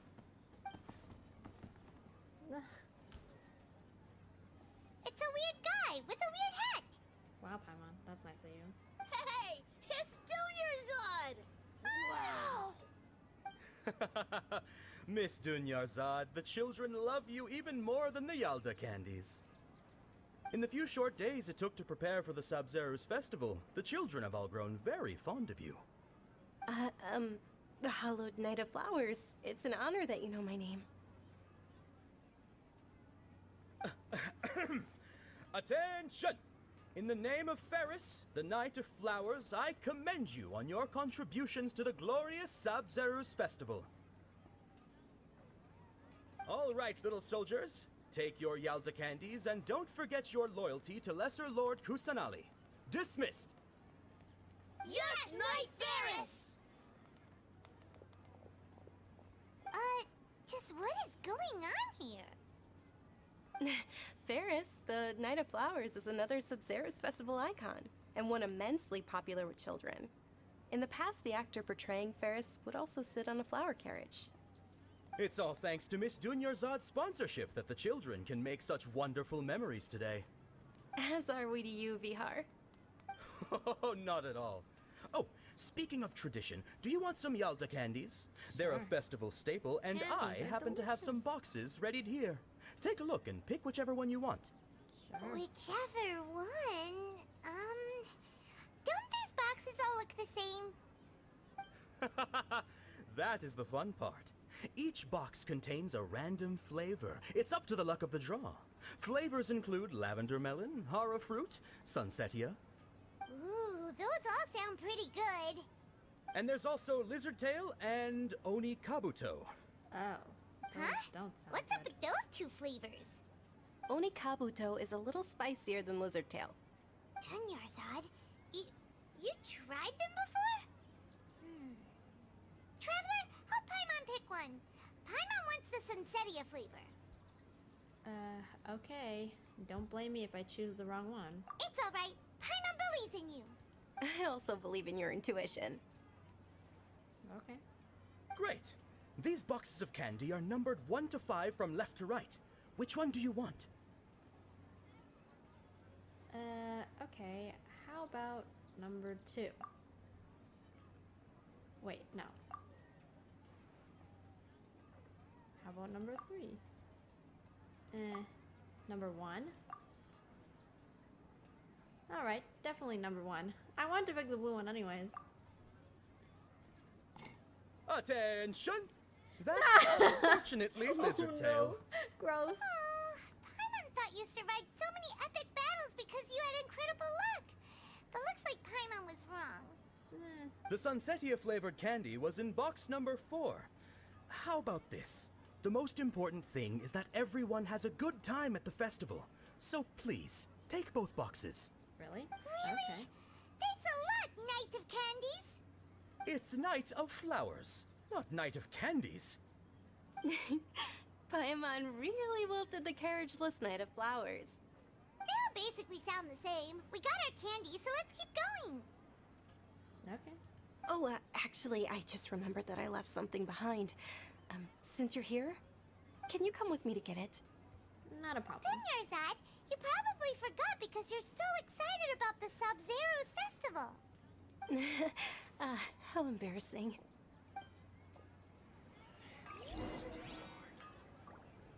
Okay.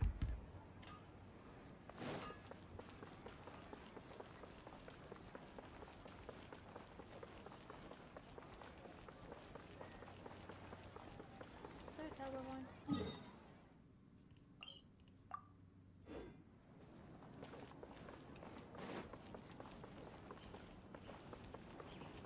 Lower?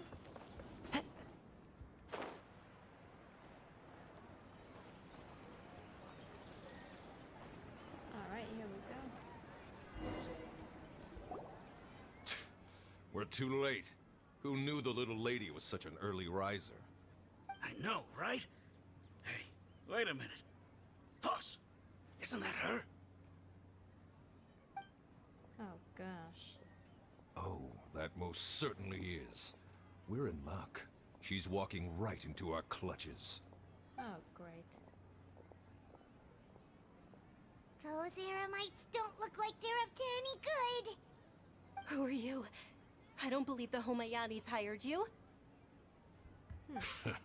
That's right. We haven't received any of their mora, but I wonder how much the Humayanis would shell out to get you back. Oh no, they want to kidnap her. They're a gang of kidnappers! Traveler, hurry and protect Dunyarzad! We'll be fine. Professional here. Ready to go. Hey, did you scumbags even consider that the Homayanis might have hired a merc that outclasses you? You're... Dia! Dia the Flame Main! No wonder we mercs haven't heard anything about you for so long. You sold your unruly mane to the highest bidder. Don't speak so disrespectfully. My family started working with her as gratitude for her past kindness to us. Don't worry about it, my lady. Just some friendly banter between mercs. One punch and those rabid dogs will expose themselves for what they really are. Aren't your claws all dull by now? Don't get too cocky! Oh gosh. Why is there so many now? What's with fighting in the city all Traveler, the time? take Miss Dunyarzad to a safe location. No, we're gonna stay and help. There's too many of them. We can't guarantee anyone's safety here, so Dea's top priority is her employer's safety. You're right. All right, fine. Please be careful, Dia. Don't waste your time worrying about me. This is my job. Look out for yourself. Yeah. After I've wiped the floor with them, I'll go find you all. Okay. Let's go. We're running. 57 seconds.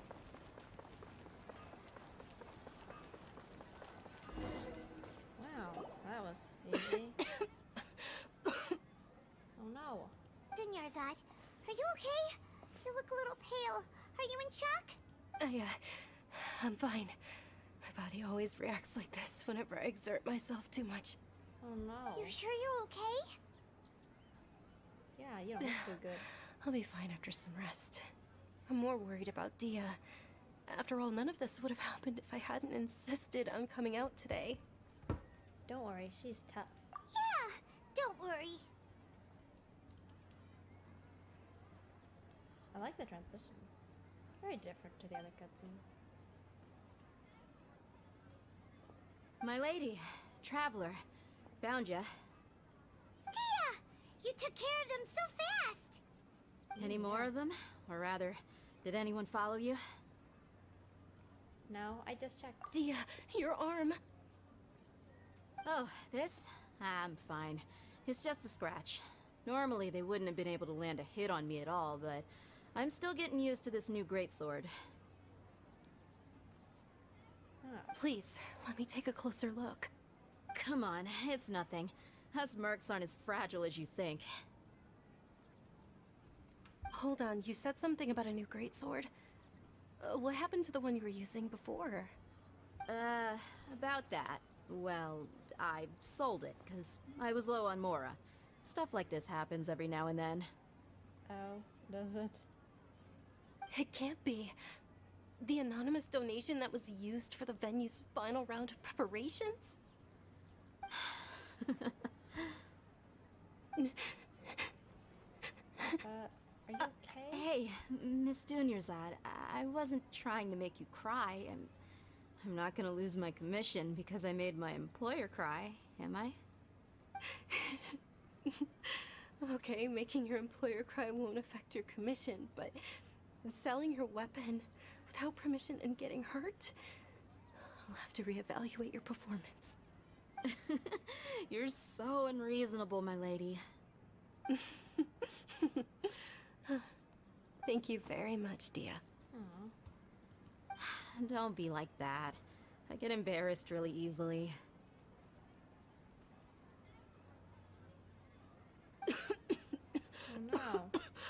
Are you feeling unwell again, Dunyarzad? My lady, your condition. Traveler, can you take her somewhere to rest? I'll look around the area to make sure we're safe from an ambush. Yeah, okay. No problem. Leave it to me. Truly. I'm sorry for the trouble, everyone.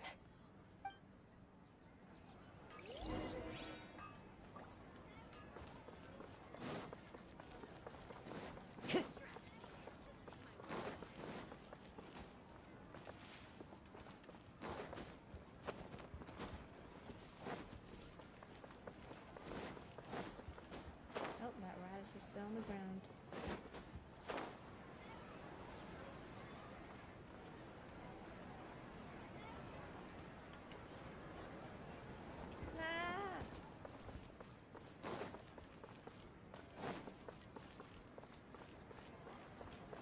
Seriously? I went too well, didn't I?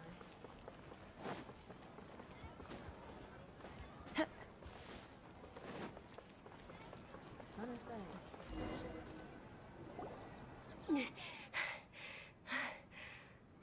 You gonna be okay? Are you feeling better, Dunyarzad? Yeah. Yes, much better. Just give me a few moments and I'll be good to go. Okay. Daya's expression just now, when she mentioned your condition. I didn't realize you were concerned about it. I guess I shouldn't continue to keep it a secret. No. I was actually born with Elazar. Oh. It's terminal now. That's terrible. Elazar. Can't believe it's Elazar. I know. What? She has the same condition. You've already heard of Elazar. In that case, you probably know about its severity. Sumeru's current medical advancements still haven't been able to find a cure.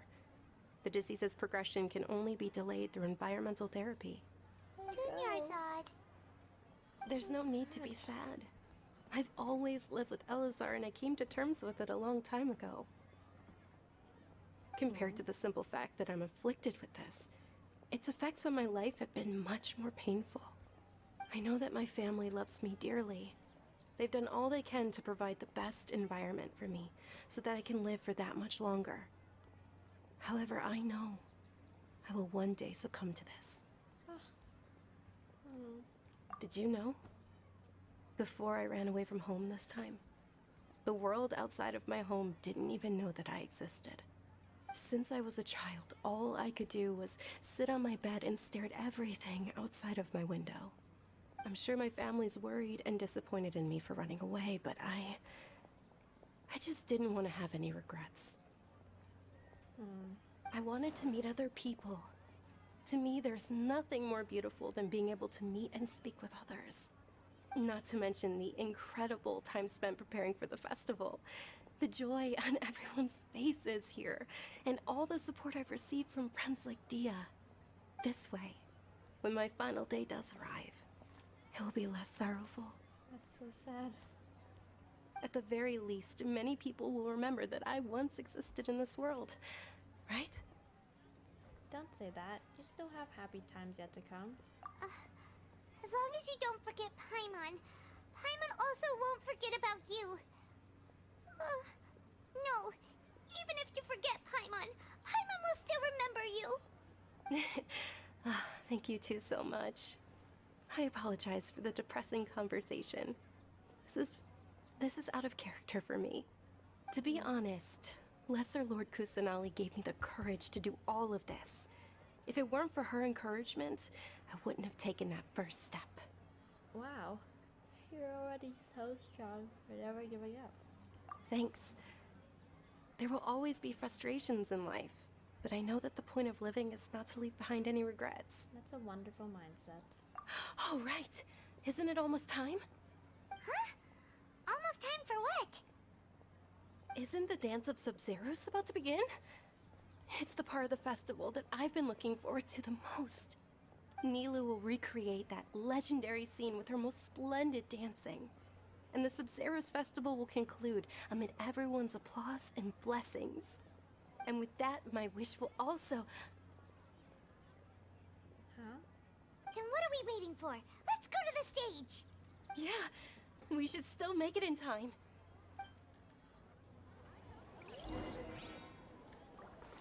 Is it fun?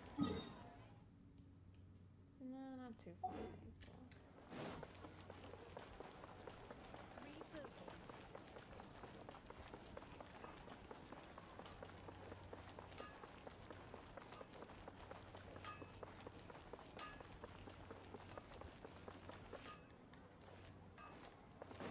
Time to go.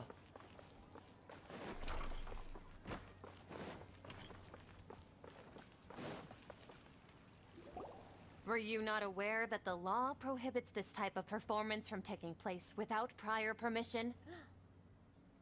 Oh, I think I just saw the Academia's Grand Sage. Why is he here in person?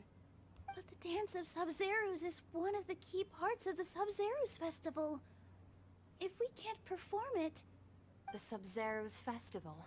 The law also prohibits the private hosting of large-scale religious festivals. Only the Academia can host such an event. If you continue to resist, we will have to order an investigation into every single event organizer. The Grand Sage has already granted you much leniency. I advise that you exercise tact. How did things turn out like this? The Academia was originally responsible for the Sub-Zerus Festival, but they failed this responsibility for many years. I need to speak with them. But if we force their hand too much, the situation might get ugly. This is a hard pill to swallow, but you're right. Things would only get worse. Art, dance. Aren't you ashamed of pursuing such frivolous and meaningless activities in this land of knowledge and reason? Our Archon created the utopia that is Sumeru City for all scholars who sought validity, verity, and truth, while people like you wish to defile it. No. I believe that our Archon never rejected the arts. Even the goddess of flowers dedicated a dance to her. With your lack of intellectual credentials, I do not believe you are qualified to debate with me. What you should be doing is finding workers to tear down this ridiculous eyesore.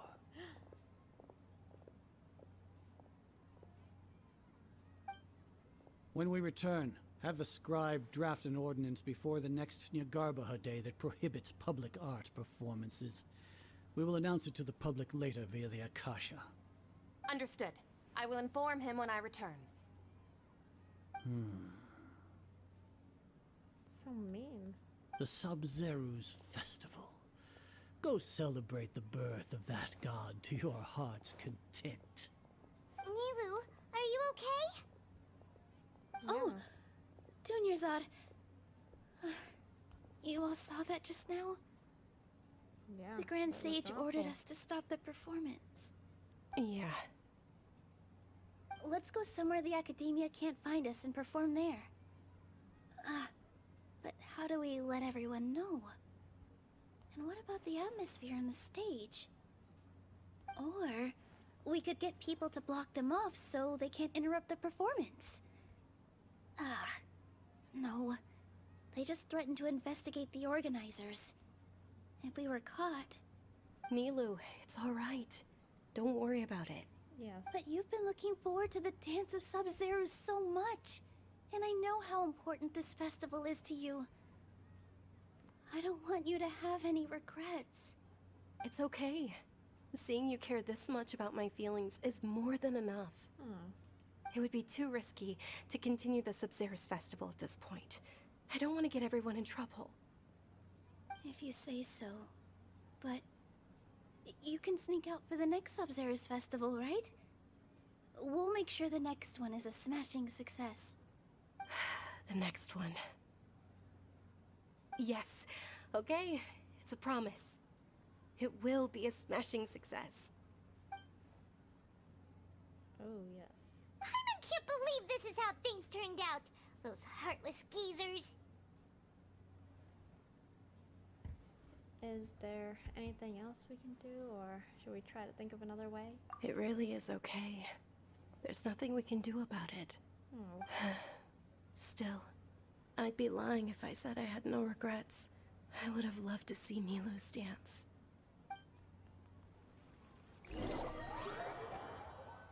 Wow. That's terrible. A lot happened today. It's a shame the festival ended the way it did. Nilou and Dunyarzad promised to make the next Sub-Zerus festival a success, but Dunyarzad is running out of time. I'm sure she knows that very well. Yeah. Whoa. What's happening? All connections have been secured to construct the most stable framework possible. Okay. The project has entered its most critical phase. Power has begun to flow from...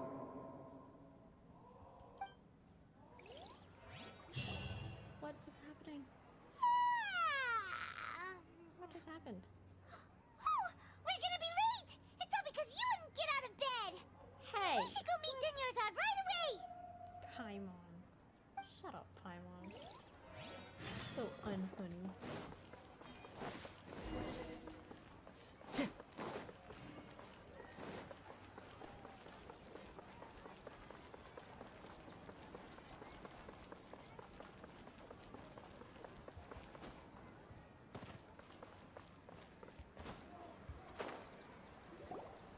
Good morning, Dunyarzad. Sorry we're late. Not at all. I arrived early.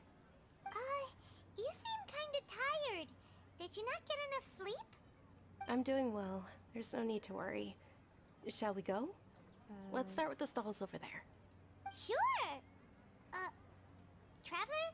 Why are you just standing there? Right. Let's get going! Huh. Okay.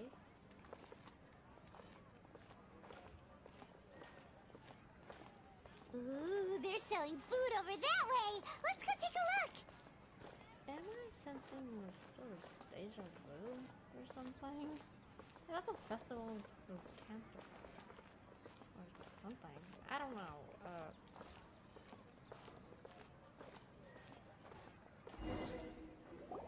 This is a stall offering foods from the Haftmewa feast. You are quite well informed, miss. I thought most people nowadays wouldn't know. They're all plants! Oh, Paimon's a little disappointed. Actually, what is the Haftmewa feast you mentioned just now? It's one of the Sub-Zero's festival's traditions. People used to set their tables with 7 different foods to symbolize the 7 virtues of the Dendro Archon. Yeah, is this some sort of deja vu? Wait, starting from just now. Something feels really familiar. Appear to be in the form of the moon.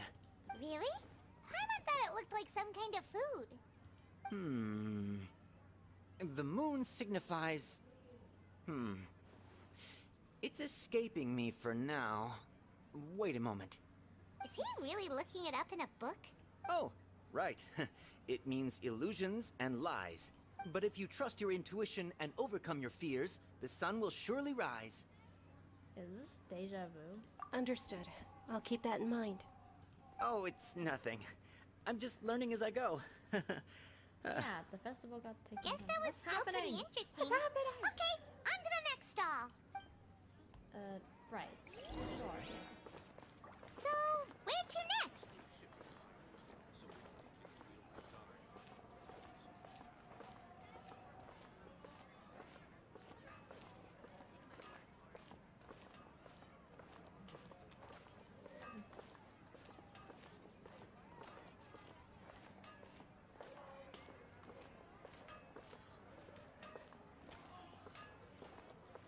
Some sort of deja vu. No kidding. Alright, soldiers. Now that you have your Yalda candies, don't forget your loyalty to Lesser Lord Kusanali. Dismissed! Yes, Knight Ferris! What's going on? Is this a play? Ferris, the Knight of Flowers. Is another... It's all thanks to Miss Dunyarzad. Oh, do you want some Yalda candy? What's to pick?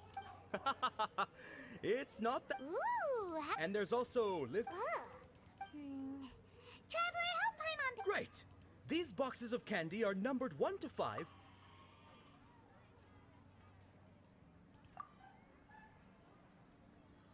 Ah, excellently chosen. Number 4 is indeed Sunsetia. Paimon bet you had incredible luck, and Paimon was right! Not just now. I don't think that was luck. Okay. I don't know why, but I knew it must have been number 4. Huh? How's that possible? It's obviously random. Why do I keep having the sense of deja vu? Maybe we didn't sleep very well last night. Or maybe we slept too much. I'm sorry, Dunyarzad, but I need to leave for a moment. Oh, sure. Huh? Where are you going? You're just gonna walk off like that?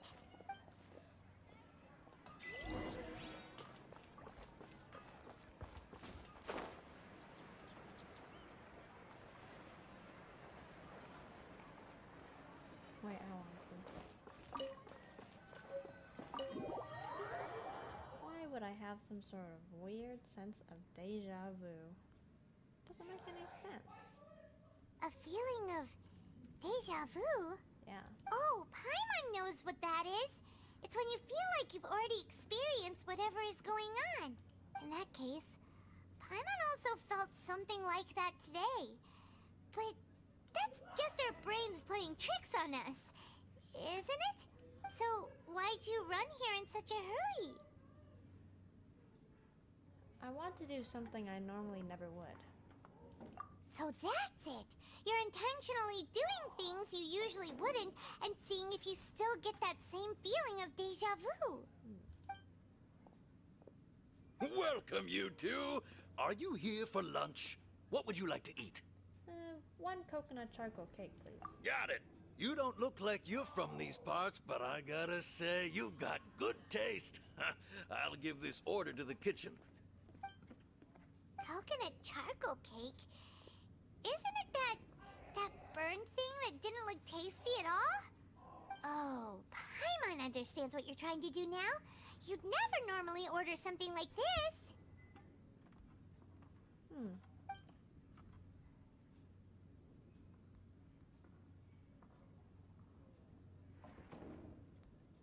That thing? Are you really gonna eat it? Why not? Isn't this going a bit too far? Here goes.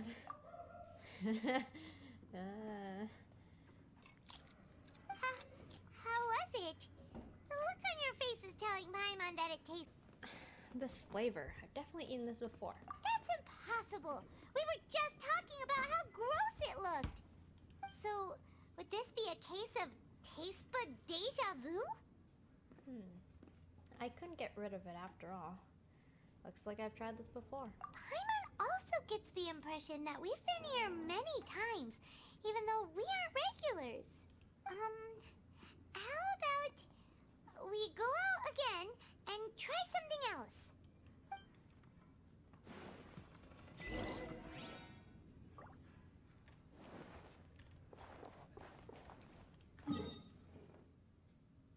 This quest is so long. Like, I am dead on the inside. I've been at it almost all day. Like, help me. Please.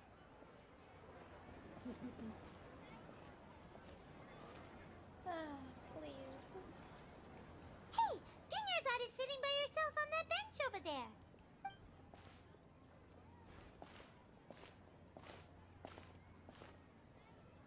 What a coincidence, Dinyarzad. We meet again. Why are you sitting here all by yourself? Oh, I ran into some kidnappers just now, but thankfully Dia came to my rescue. Kidnappers? Oh my goodness, are you hurt? I don't know. I'm okay. Dia's arm got Deja vu. scratched, but it isn't serious. Whew. That's a big relief. But, Dinyarzad, you seem a little down today. It's the Sumeru's festival, and you've been looking forward to it so much. Not at all. I've always been like this. Excessive physical exertion or strong emotions tend to aggravate my illness. Besides, no matter how amazing today may be, it is but a single day. After however many more days, my time will come to an end. Paimon doesn't quite follow you, and Paimon feels like something's really got you down right now. I'm sorry for leaving you behind earlier. It really is fine. I don't mind. I just experienced a number of strange events. Huh? Did something happen? Dinyarzad, have you ever felt deja vu? You know, like when you've already experienced something that's happening right now? Deja vu? No. But my days have been the same for years now. Even if I were feeling deja vu, I suppose I would already be used to it. Oh, Paimon sees. Then, is it only the two of us? It's almost time. Huh? Time for what? Nilou's Dance of Subzerus is about to begin. Let's go.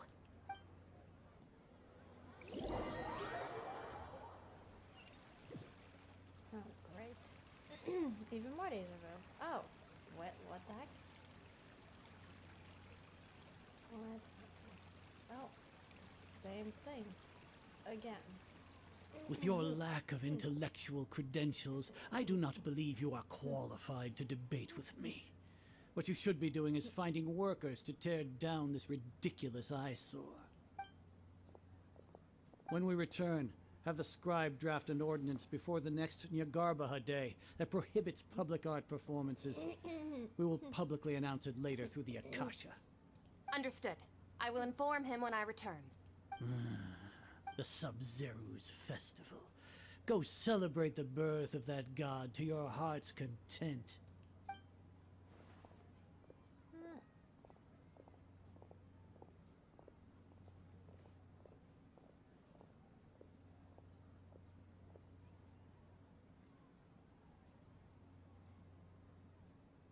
Milu, are you okay?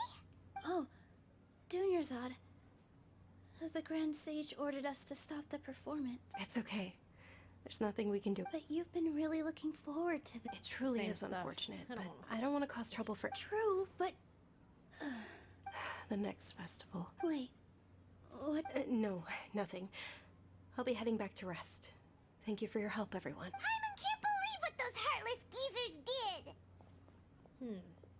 It's a real shame. For some reason, I felt this outcome was inevitable. Did Dunyarzad already go back? We should also return and get some sleep. I don't know. Again. For the second time. So, in the end, you still couldn't figure out what that deja vu feeling was all about? Maybe it really was because of exhaustion. I haven't thought about it, but my head does feel very heavy. Same here. That's why Paimon stopped thinking about it halfway through the day. Then, how about we settle in and get a good night's sleep? For now, what's happening? we can chalk things up to exhaustion. We can do more thinking tomorrow. Oh, again, the same thing. Observing a modest drop in the output of jnana energy, but values still remain within normal parameters. Continue to monitor the variances in the data and find the cause as soon as possible.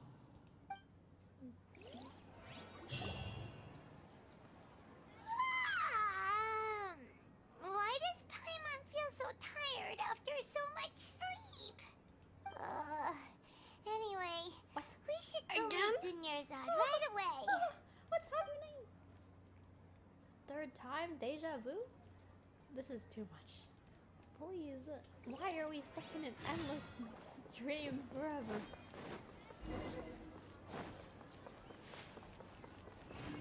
Again, and again, and again, and again. Time to go. We can't seem to break out of this. Deja vu. Time loop. That's what it feels like. Time loop. Jeez. Good morning, Dunyarzad. Sorry to keep you waiting. Not at all. Huh? Paimon thinks you sound kinda tired. Did you not get a... I'm doing well. There's no need. Great idea! Let's get going! Traveler?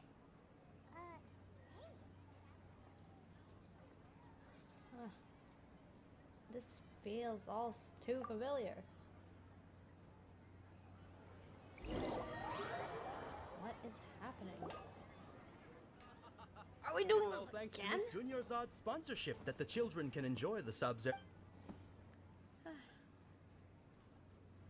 Oh, are you interested in Yalda? It's not that simple. Each box contains a random flavor. And there's also... No problem. These boxes of candy are numbered 1 to 5 from left to right. Which one do you want? Number 4, number 4, number 4. Chill. Look at this. Number 4, number 4, number 4. Okay, Oh, I like your confidence. No hesitation at all. Oh.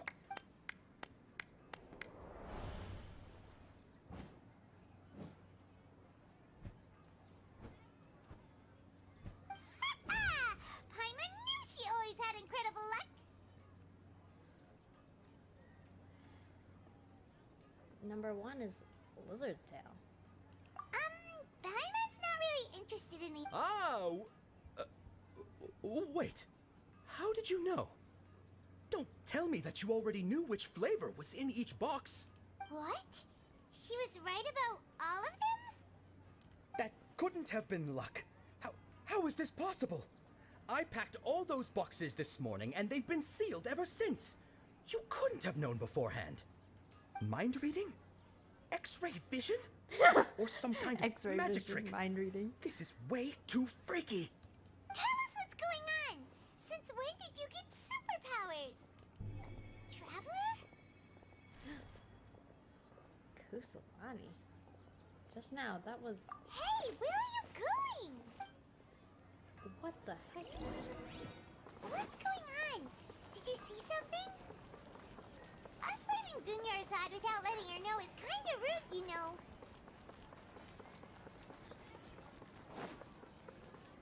Why the deja vu? How? There she is! Catch her! We gotta catch up with her.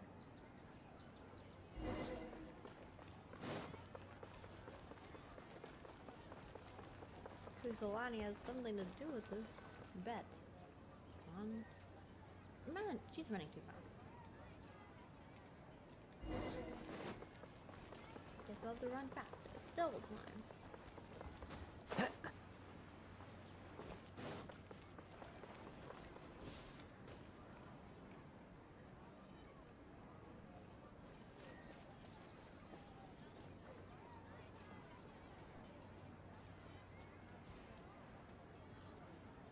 What are you looking for? Why did we come here?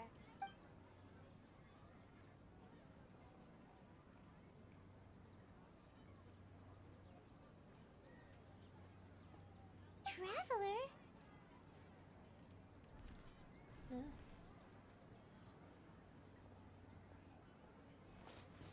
Over there. That's... Kusalani. Huh. Oh gosh, the bird is gone. What the heck? I hate this. What do we have to chase this little girl? Jeez, I don't want to chase the Archon. Like, come on, his own noise. No fun. Hugh. Stop right there.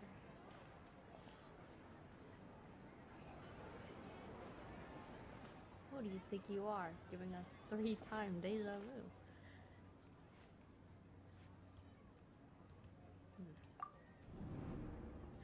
Whoa.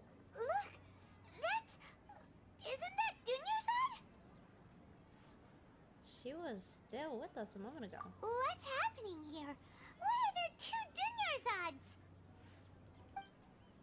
You already know that this isn't your first Sub-Zero's festival, don't you? I'm sure you already know how to use this. A knowledge capsule? Where did you get it? What's inside? You should use it too, Paimon. You know Paimon? Let's use it together, Paimon. Well, this seems kinda sketchy, but Paimon feels like this is what we should do.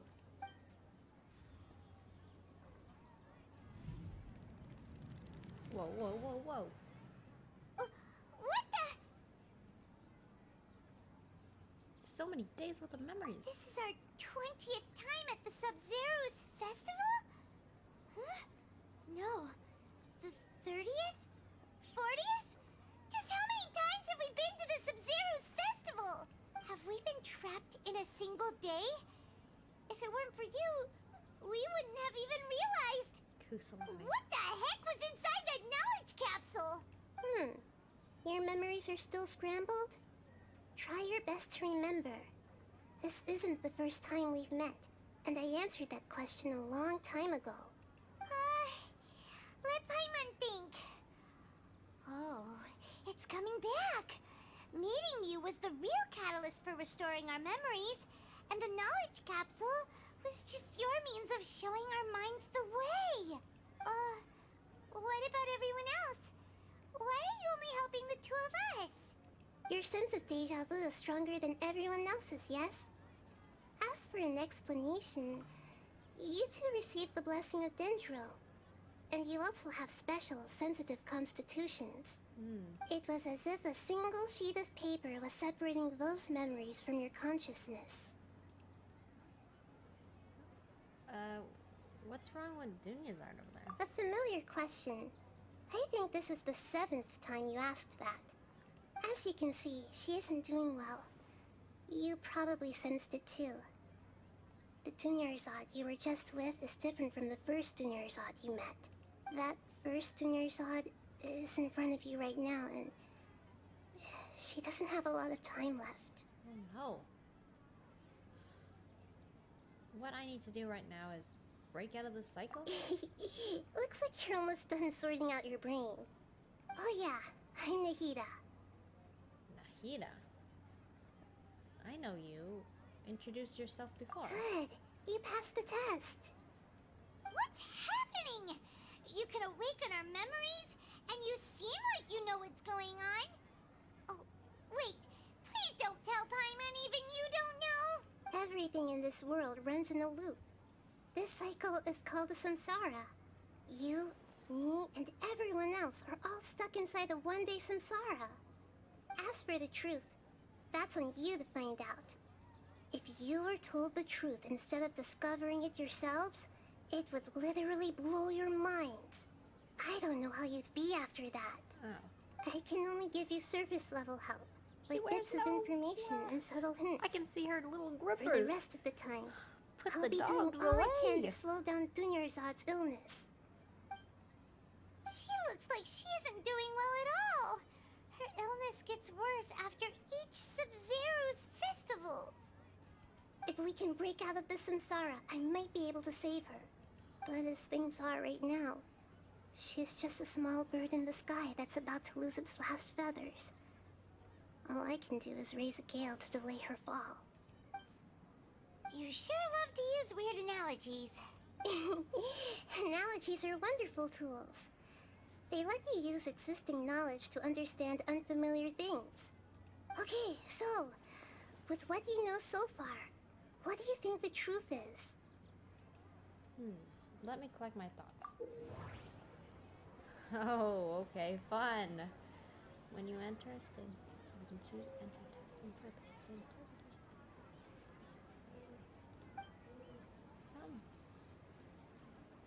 Some other interesting. Okay.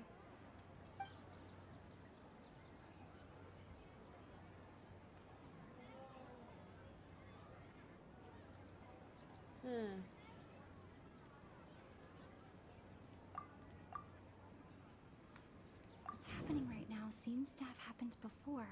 Oh, she's talking. This feeling has been getting stronger and stronger.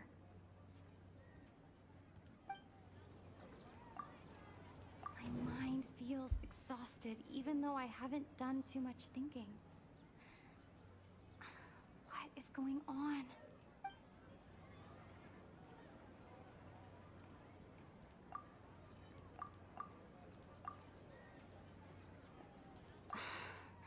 That doesn't sound... That doesn't... Alright. We've already experienced the Sub-Zero's festival many times. And the day of the festival seems to be in a perpetual samsara. Grand Sage said, go celebrate the birth of that god to your heart's content. Did he mean something more? The moon, illusions, and lies. What do they all mean?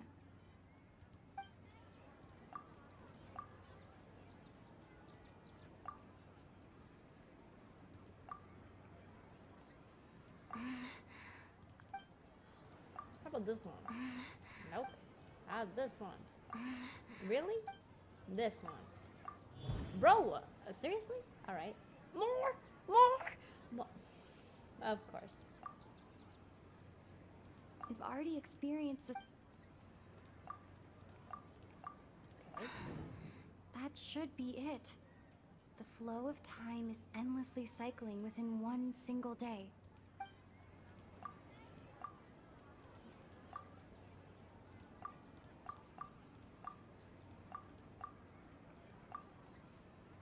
loop. You've given similarly wrong answers in the past. A pity. What? Excuse me? Still the wrong answer? Paimon thought that made a lot of sense. It feels like time's just repeating itself. A simple time loop can't explain some of the phenomena. You two are still missing a lot of information. Unfortunately, I can't give you any more hints. Dunyarzad! Oh no. The Sub-Zero's festival is happening every day, but that doesn't mean we can waste an infinite amount of them. Hurry and find the truth before today's festival ends. Okay. I guess we're doing this again. Yippee-ki-yay. Let's think about our current situation. To save Dunyarzad, we have to escape the samsara of the Sub-Zero's festival. And to do that, we need to figure out what's happening. The truth. Nahida rejected the idea of a time loop, so we must have missed something, right? Paimon's memories say that we've already done this many times, but let's go talk to people again. It's more productive than sitting here and scratching our heads. Why don't we start with those stall owners?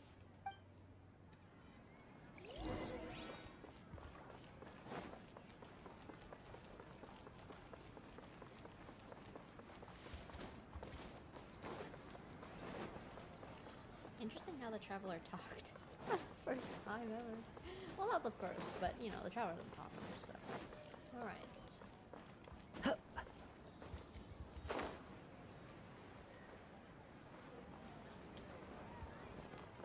Lower than 10. Lower than 9. Follow the wind. Lower than 10. 7. Hello. Hey there! Hey, it's you guys again.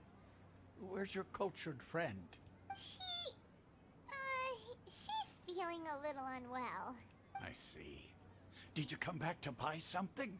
I guarantee the freshness of my products. I harvested them from the forest just yesterday. Do you ever feel like you're reliving the same day? Huh? What brought this about? I hurried back from the forest yesterday, and I'm selling produce here today. I haven't felt anything strange. To put it another way, if you really think about it, was yesterday truly yesterday? Did you actually come back from the forest yesterday?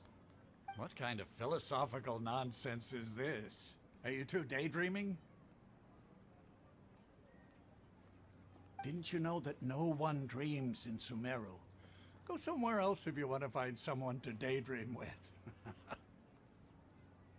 Wow, okay. He actually has a point.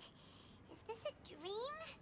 Is everyone dreaming? Remember what he said just now? No one dreams in Sumeru. True. It's so weird that people here don't dream. Why is that? Anyway, if this all really were just a dream, we would have woken up a long time ago. Let's keep asking around.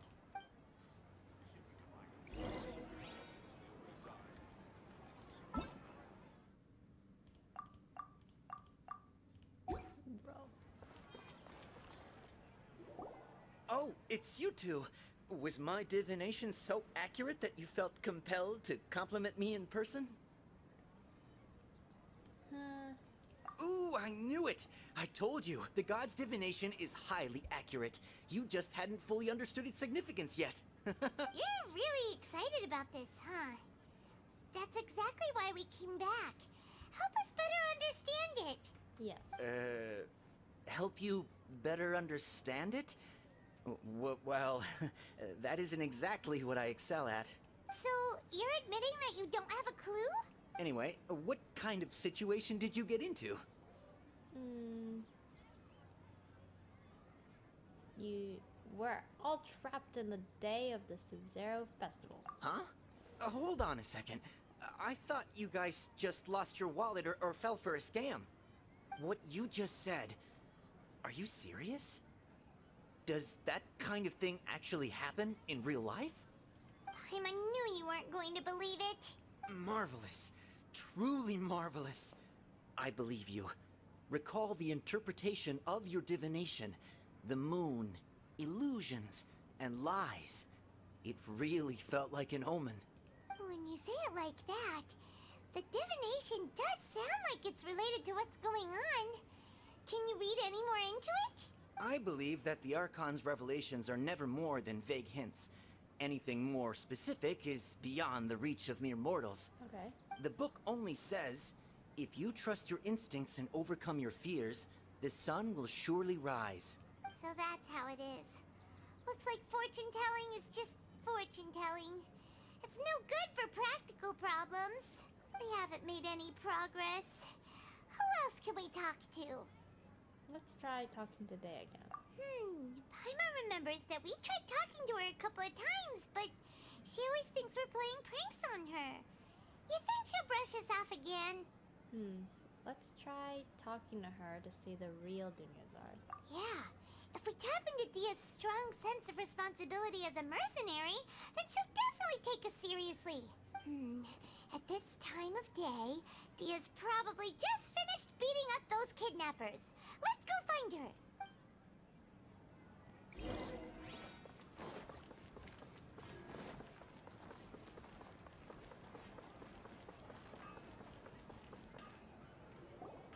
I'm fine, my lady. It's just a scratch. Perfect timing. Both of you are here. Paimon, Traveler, you came at just the right time. Listen, there was a dangerous A gang of kidnappers that just ambushed you. Huh? You saw? Then why didn't you jump in earlier? If someone was protecting Miss Dunyazard, I could have went all out. Anyway, can you do something for me? You want the Traveler to take Dunyazard somewhere to rest up while you check to see if there's still any kidnappers around. Did Paimon get that right? How did you know what I was going to say? We need to say something convincing. Okay. The moon, illusions, and lies. What do they all mean? My mind feels exhausted. Dia sold her greatsword to raise additional funds. And then she was injured because she wasn't used to her new weapon. People in Sumeru don't dream. What a strange phenomenon. Dia sold her greatsword to raise additional funds. I can't choose, you guys. And then she was injured because she wasn't used to her new weapon. Tell her, Traveler! You got injured because you aren't used to your current greatsword. I didn't tell anyone about that. Including Miss Dunyazard. You couldn't have known. And just now, you literally took the words right out of my mouth. What's going on? All right, so this is the situation. It's kinda hard to believe what you just told me. First, let me make something clear. Most of us desert dwellers might not be the scholarly type, but we do have basic common sense. Haven't you noticed something off about Dunyazard? She's quieter than usual. Uninterested in anything and really gloomy. Yeah, she isn't the same as before, but her parents said that this is how she was like at first. Huh? At first? I don't quite understand what you're all talking about. I'll go rest on the bench over there. My lady, are you angry? Come with me. I'll show you some evidence. All right, I'll give you the benefit of the doubt since you knew about my greatsword. Let's make this a quick trip. Miss Dunyazard isn't completely safe here.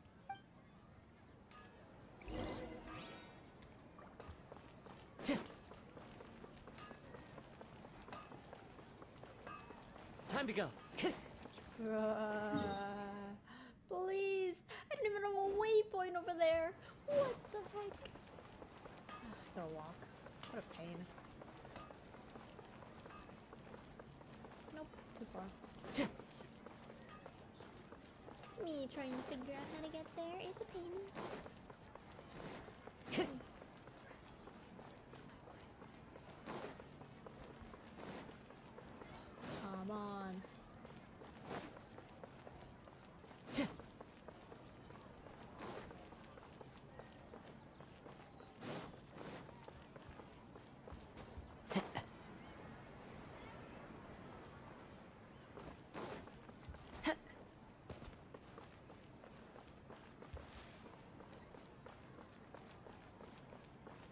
Time to go.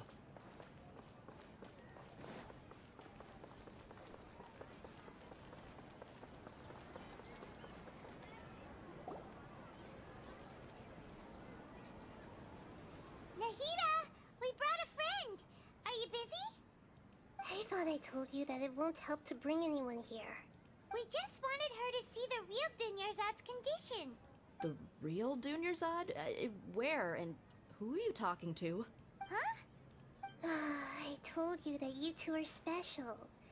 Other people can't see me or Miss Dunyarzad here.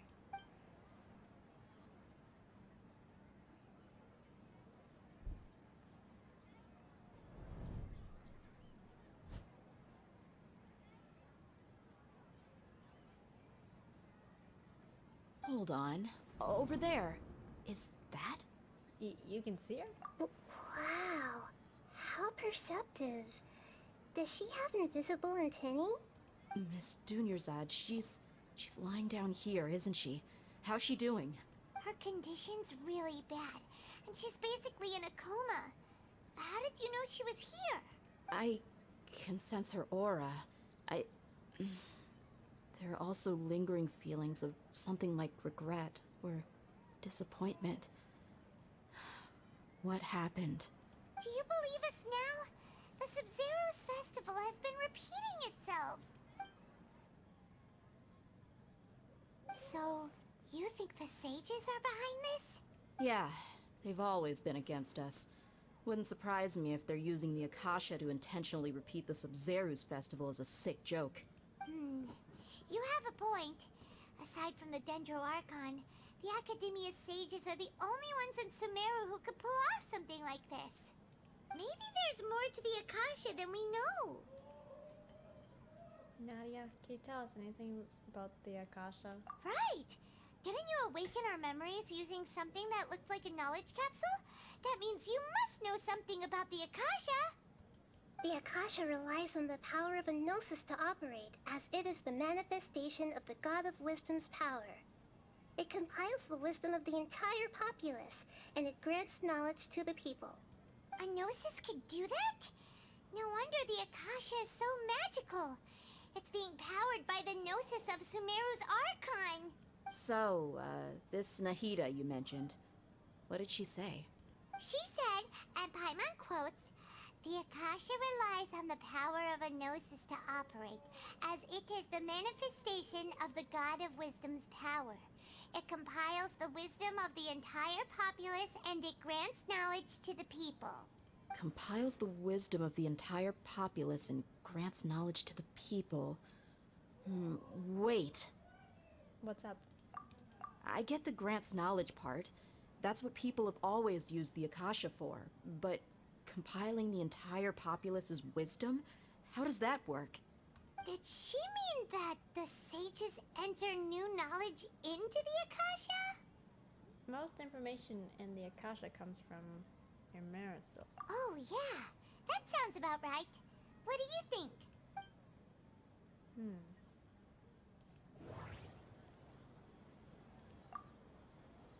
People in Sumeru don't dream. Okay, Nahida said, the Akasha relies on the power of a gnosis to operate, as it is the manifestation of the God of Wisdom's power. It compiles the wisdom of the entire populace, and it grants knowledge to the people.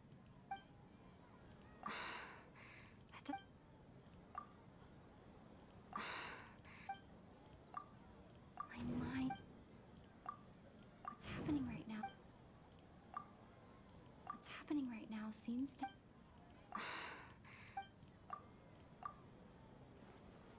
You mean the Akasha is causing our mental fatigue? Huh. Now that I think about it, my head's been feeling unusually heavy. When the desert dwellers set off on their quest for knowledge, a sage once said, knowledge always comes at a price. Compiling the entire country's knowledge. You think the Akasha pulled a 180 and is extracting information from us? But how would they do that? Who knows? How would it the Akasha can put knowledge into our heads, so who's to say that it can't also poke around in there? We don't know any specifics. What's the point point of doing something like that? Just think about it. If you could combine the knowledge of every single person in Sumeru, then you can basically turn Sumeru City into a single massive brain. This hive mind could make breakthroughs in problems that even the smartest geniuses can't crack. An excellent deduction. And the analogy comparing Sumeru City to a massive brain? I love it. In that case, we should take off our Akasha terminals right away. Maybe that'll solve this problem. It's worth a shot. Yeah, I was only wearing this for show in the first place. Didn't expect the sages to cook up such a conspiracy. Mark my words, when this is over, I'm getting evidence and exposing this whole thing to the public. How does everyone feel? Actually, I also noticed something else. Huh? What is it? I feel like at the end of every day, there's always a sound of a beep. Oh, that! Paimon knows what you're talking about. It's a single soft beep that sounds like it's coming from the Akasha terminal. The sound of a beep. Could it be a prompt tone for when the Akasha is operating? I heard the same sound in Port Omos. That's probably an important clue. We weren't using our terminals, but we heard a beep anyway. Ah. Traveler, did you hear that? I heard it too. Our ears aren't messing with us. There was definitely a beep, but it sounded like it was coming from inside my head. We took off our Akasha terminals.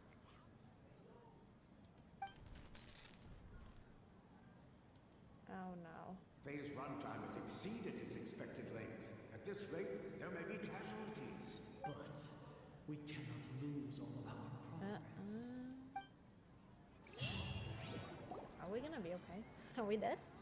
What's happening? Bro. No, please not again. I'm begging you.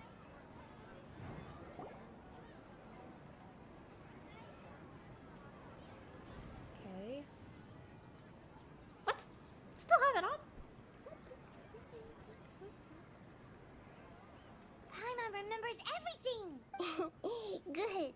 You adapted quickly this time. At the end of last night. We definitely took off our Akasha terminals last night, but we still heard that beep. Why is that? We've been implanted with another form of terminals? We failed at severing our connections with them? But now we can at least confirm one thing. The Akasha definitely has something to do with whatever's trapping us in this cycle. Oh, Paimon doesn't get it. Why would the Akasha go this far if all it wants is everybody's wisdom? It's extremely difficult for lab rats in an experiment to understand why they're being treated the way they are. If we're lab rats, then what are you? Nahida, you've never told us anything about yourself. You're the Dendro Archon. I guess I'm the moon. Okay. The moon? Wasn't that the result of our divination? Anyway, knowing who I am won't help you get closer to the truth, so you should focus on other things. Don't get distracted and miss any clues. Saving another nation, like Okay, always. Dia helped us a lot yesterday, so let's go find her. If Paimon's reading the time correctly, those kidnappers should be showing up soon. Great. Time to help save another nation. Wow. Alright, here we go again. At least we did not have to suffer through doing that again. Ah, there you are. I've already taken care of those kidnappers. Oh, great. My lady, did you get hurt? Hold on, something's not right. Dia? What's wrong? Why are you both gawking at me like that? You didn't get hurt this time. Huh? What do you mean this time? Why are you so surprised that I managed to get out unscathed? Those kids were amateurs. Okay. Aren't you still getting used to your new greatsword? Shh! How did you know about my greatsword? I haven't told anyone about it. Please, don't tell Miss Dunyarzad. So Dia's lost her memories after all. During your battle, did you feel strange? Anything strange? You already know that I got a new greatsword. If I had to say something, it's weird how such a new weapon could feel so familiar. It's as if I've already used it to fight a countless number of battles. You're saying that although you don't remember using it, your body feels like it does? That's right. Both mercenaries and warriors heavily rely on muscle memory. Only knowing the theory of battle won't get you anywhere. Traveler, what do you think? Could it be because we removed our Akasha terminals? Yeah. Paimon's feeling really hopeful. Alright. Is it possible that we've already broken free? Oh, you're right! Earlier in the Samsara, something like this would have never happened. Well, no for sure at the end of the day. I have no clue what you two are talking about, but it's still dangerous here, so... So you want us to take Dunyarzad somewhere else to rest while you check if there are still more kidnappers around, right? How did you know what I was gonna say? Can you read minds? Forget it. Go and do your thing.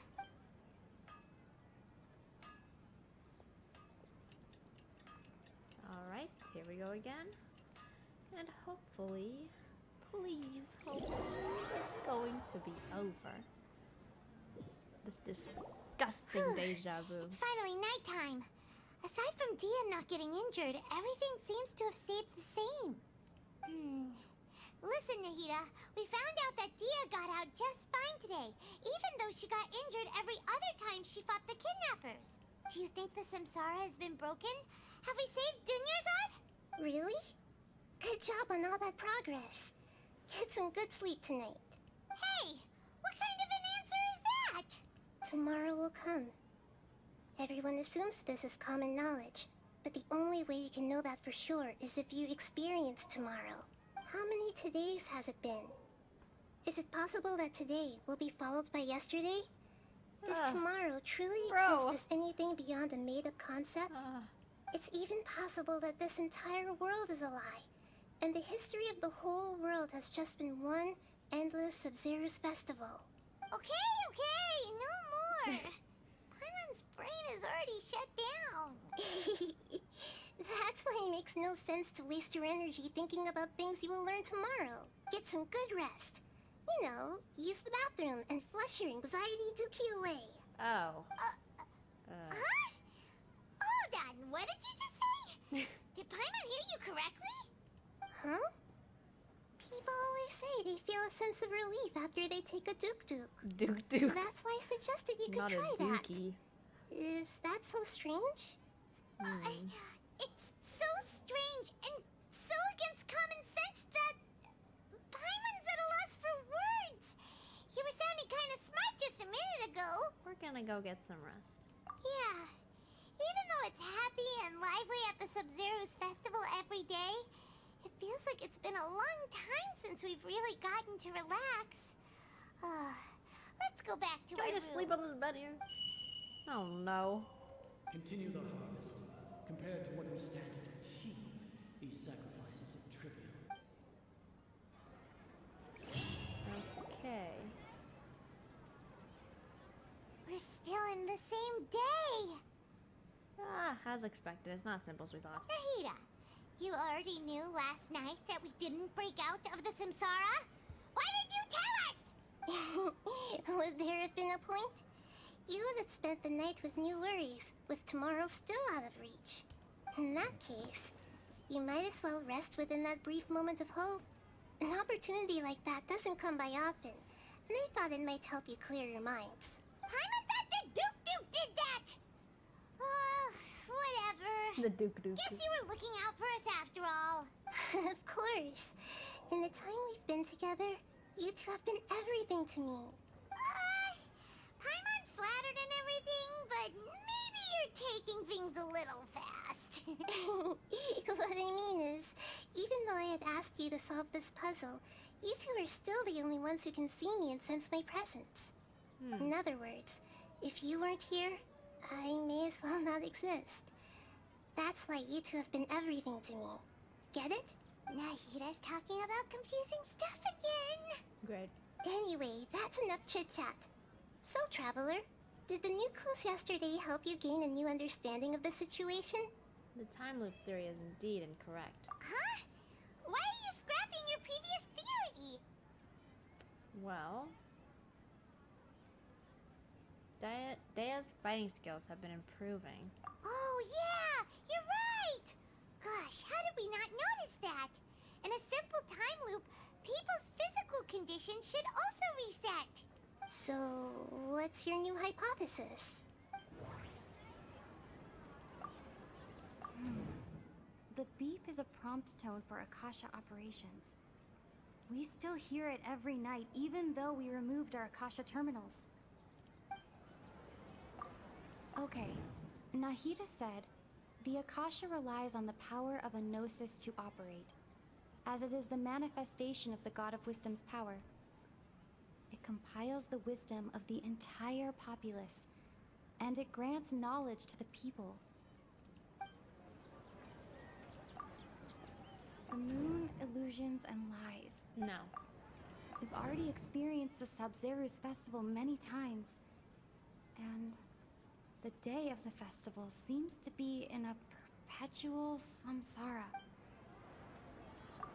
Mercenaries rely heavily on muscle memory. And Dia was able to use her experiences to avoid injury in later samsara cycles.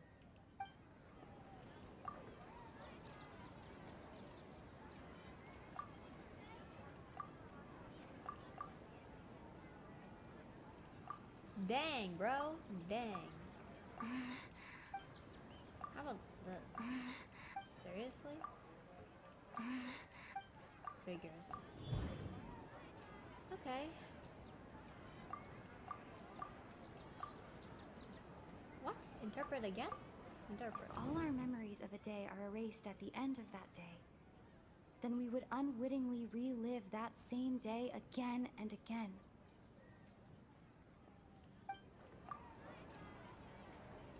Okay, Nahida said, the Akasha relies... Dang, bro, which one do I pick? I am lazy. I don't know which one's the right one. Okay, Nahida said, the Akasha relies on the power of a gnosis to operate, as it is the manifestation of the God of Wisdom. We've already experienced the Sub-Zeru's festival many times, and the day of the festival seems to be in a perpetual samsara. Huh. If all our memories of a day are erased at the end of that day, then we would unwittingly relive that same day again. Mercenaries rely heavily on muscle memory. The beep is a prompt tone for Akasha operations. We still hear it every night, even though we removed our Akasha terminals. The moon, illusion...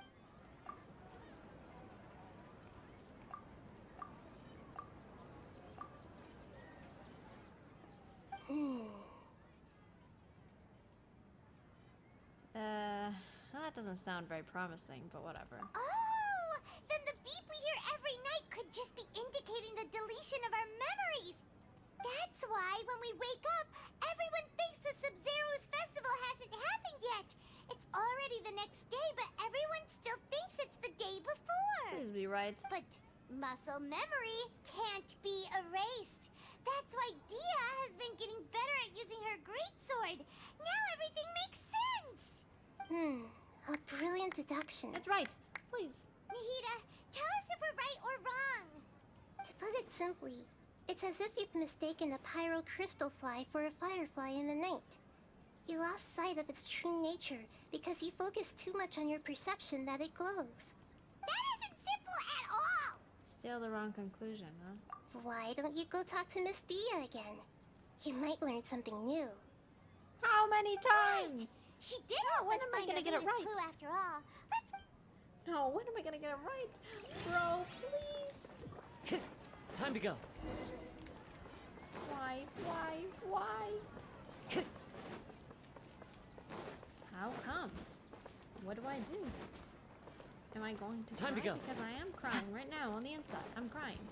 I don't know if it's me who's getting it wrong or it's Time the to go. game. Hopefully it's the game and I'm not stupid, but I want to cry because this is so hard. This is the most complicated, intricate quest I've ever done in my whole life. Like, excuse me. What do you want from me, right? What do you want from me? There you are. Really took me a while to find you. I guess. As expected, Get hurt? Why? Well, you're still getting... Huh. Truth be told, I also think it's pretty strange. It just suddenly felt so familiar in my hands and... wait a second! Traveler, could you explain the situation to her today? Paimon's gotten a little sick of doing it. Let's just get straight to the point. Oh, that works.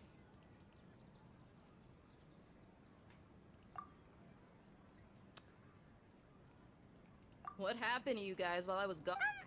Don't think too hard about it. Just take what we're saying at face value. Yep. Alright then, let me get this straight.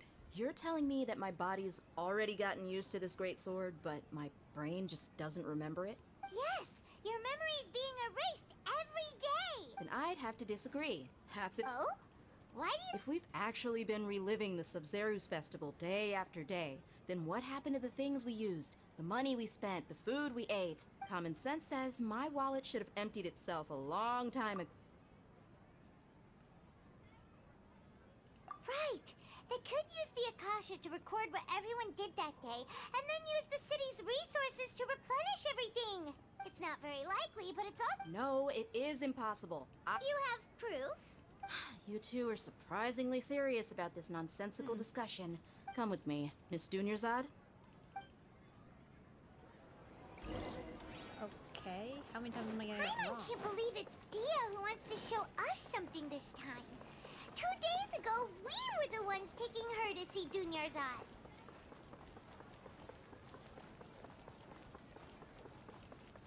Well, I hope this disgusting loop ends, or I will cry my heart out. Because it's disgusting, and it's looping, and I'm getting it wrong each time. What? Huh? This is the wooden... See those marks on the dummy? Those are the result of several days' worth of practice. Let's say the sages didn't replace it every day. Shouldn't it be hacked to pieces by now? That's true, but what if they did? Then the sages would have had to reproduce every mark I left during previous training sessions. I'm a professional fighter. My martial school has always emphasized the importance of refined control.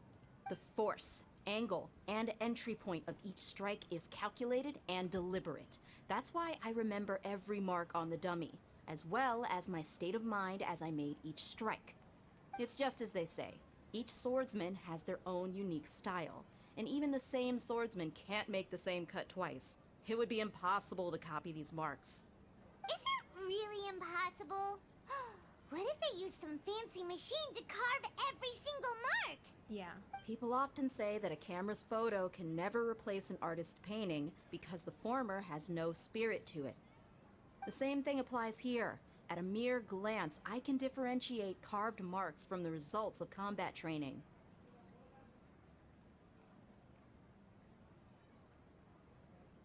Oh, okay. I guess that makes sense. Whew. Hope that cleared things up for you. Hey, is this that new brain exercise game that's been super popular with the scholars lately? It's surprisingly fun. Anyway, it's getting late. I should escort Miss Dunyarzad to Nilu's stage. See you later. What? Well, back to square one. Is our memory deletion theory also wrong? But at least we've reached some other conclusions in the meantime. I guess.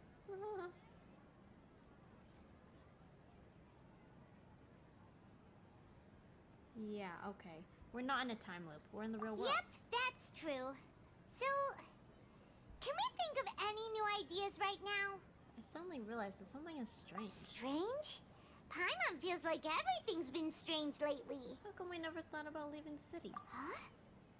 Leaving the city? You're right!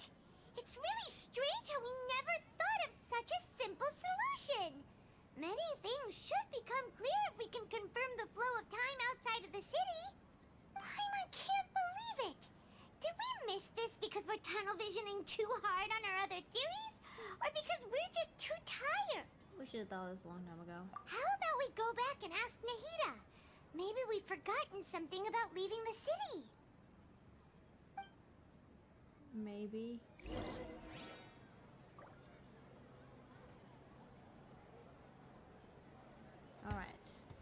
Please let this be the last time.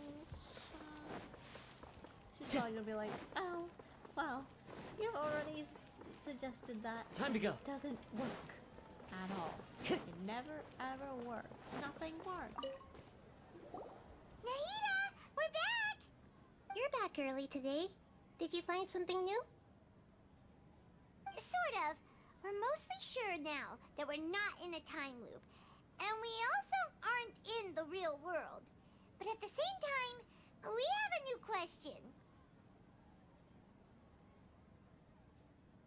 Yes. What will happen if we try to leave the city? Leaving the city. As far as I remember, you've mentioned your plans to do that twice before. Huh? What? Of course we have. Not. We did? But we don't remember anything. What happened after we talked about those plans? What did we say when we got back? Let me think. I don't think you ever actually told me what the outcome was. Oh, it's probably more accurate to say that both times you never came back the whole night. What? But you two sometimes stay out the entire night anyway, so at the time, I didn't think too much about it. It is true that sometimes we lose track of time during our investigations. Before we know it, it'll already be the next day. But still, neither of us remember anything about leaving town. Really? That's kinda strange. In theory, I should have already awakened all your memories. Maybe this is the key. Yep. Something here is definitely fishy.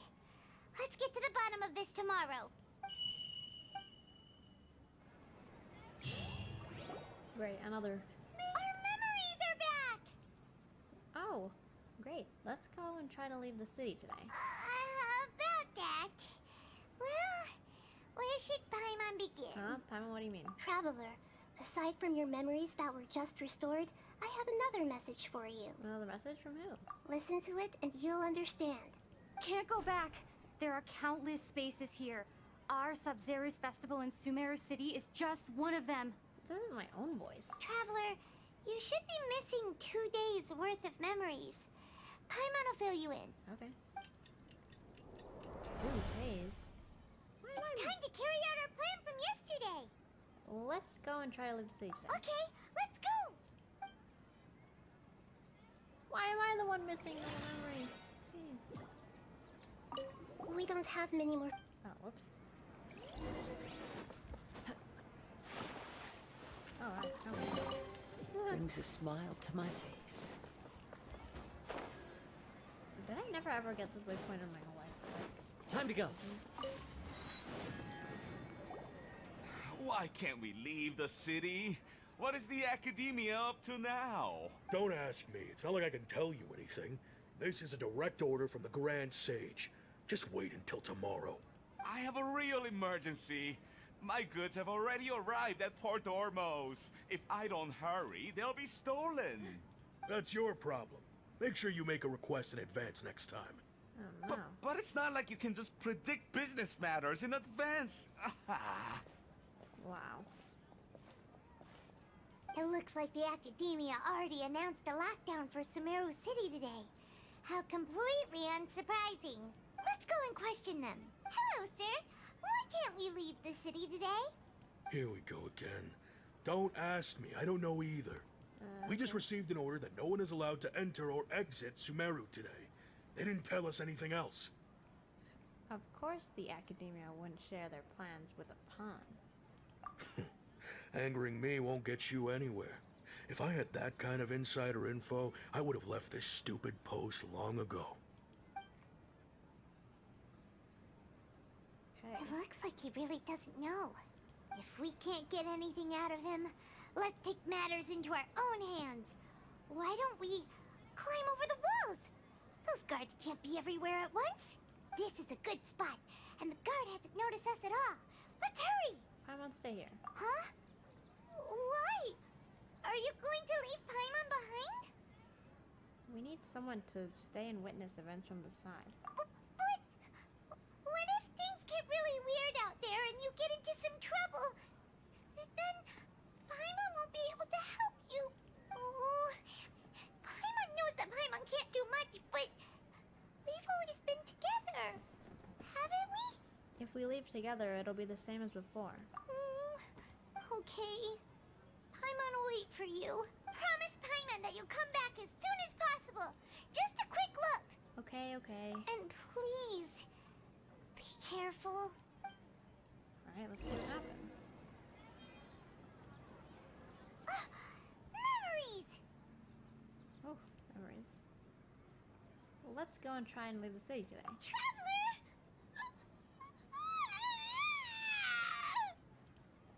Oh, okay. Well, what's wrong, Paimon? Paimon would never see you again. You just disappeared. Paimon waited for you for hours and hours at the city wall and you never came back. You promised Paimon that you were only taking a quick look. What did I promise? Paimon, calm down. She's here now. I don't think she understood what you were saying. Paimon doesn't care. Paimon wanted to go look for you, but you also said that Paimon should stay. Paimon was so worried and so scared the entire day. Although I don't remember any of this still. Sorry, Paimon. I won't leave you behind. Okay. Paimon will forgive you. The most important thing is that you didn't actually disappear. Oh, Paimon was so scared that you had gone into another world. Okay, Paimon, can you tell us your perspective of what really happened yesterday? I see. Using two people's different perspectives. After that, you left the city. Paimon kept her eyes on you the whole time, but then you disappeared in an instant. You sure that's what you saw? You weren't zoning out or anything? Okay. No way! Paimon was watching you with the fullest attention. What's your perspective, Traveler? You sure you don't have any memory of this? Yeah, I don't even know that yesterday existed. I guess that explains everything. You also lost your memories the last 2 times you tried to leave the city. Those days' memories can't be awoken. So, if we leave the city, our memories will be completely erased? So that didn't just restrict access to Sumeru City. They're also erasing the memories of those who leave. It really sounds like something big outside of the city is being hidden on purpose. But this way, we'll also never discover what's outside. If our memories will be erased, can we leave behind something other than memories? Something like a message? But how can we send it back? Don't look at me like that. I'm not used to being stared at. Well... Okay. You want something that can pass on messages, right? Give me some time and take care of Dunyar's out for me. Yep, now we're talking. Okay. Still with the staticky screen. Okay.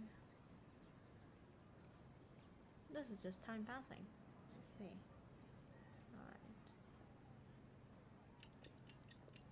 Wow, the moon. I'm done. Here you go. What?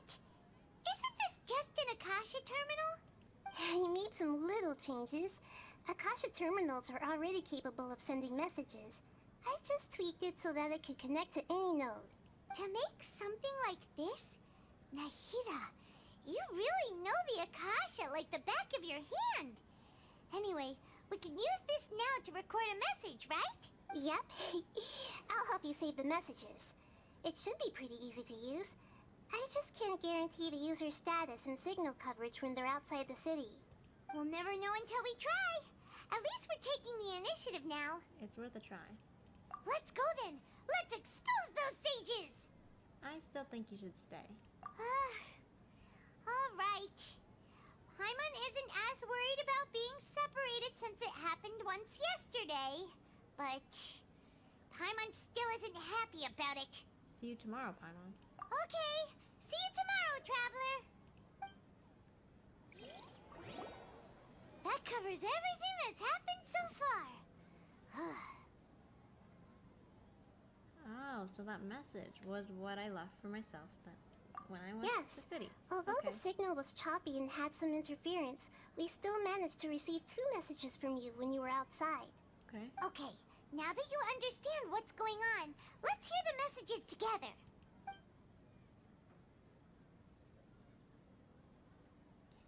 Wow, she is so powerful. Can't go back. There are countless spaces here. Our Sub-Zero's festival in Sumeru City is just one of them.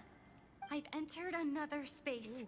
Before me are flowing sandstone and howling fish. Impossible and surreal sights. All these spaces are empty, except for the occasional ones that contain mute puppets rather than people. I can't sense any human presence. Oh no.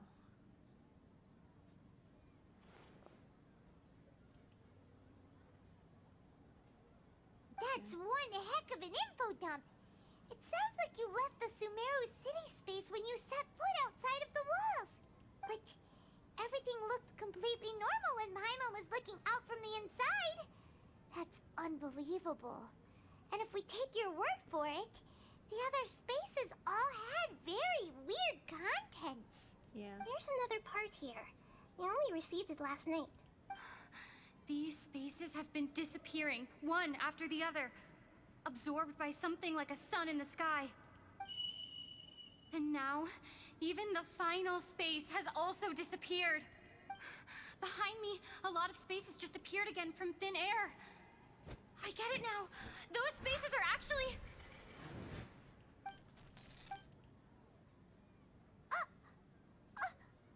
Why did the message end right there? What did the traveler want to say? What are those spaces? Probably because yesterday just happened to end at that moment. Oh, right. Paimon did hear a beep from the Akasha. Did it come from here or from the message? The message.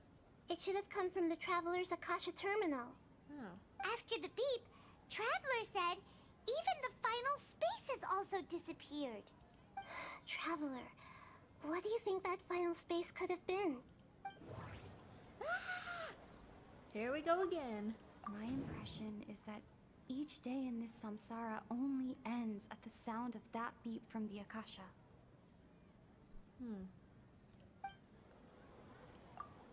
No, no, no! Oh, so that's what it is! After the sound of the beep, the didn't final mean to press space, that! the Sub-Zero's festival, also disappears. And we're taken That was to the an next accident, day. bro. Later on, Traveler also mentioned a bunch of new spaces materializing behind them. Do lots of new spaces appear every day? Paimon's head is spinning. Just what are these spaces anyhow? Well, consider this. For all the horrors of the Archon War, at its heart, it was just a game where a bunch of gods fought over 7 seats.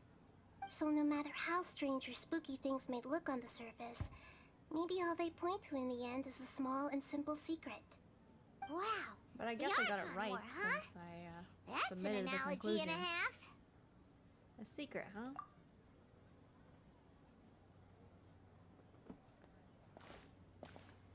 Okay. Give me some time. I need to organize my thoughts. Hey, where are you going? Because didn't she just say? Jeez. Alright. Organize your thoughts. Great. Time to organize my thoughts.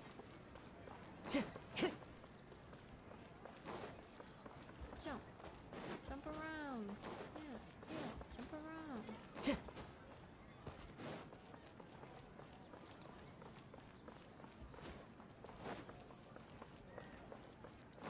Time to go. Time to go.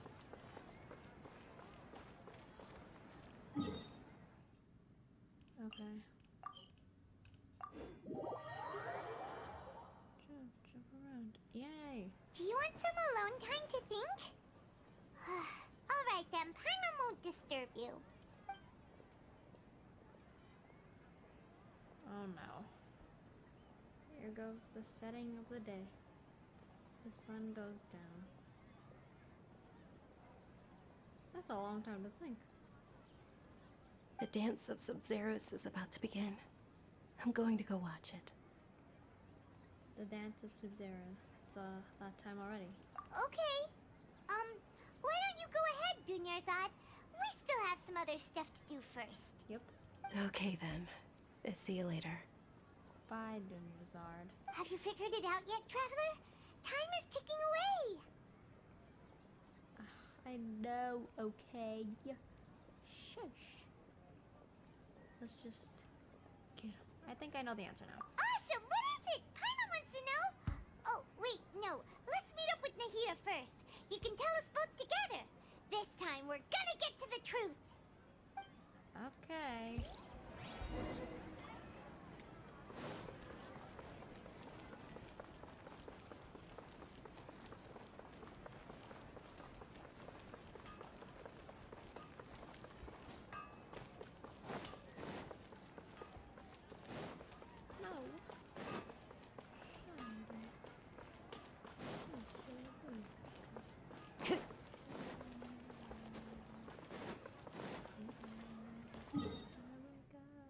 Oh, I should just help you to work, not to teleport. Alright.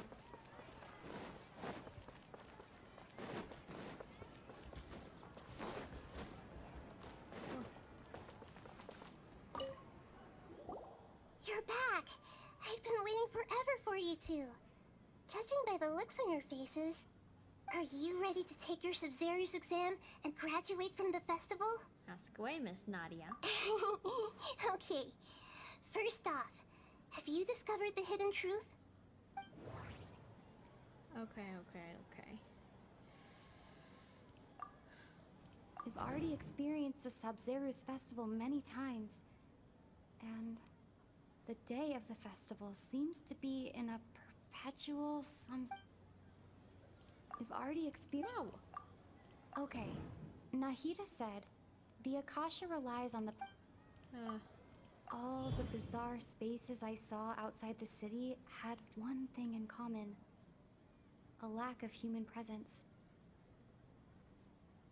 Okay. The moon, illusions, and lies. What do they all mean? People in Sumeru don't dream. What a strange phenomenon.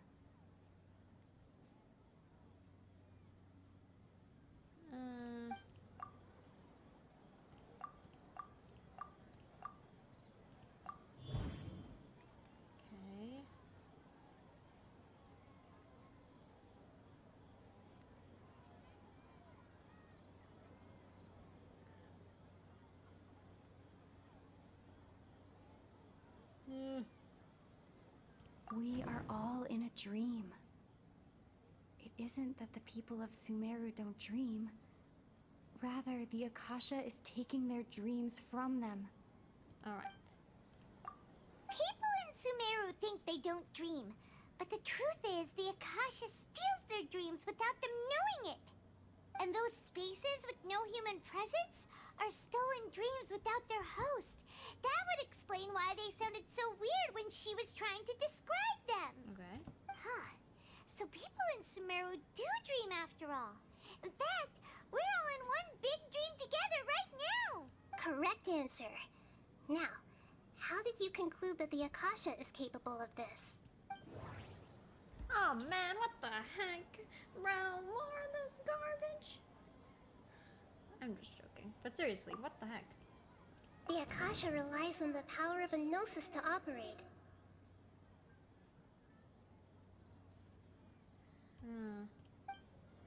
The Akasha No.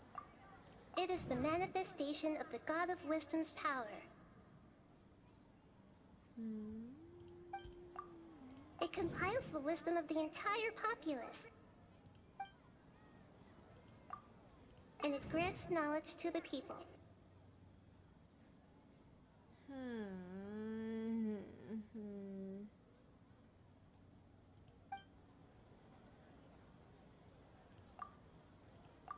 Oh, okay. Those dream-controlling creatures in the forest also get their power from the Dendro Archon, right? That would explain why the Akasha has the ability to control people's dreams, too. But is stealing everyone's dreams really how the Akasha compiles their wisdom? Isn't there anything more to it than that? Yeah. Dreams are fantastical, complex, and full of imagination. People's brains are the most active when they're dreaming. In other words, dreams are rich bundles of human wisdom. So in other words, the complete opposite of how Hypatia understood it. Paimon remembers her saying that the sages think dreams are foolish delusions, and the fact that no one dreams is a blessing from Greater Lord Rukkhadevata. So it was all a dirty trick? The real story is that the sages from the academia are using the Akasha to steal people's dreams for their own use, huh? Yes, and they don't intend to stop there. Oh? By the sounds of it, you understand the current situation pretty well. So then, what about the samsara? Okay. Those spaces kept disappearing, but those dreamscapes kept vanishing. But as soon as that beep sounded, more new spaces appeared.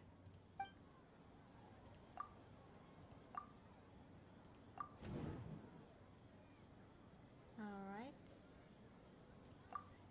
We've already experienced the Sub-Zeru's festival many times, and the day of the festival seems to be in a perpetual samsara. My mind feels exhausted. Grand Sage said, go celebrate the birth of that god to your heart's content. Did he mean something more? Correct. The Akasha is keeping each person's brain in a constant dream state, but also separating their consciousness from their own dream. Their disembodied consciousness is placed inside the collective dream of the Sub-Zeru's festival along with everyone else's, while their now vacant dreams are harvested by the Akasha. No one is any the wiser as another day passes in the dream, and so begins another samsara cycle. Wow. People wake up to yet another dream about the Sub-Zeru's festival. The dreams that belong to them are once again harvested by the Akasha, and so it continues. So, this is like a dream factory, and the Akasha is a dream harvesting machine. Did Paimon get that analogy right? Very good, Paimon. Using analogies well is an excellent habit to get into. Okay, so that beep we keep hearing is actually from our real-life Akasha terminals. Taking off our terminals in this dream doesn't do anything. All right, last question. Who am I? Okay. Now that I think about it, wasn't illusions hinting at the sage's deception of Sumeru's people?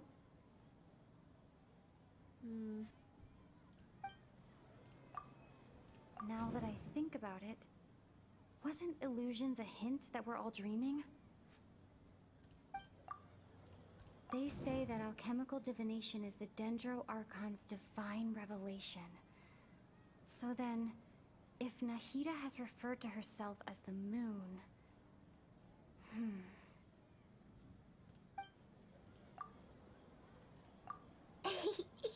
So you noticed. You are Lesser Lord Kusanali. I thought that one would be the hardest question. That's why I put it last. That wasn't hard at all. Even Paimon guessed that. Everything about you is different. We just didn't want to expose you is all. Now that you mention it, Nahida, you've been hinting to us since the very beginning. It's funny. Thinking back to when we were asking all over the place for info about Lesser Lord Kusanali. Paimon didn't expect to meet you like this. I have a lot of questions for you. Yes, those can wait until we're back in real life. On the other hand, I'd be happy to answer any more questions you have about here and now. About this...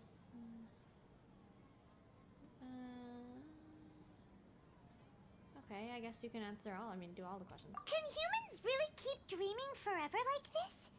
Will it ever end? And if so, when? You might say your mental fatigue has already answered this question. Eventually, there's only so much that people can tolerate. Especially those whose health is compromised to begin with, like Dunyarzad. This relentless exploitation takes an even harder toll on them. People's lives are at stake here, and nobody knows a thing! We've got to put a stop to this! Okay. You asked me this question before. My answer was, it would literally... Right. Now that you know this is all a dream, have you heard the saying, don't wake a sleepwalker? Likewise, if someone suddenly had told you all this, instead of you learning it on your own, your notion of reality and dream would be thrown into irreversible confusion. I couldn't expose you to that kind of risk. That's why I could only give you very subtle hints and some suggestions. Long story short, I'm really sorry I had to keep you guessing. Okay, how about this one? Firstly, this dream we're in is completely based on reality. People have already experienced this Sumeru's festival, so it would be very difficult for them to find anything that strikes them as surreal. Secondly, you're probably wondering why people don't have any memories from earlier samsara, right? That's because people don't remember their dreams most of the time anyway. And in any case, their actual dreams are being taken away from them by the Akasha. So whenever they wake up in this dream of the Sumeru's festival, they don't remember anything from their previous identical dream. That reminds Paimon. Traveler had a dream when we were in the Avidia Forest, but couldn't see what it was about after waking up. Is that an example of what you mean? Yes. Only after receiving the blessing of Dendril can a person gain the Dendril element's dream-enhancing power. That explains the feelings of deja vu. Meanwhile, everyone else has no idea that they are in the Sumeru's festival samsara, while their dreams are stolen from them over and over again. Okay. I know, right? Why did they have to base this dream on my birthday? Could it really just be a coincidence? Even you don't know the reason?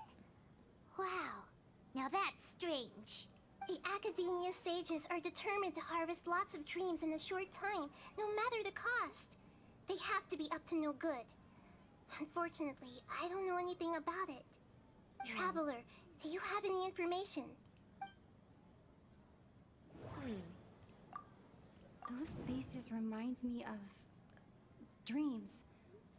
Like the one I had in the Avidia Forest. Except the...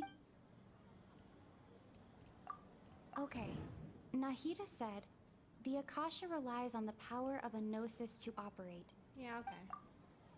Grand Sage said, go celebrate the birth of that god to your heart's content. Did he mean something more? Celebrate the birth of that god?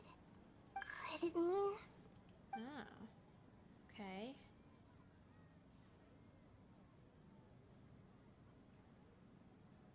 Deceiving the people of Sumeru with no regard for their safety. No matter what they're trying to do, this is unforgivable. It is. After we end the Sumeru's festival samsara, we have to look into them. How can the sages of the Academia do this behind their Archon's back? This is ridiculous! In the end, I'm just the moon. The real sun is long gone. Oh, she's talking A about sun and a moon? Former Dendril Archon, talking I'm in guessing. riddles again. I mean, what else could she mean? Oh, We're out of time today. I'll tell you how to break free of the samsara tomorrow. See you then.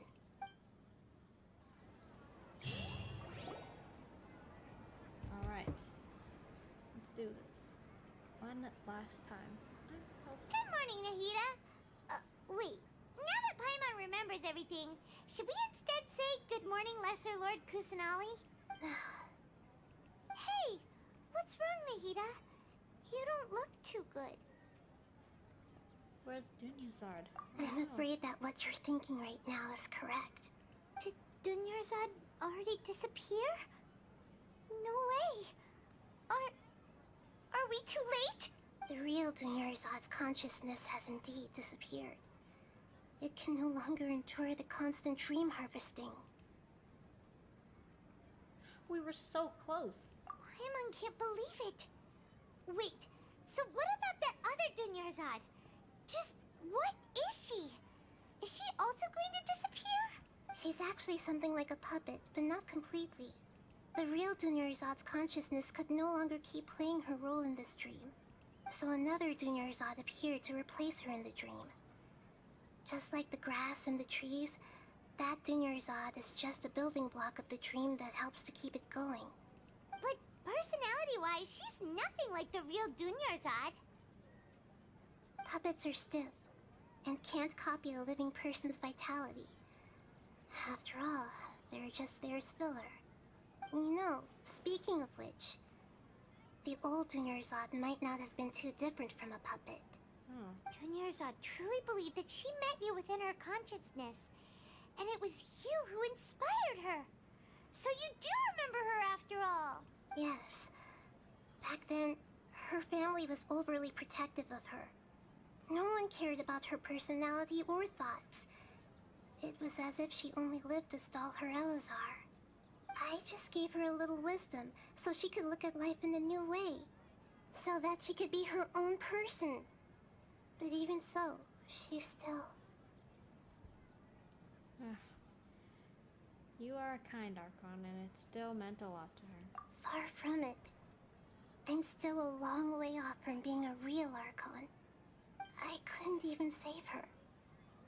If I were a competent Archon, I wouldn't have let my most faithful follower die at the Sumeru's festival with so many regrets. No. Please don't beat yourself up over it, Nahida. It's the sage's fault, and theirs alone. I'm not beating myself up. All I did was to rationally observe the distance between myself and a real Archon. Don't be like that, Nahida. Even real Archons are still allowed to be sad. Yeah. To prevent more tragedies like this, we must end the samsara as soon as possible. Great, but how do we do that? Although the Sumeru's festival dream is under the Akasha's control, only humans can dream. Even the Akasha is unable to create them. That means this dream belongs to a host who created it. Huh? So, how should we find that person? Well, if this is someone's dream, then everything here must come from deep within their consciousness. Which means, with the power of imagination, they can change anything in this dream. Imagination? What do you mean by that? Imagination means breaking through what you perceive as normal. Like when a server at a tavern brings a plate to you, you'd naturally assume that food is on it. However, if you're the dream's host and you become aware that you're dreaming, when you imagine gold and more on the plate, the dream will respond in kind, and the server really will bring you gold and mora. But right now, our host is unaware that this is a dream. No matter how many times they're served, it will always be food. So we find the host, then what? Find some way to make that person realize that they're dreaming. Usually, once that happens, the person will wake up and the dream samsara will be broken. Okay. How are we going to find them, though? If it could be anyone, it'd be like looking for a needle in a haystack. I like that. And even if we did find them, how are we supposed to make them realize they're dreaming? Yeah. After all, like you said, don't wake a sleepwalker. It's extremely difficult, yes. But the only ones who can do it are you two.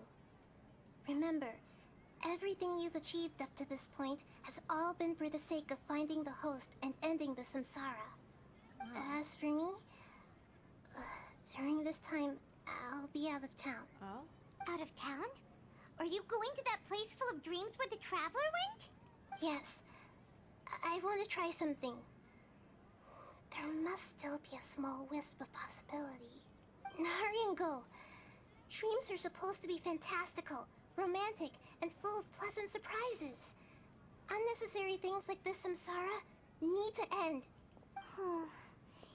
Paimon's still a little upset that we've come this far, only for Dunyarzad to... She was such a good person, with such a simple wish. But fate was against her. I just feel so demoralized. Demoralized, yeah. Yeah. Okay. Saving Dunyarzad is what kept us going this whole time. But we mustn't lose hope, Traveler. Dunyarzad would definitely want to see us save everyone else. So let's break the samsara for her sake.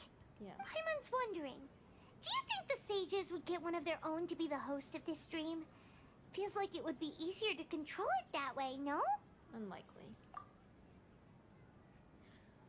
Knowing the plan, they'd probably become aware that they were dreaming. An unsuspecting host would be less likely to realize this is a dream. Huh. That's true.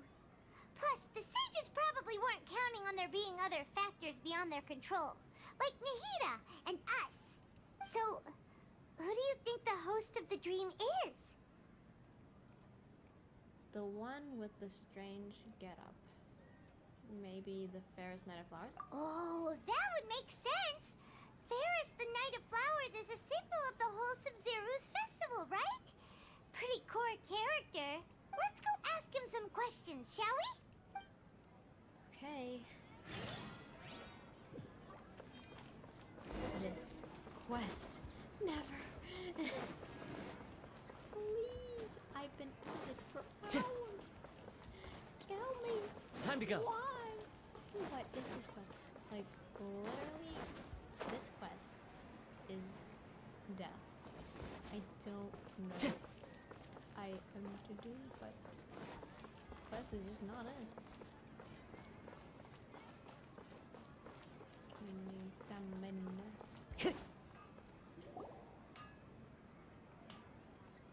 You're back. You left in a hurry last time. Is everything okay? Everything's fine. Just, it's a little hard to explain. Would you mind taking part in a little experiment with us? Yes. An experiment? That came out of nowhere. I'm listening, though. What do you need me to do? Could you make a wish? Yes. Imagine your wish coming true before your very eyes. You want me to make a wish? Is that a new Sub-Zero's festival tradition or something? Less questions, more wishing! Okay. Okay. Okay. My wish. Okay. I'm a little nervous saying this out loud, but I want Miss Dunyarzad to be happy. Oh. I noticed earlier that she looked a bit down, and she wasn't really talking to anyone. She just doesn't seem like herself. She's always so gentle and kind, and all the kids love her. I've also wondered if the reason she asked me to be Fairest Night of Flowers is because I'm special to her, or something. So, you have a crush on Dunyarzad? Oh, is it that obvious? After what I just said, I guess it is. Okay.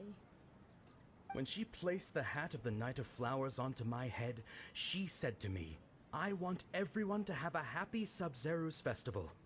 What she didn't realize was that I'm not that interested in how everyone else feels. In that moment, I just wanted to be her Night of Flowers for the rest of my life. 50 years? 100 years? I'll serve her till the end of time. Oh. Okay, yeah, that was a bit much. Felt like the right moment to get it off my chest, but that was pretty embarrassing. Okay, I'm ready to make my wish. I would like Miss Dunyarzad to appear in front of me right now with a smile on her face. Here goes. Please come true. Please come true. I'm gonna open my eyes. Oh, you're... What? What happened? Fucky? Sorry, but only one portion of Yalda candies per person. Back home you go. Nice try, you two. Anyway, never mind. I don't need to see her appear right in front of me. As long as she's happy. Guess he isn't the host of this dream after all. Should have expected it wouldn't be this easy. Okay. On to the next person, I guess. who knows Dunyarzad loves her. But none of them has any idea that she... My lady, step back. That sounds like Dia! Oh, right. This is when Dunyarzad bumps into the kidnappers. I'll teach them a lesson they won't forget. Huh? But Dia can handle them. Hey, Traveler! Guess we're fighting the kidnappers this time? Right.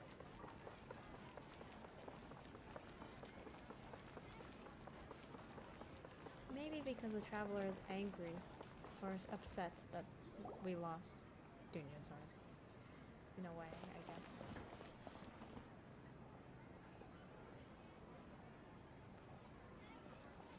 Oh, it's you. Great timing.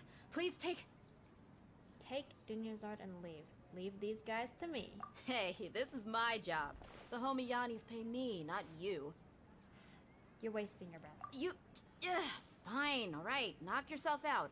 Why are you so worked up anyway? It's not like I don't trust your fighting skills. Anyway, watch yourself. Okay. So you got yourself some backup. Suit yourself. You're going down. In your dreams. We actually get to fight these guys. One with nature. As one with wind and cloud. We didn't get to fight them at the beginning, so I just... Let me scry. The wind knows me. And there's only 3 of them. Burn! You won this one. Time to go. Chip! You can run, but you can't hide. Tidal wave. Why are they so hard? Yeah. Like, come here, boy. One with nature. I'll be back. No, you won't. Laters. Traveler, were you just taking your anger out on those guys? I'm fine. I'm just angry at myself. You and Nahida both. Dunyarzad wouldn't want to see you two like this. Oh, and speaking of her, Paimon just remembered something. Remember how during the first Sub-Zero's festival, before the Samsara started, we came here with Dunyarzad because she wanted to pick something up? She said it was because she had forgotten something. Yes, I do remember that. Okay, so Paimon's memory is working so far. Anyway, Paimon also remembers that she is staying somewhere around here. She pointed it out to us the night before the Sub-Zero's festival. Should we check it out? Check the item out? Even if it's only a tiny clue, it'll probably still help us more than this needle in a haystack search. Right. This is the place. It's rude to enter other people's spaces without permission, but desperate times call for desperate measures. All right. Hey, the windows are unlocked. Okay, Paimon's gonna take a peek inside. All right, Paimon.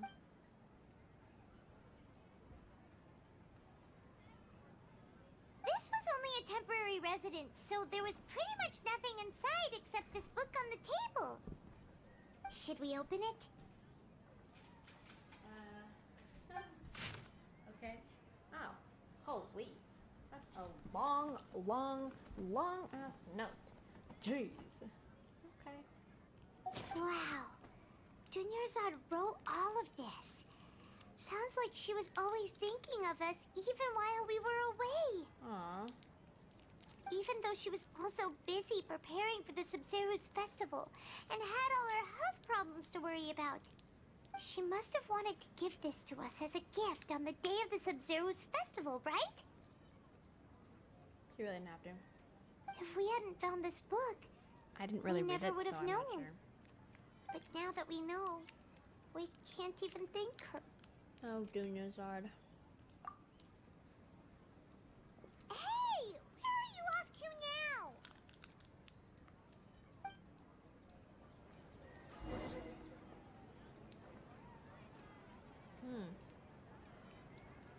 We would talk to her now? I thought she was a puppet.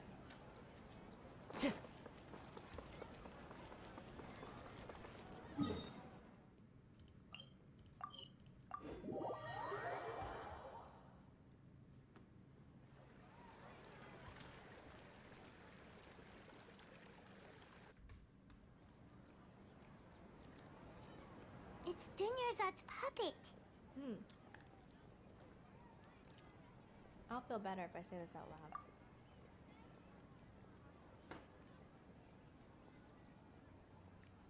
Thank you. Traveler? Aw. You must be exhausted. Come to think of it, we've been stuck in this place for a really, really long time. Heck, even the last time we were chatting happily with Dunyarzad feels like an eternity ago. I don't know. I mean, wow, the memories. Memories.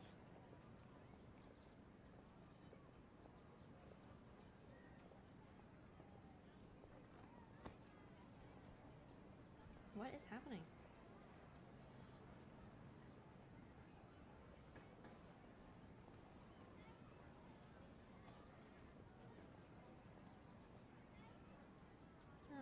Paimon still remembers when we were sitting here, and the way her eyes sparkled when she talked about Milu's dance of Sub-Zerus. I can barely recall it now. There will always be frustrations in life, but I know that the point of living is not to leave behind any regrets.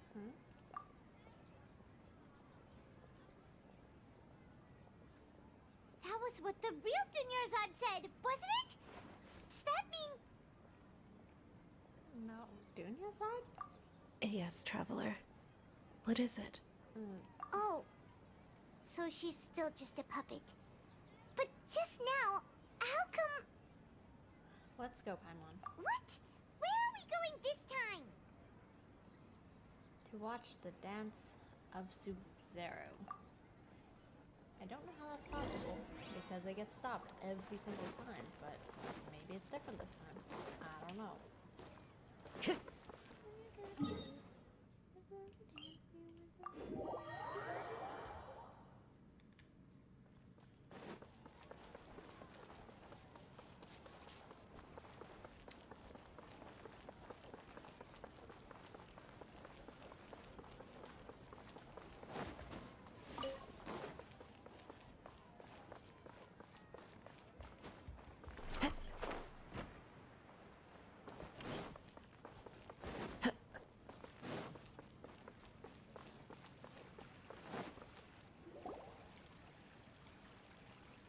If you continue to resist, we will have to order an investigation into every single event organizer.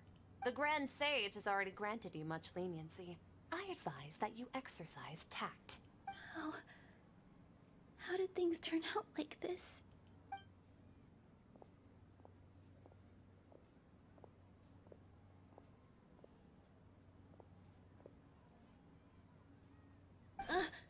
Traveler? You don't have to get involved. He's a sage from the Academia. I don't want to drag you into this. Traveler? Traveler? What the heck are you doing? If you get arrested by the Academia, that's another day gone to waste!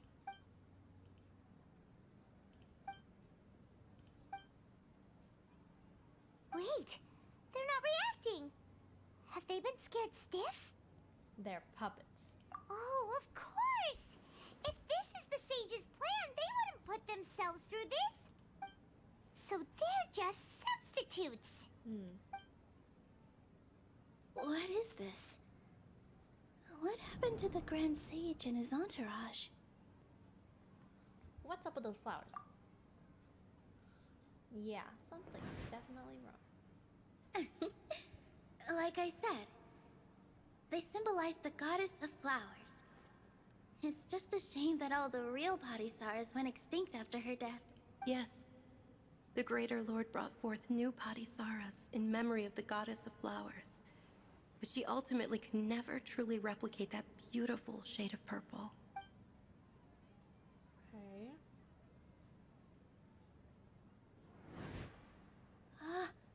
That beautiful shade of purple. Aren't these flowers real Padisaras? Just like the ones from the legend? I didn't even notice. Dunyarzad, did you find these? But didn't you just say all the real flowers went extinct after the goddess of flowers passed away? So, how? Yeah. What's going on here?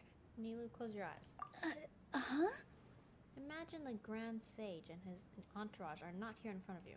You guys are acting weird. But okay, I'll try.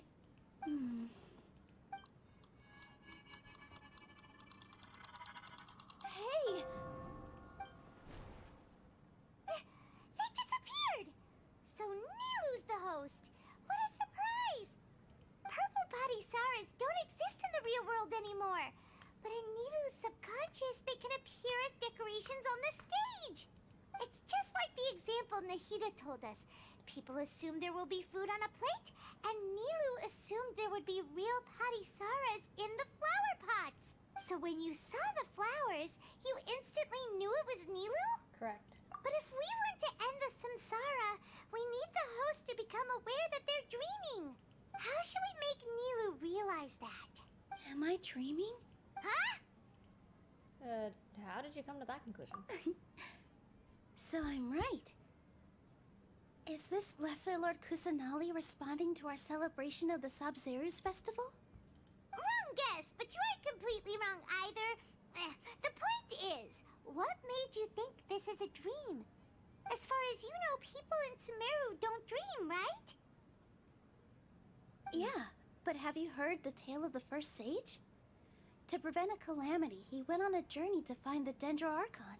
Ooh, sounds familiar. Dunyarzad told us a story like that when we first arrived in Sumeru City. So it was about the first sage, huh? Yep, but in the part you heard, he hadn't become the first sage yet. There's more to the story. His piety and wisdom were acknowledged by the Dendro Archon, and she finally gave her blessing to him. Oh. All kinds of spectacular scenes appeared in front of the first sage, as if all the knowledge in the world was being painted onto a canvas right before him. He was captivated. Okay. After who knows how long, he mastered all the knowledge he could comprehend. Afterward, he said to the Dendro Archon, "I miss my parents, my wife, and my children. I've been away from home for far too long. They must be worried." The Dendro Archon smiled. The next second, the sage found himself lying in his bed, as if he had just woken up from a dream. His wife, lying next to him, said, "You're off to search for the Dendro Archon today, aren't you? Have a safe journey, my love." In the end, the first sage took care of many disasters in Sumeru City, and founded the Academia. What a happy ending. Okay. So, the first sage was dreaming ever since the beginning of the story? He never went on his journey? Yes. But his faith and determination were conveyed to the Dendro Archon, so she blessed him in the form of a dream. Paimon understands where you're coming from now. That's a really interesting connection. But we really gotta wake up soon, like the sage in the story. The dream, and now that Nilu's aware of it, the dream should be over soon. I see. Well, it just so happens that today's Sabzeruz festival is almost over too. Okay.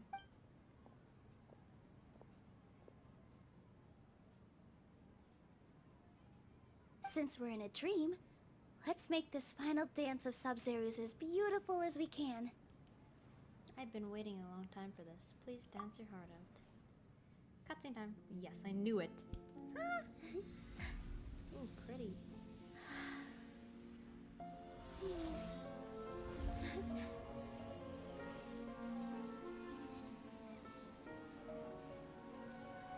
The wait is over, everyone. I dedicate this to our god, the dance of Sabzeruz.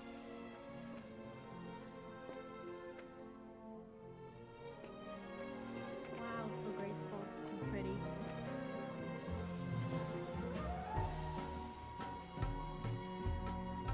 Whoa.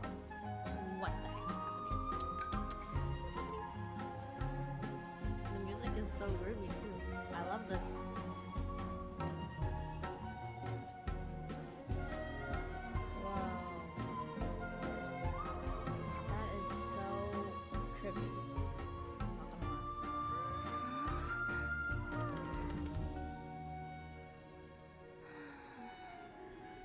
I'd be lying if I said I had no regrets.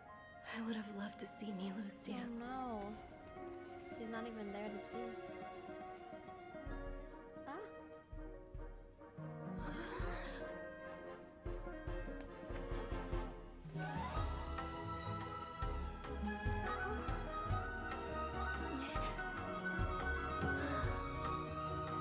Well, I'm glad she's there to see it. Finally.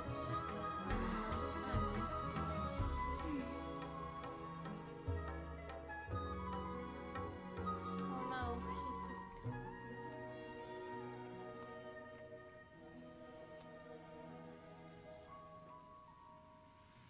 just... Oh. That was interesting. So she was really dreaming. Interesting, I think. Oh, good morning, traveler. Oh, Paimon feels like she's been asleep for the longest time. Good morning, Paimon. Paimon's head feels super heavy. Did we oversleep? Do you even remember going to sleep last night? No. Paimon thinks it was after the Sumeru's festival. The Sumeru's festival! Have we finally escaped from the Sub-Zero samsara? I remember now. Quick! Take off your Akasha terminal! At the end of the dance of Sub-Zero, I think I saw... Quick, let's go see Dunyazard. Yeah, we have to hurry. Go, run, run, run, run. At least I don't have to run. Like, in-game run.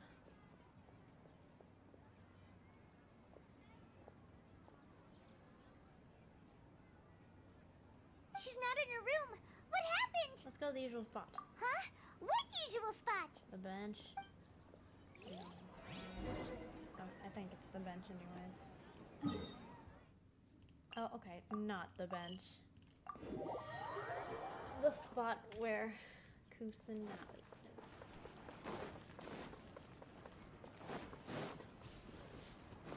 What? Cabin? Well done, traveler and Paimon. Whoa. And thank you, Dunyarzad, for organizing the Sub-Zero's festival for me. I'm sorry, who are... Dunyarzad! You're okay! Oh, don't scare us like that! Dunyazard. Oh, Traveler Paimon. I have something amazing to tell you. I just had a dream. And I saw Nilu performing the dance of Sub-Zero's. Wow, what happened? You're actually Nahida, aren't you? Paimon felt like Catherine was acting weird when we met at the Sub-Zero's festival. And... Dunyarzad, did you save her? It's a really long story. We shouldn't disturb her. Her consciousness is still weakened. Let's chat somewhere else. How about by the Traveler's favorite bench? Is it now my favorite bench? That bench? Oops, let me press that. The bench is now my favorite bench. Alright.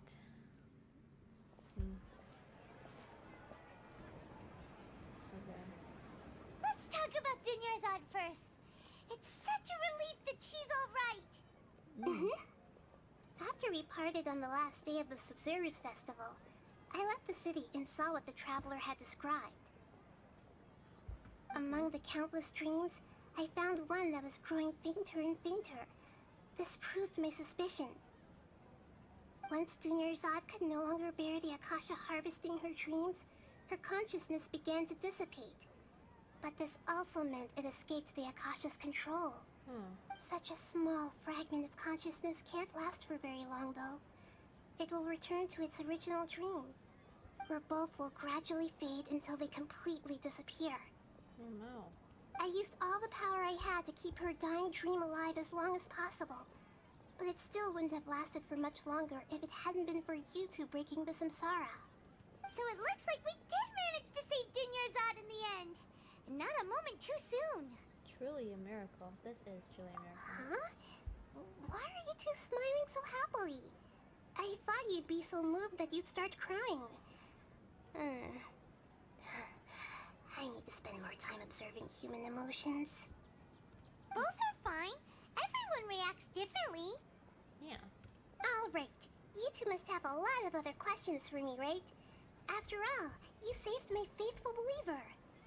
As your reward, I will answer any and all questions.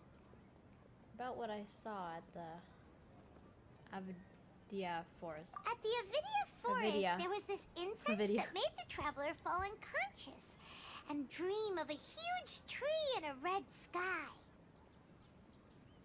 You also heard someone's voice, right? It said world and forget me.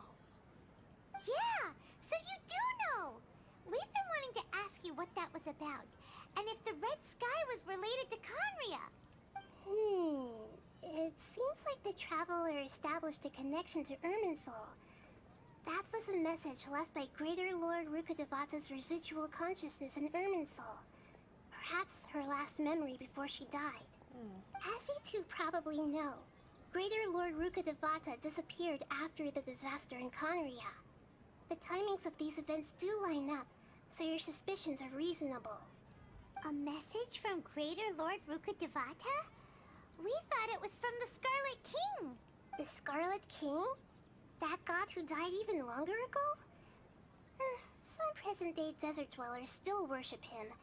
You probably just heard some of their conspiracies. Okay, so what does the message mean? I still haven't managed to decipher it. Even the Akasha isn't currently capable of doing that. Greater Lord Rukkhadevata's residual consciousness in Irminsul seems to be contaminated with something that has a very dangerous aura to it. Many devoted scholars go mad as soon as they connect their consciousness.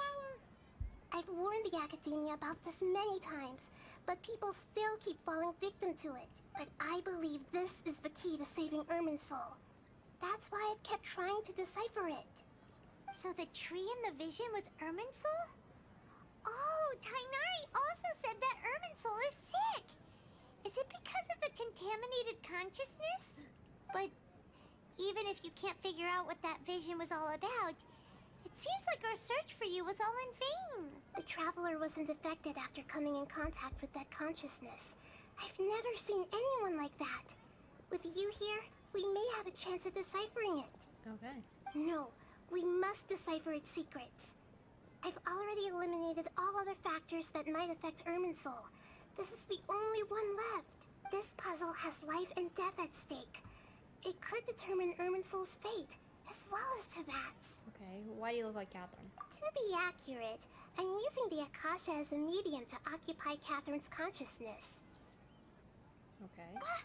How did you do that? Poor Catherine. Does this mean you can also occupy other people's consciousnesses? Theoretically, I can enter anyone's mind as long as they're wearing their Akasha terminal. The Akasha is the legacy of Greater Lord Rukkhadevata. As Lesser Lord Kusanali and the first Akasha terminal, my consciousness has always been linked to the Akasha. I've always respected my people's free will, so I've never actually occupied their consciousness. When necessary, I just borrow this bionic Snezhnayan puppet. What? She's a puppet? Hold on. Did we just learn some deep, dark secret? So Catherine is... No wonder Paimon felt something was off about her. What about your own body? Why do you need to borrow other people's? Don't you live in the sanctuary of Surasthana? That story begins a long time ago. After Greater Lord Rukkhadevata disappeared, the sages found my newly born self and took me back to Sumeru. At that time, I was young and weak. The sages kept me in the sanctuary of Surasthana, ostensibly for the sake of protecting me. But I've hardly heard from them since. However, I do understand that they had hoped to find Greater Lord Rukkhadevata instead of me, a symbol of her passing. Oh, no. So, the sages basically put their new Archon under house arrest? How dare they! Why don't you teach them a lesson, Nahida? What the heck? In some ways, they aren't wrong. Greater Lord Rukkhadevata was omniscient and omnipotent. Even after her death, the Akasha is still empowering this nation. And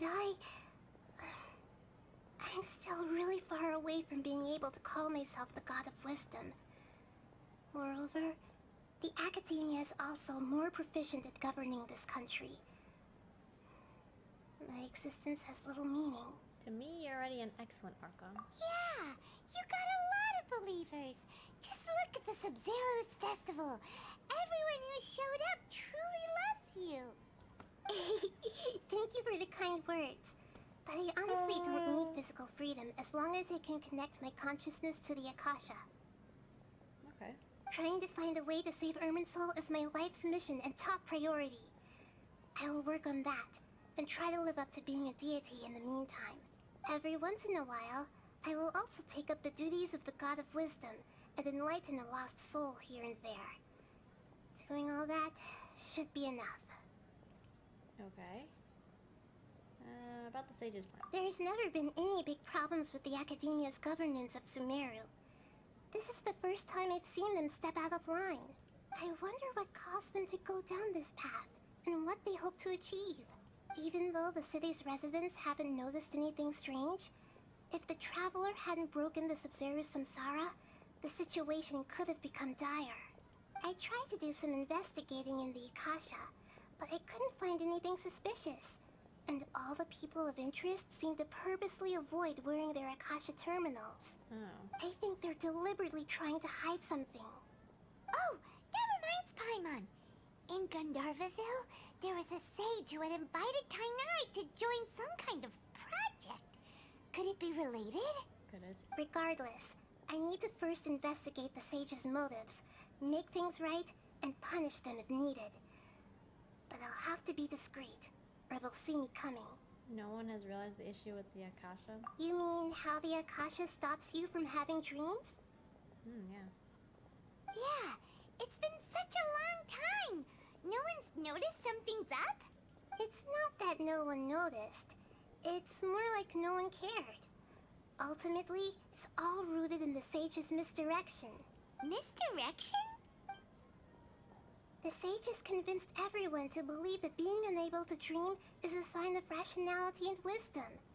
Not dreaming is a badge of honor in Sumeru, even if the truth is that their dreams are being reaped by the Akasha.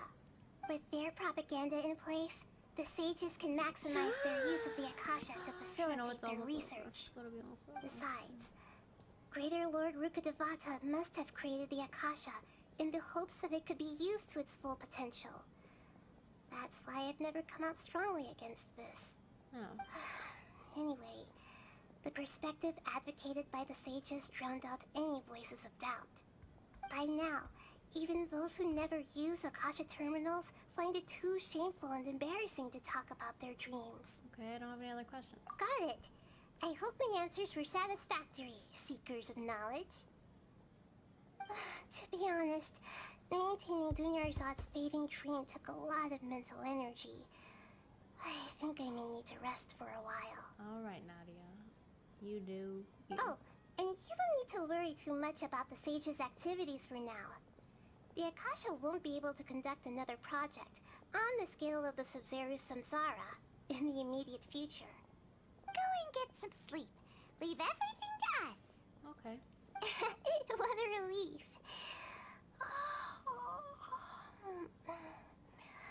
This is truly the most exhausting birthday I've ever had. Traveler? Paimon? Why am I here? Do either of you know? No.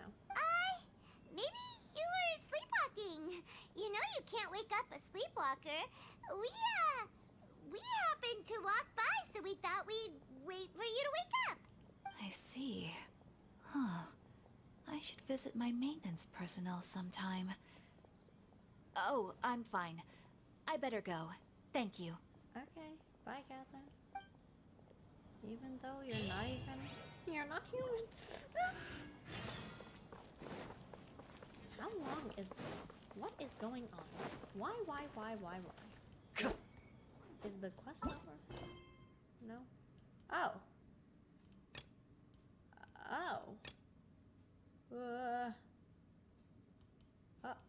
Oh, it is over. I was like, what's happening? Is this quest over already? What's going on? Okay. So the quest is over. I was confused. I was like, okay. But anyways, oh my gosh, holy good jeez of many millions, like, excuse me. It's over, finally. I thought it would never end. Never. But it did. Finally, after so long. Well, thanks for watching, you guys. I need a break. A break. Because that was too long. Alright, thanks for watching, you guys. See you in the next video. In the next part, I guess. So, yeah.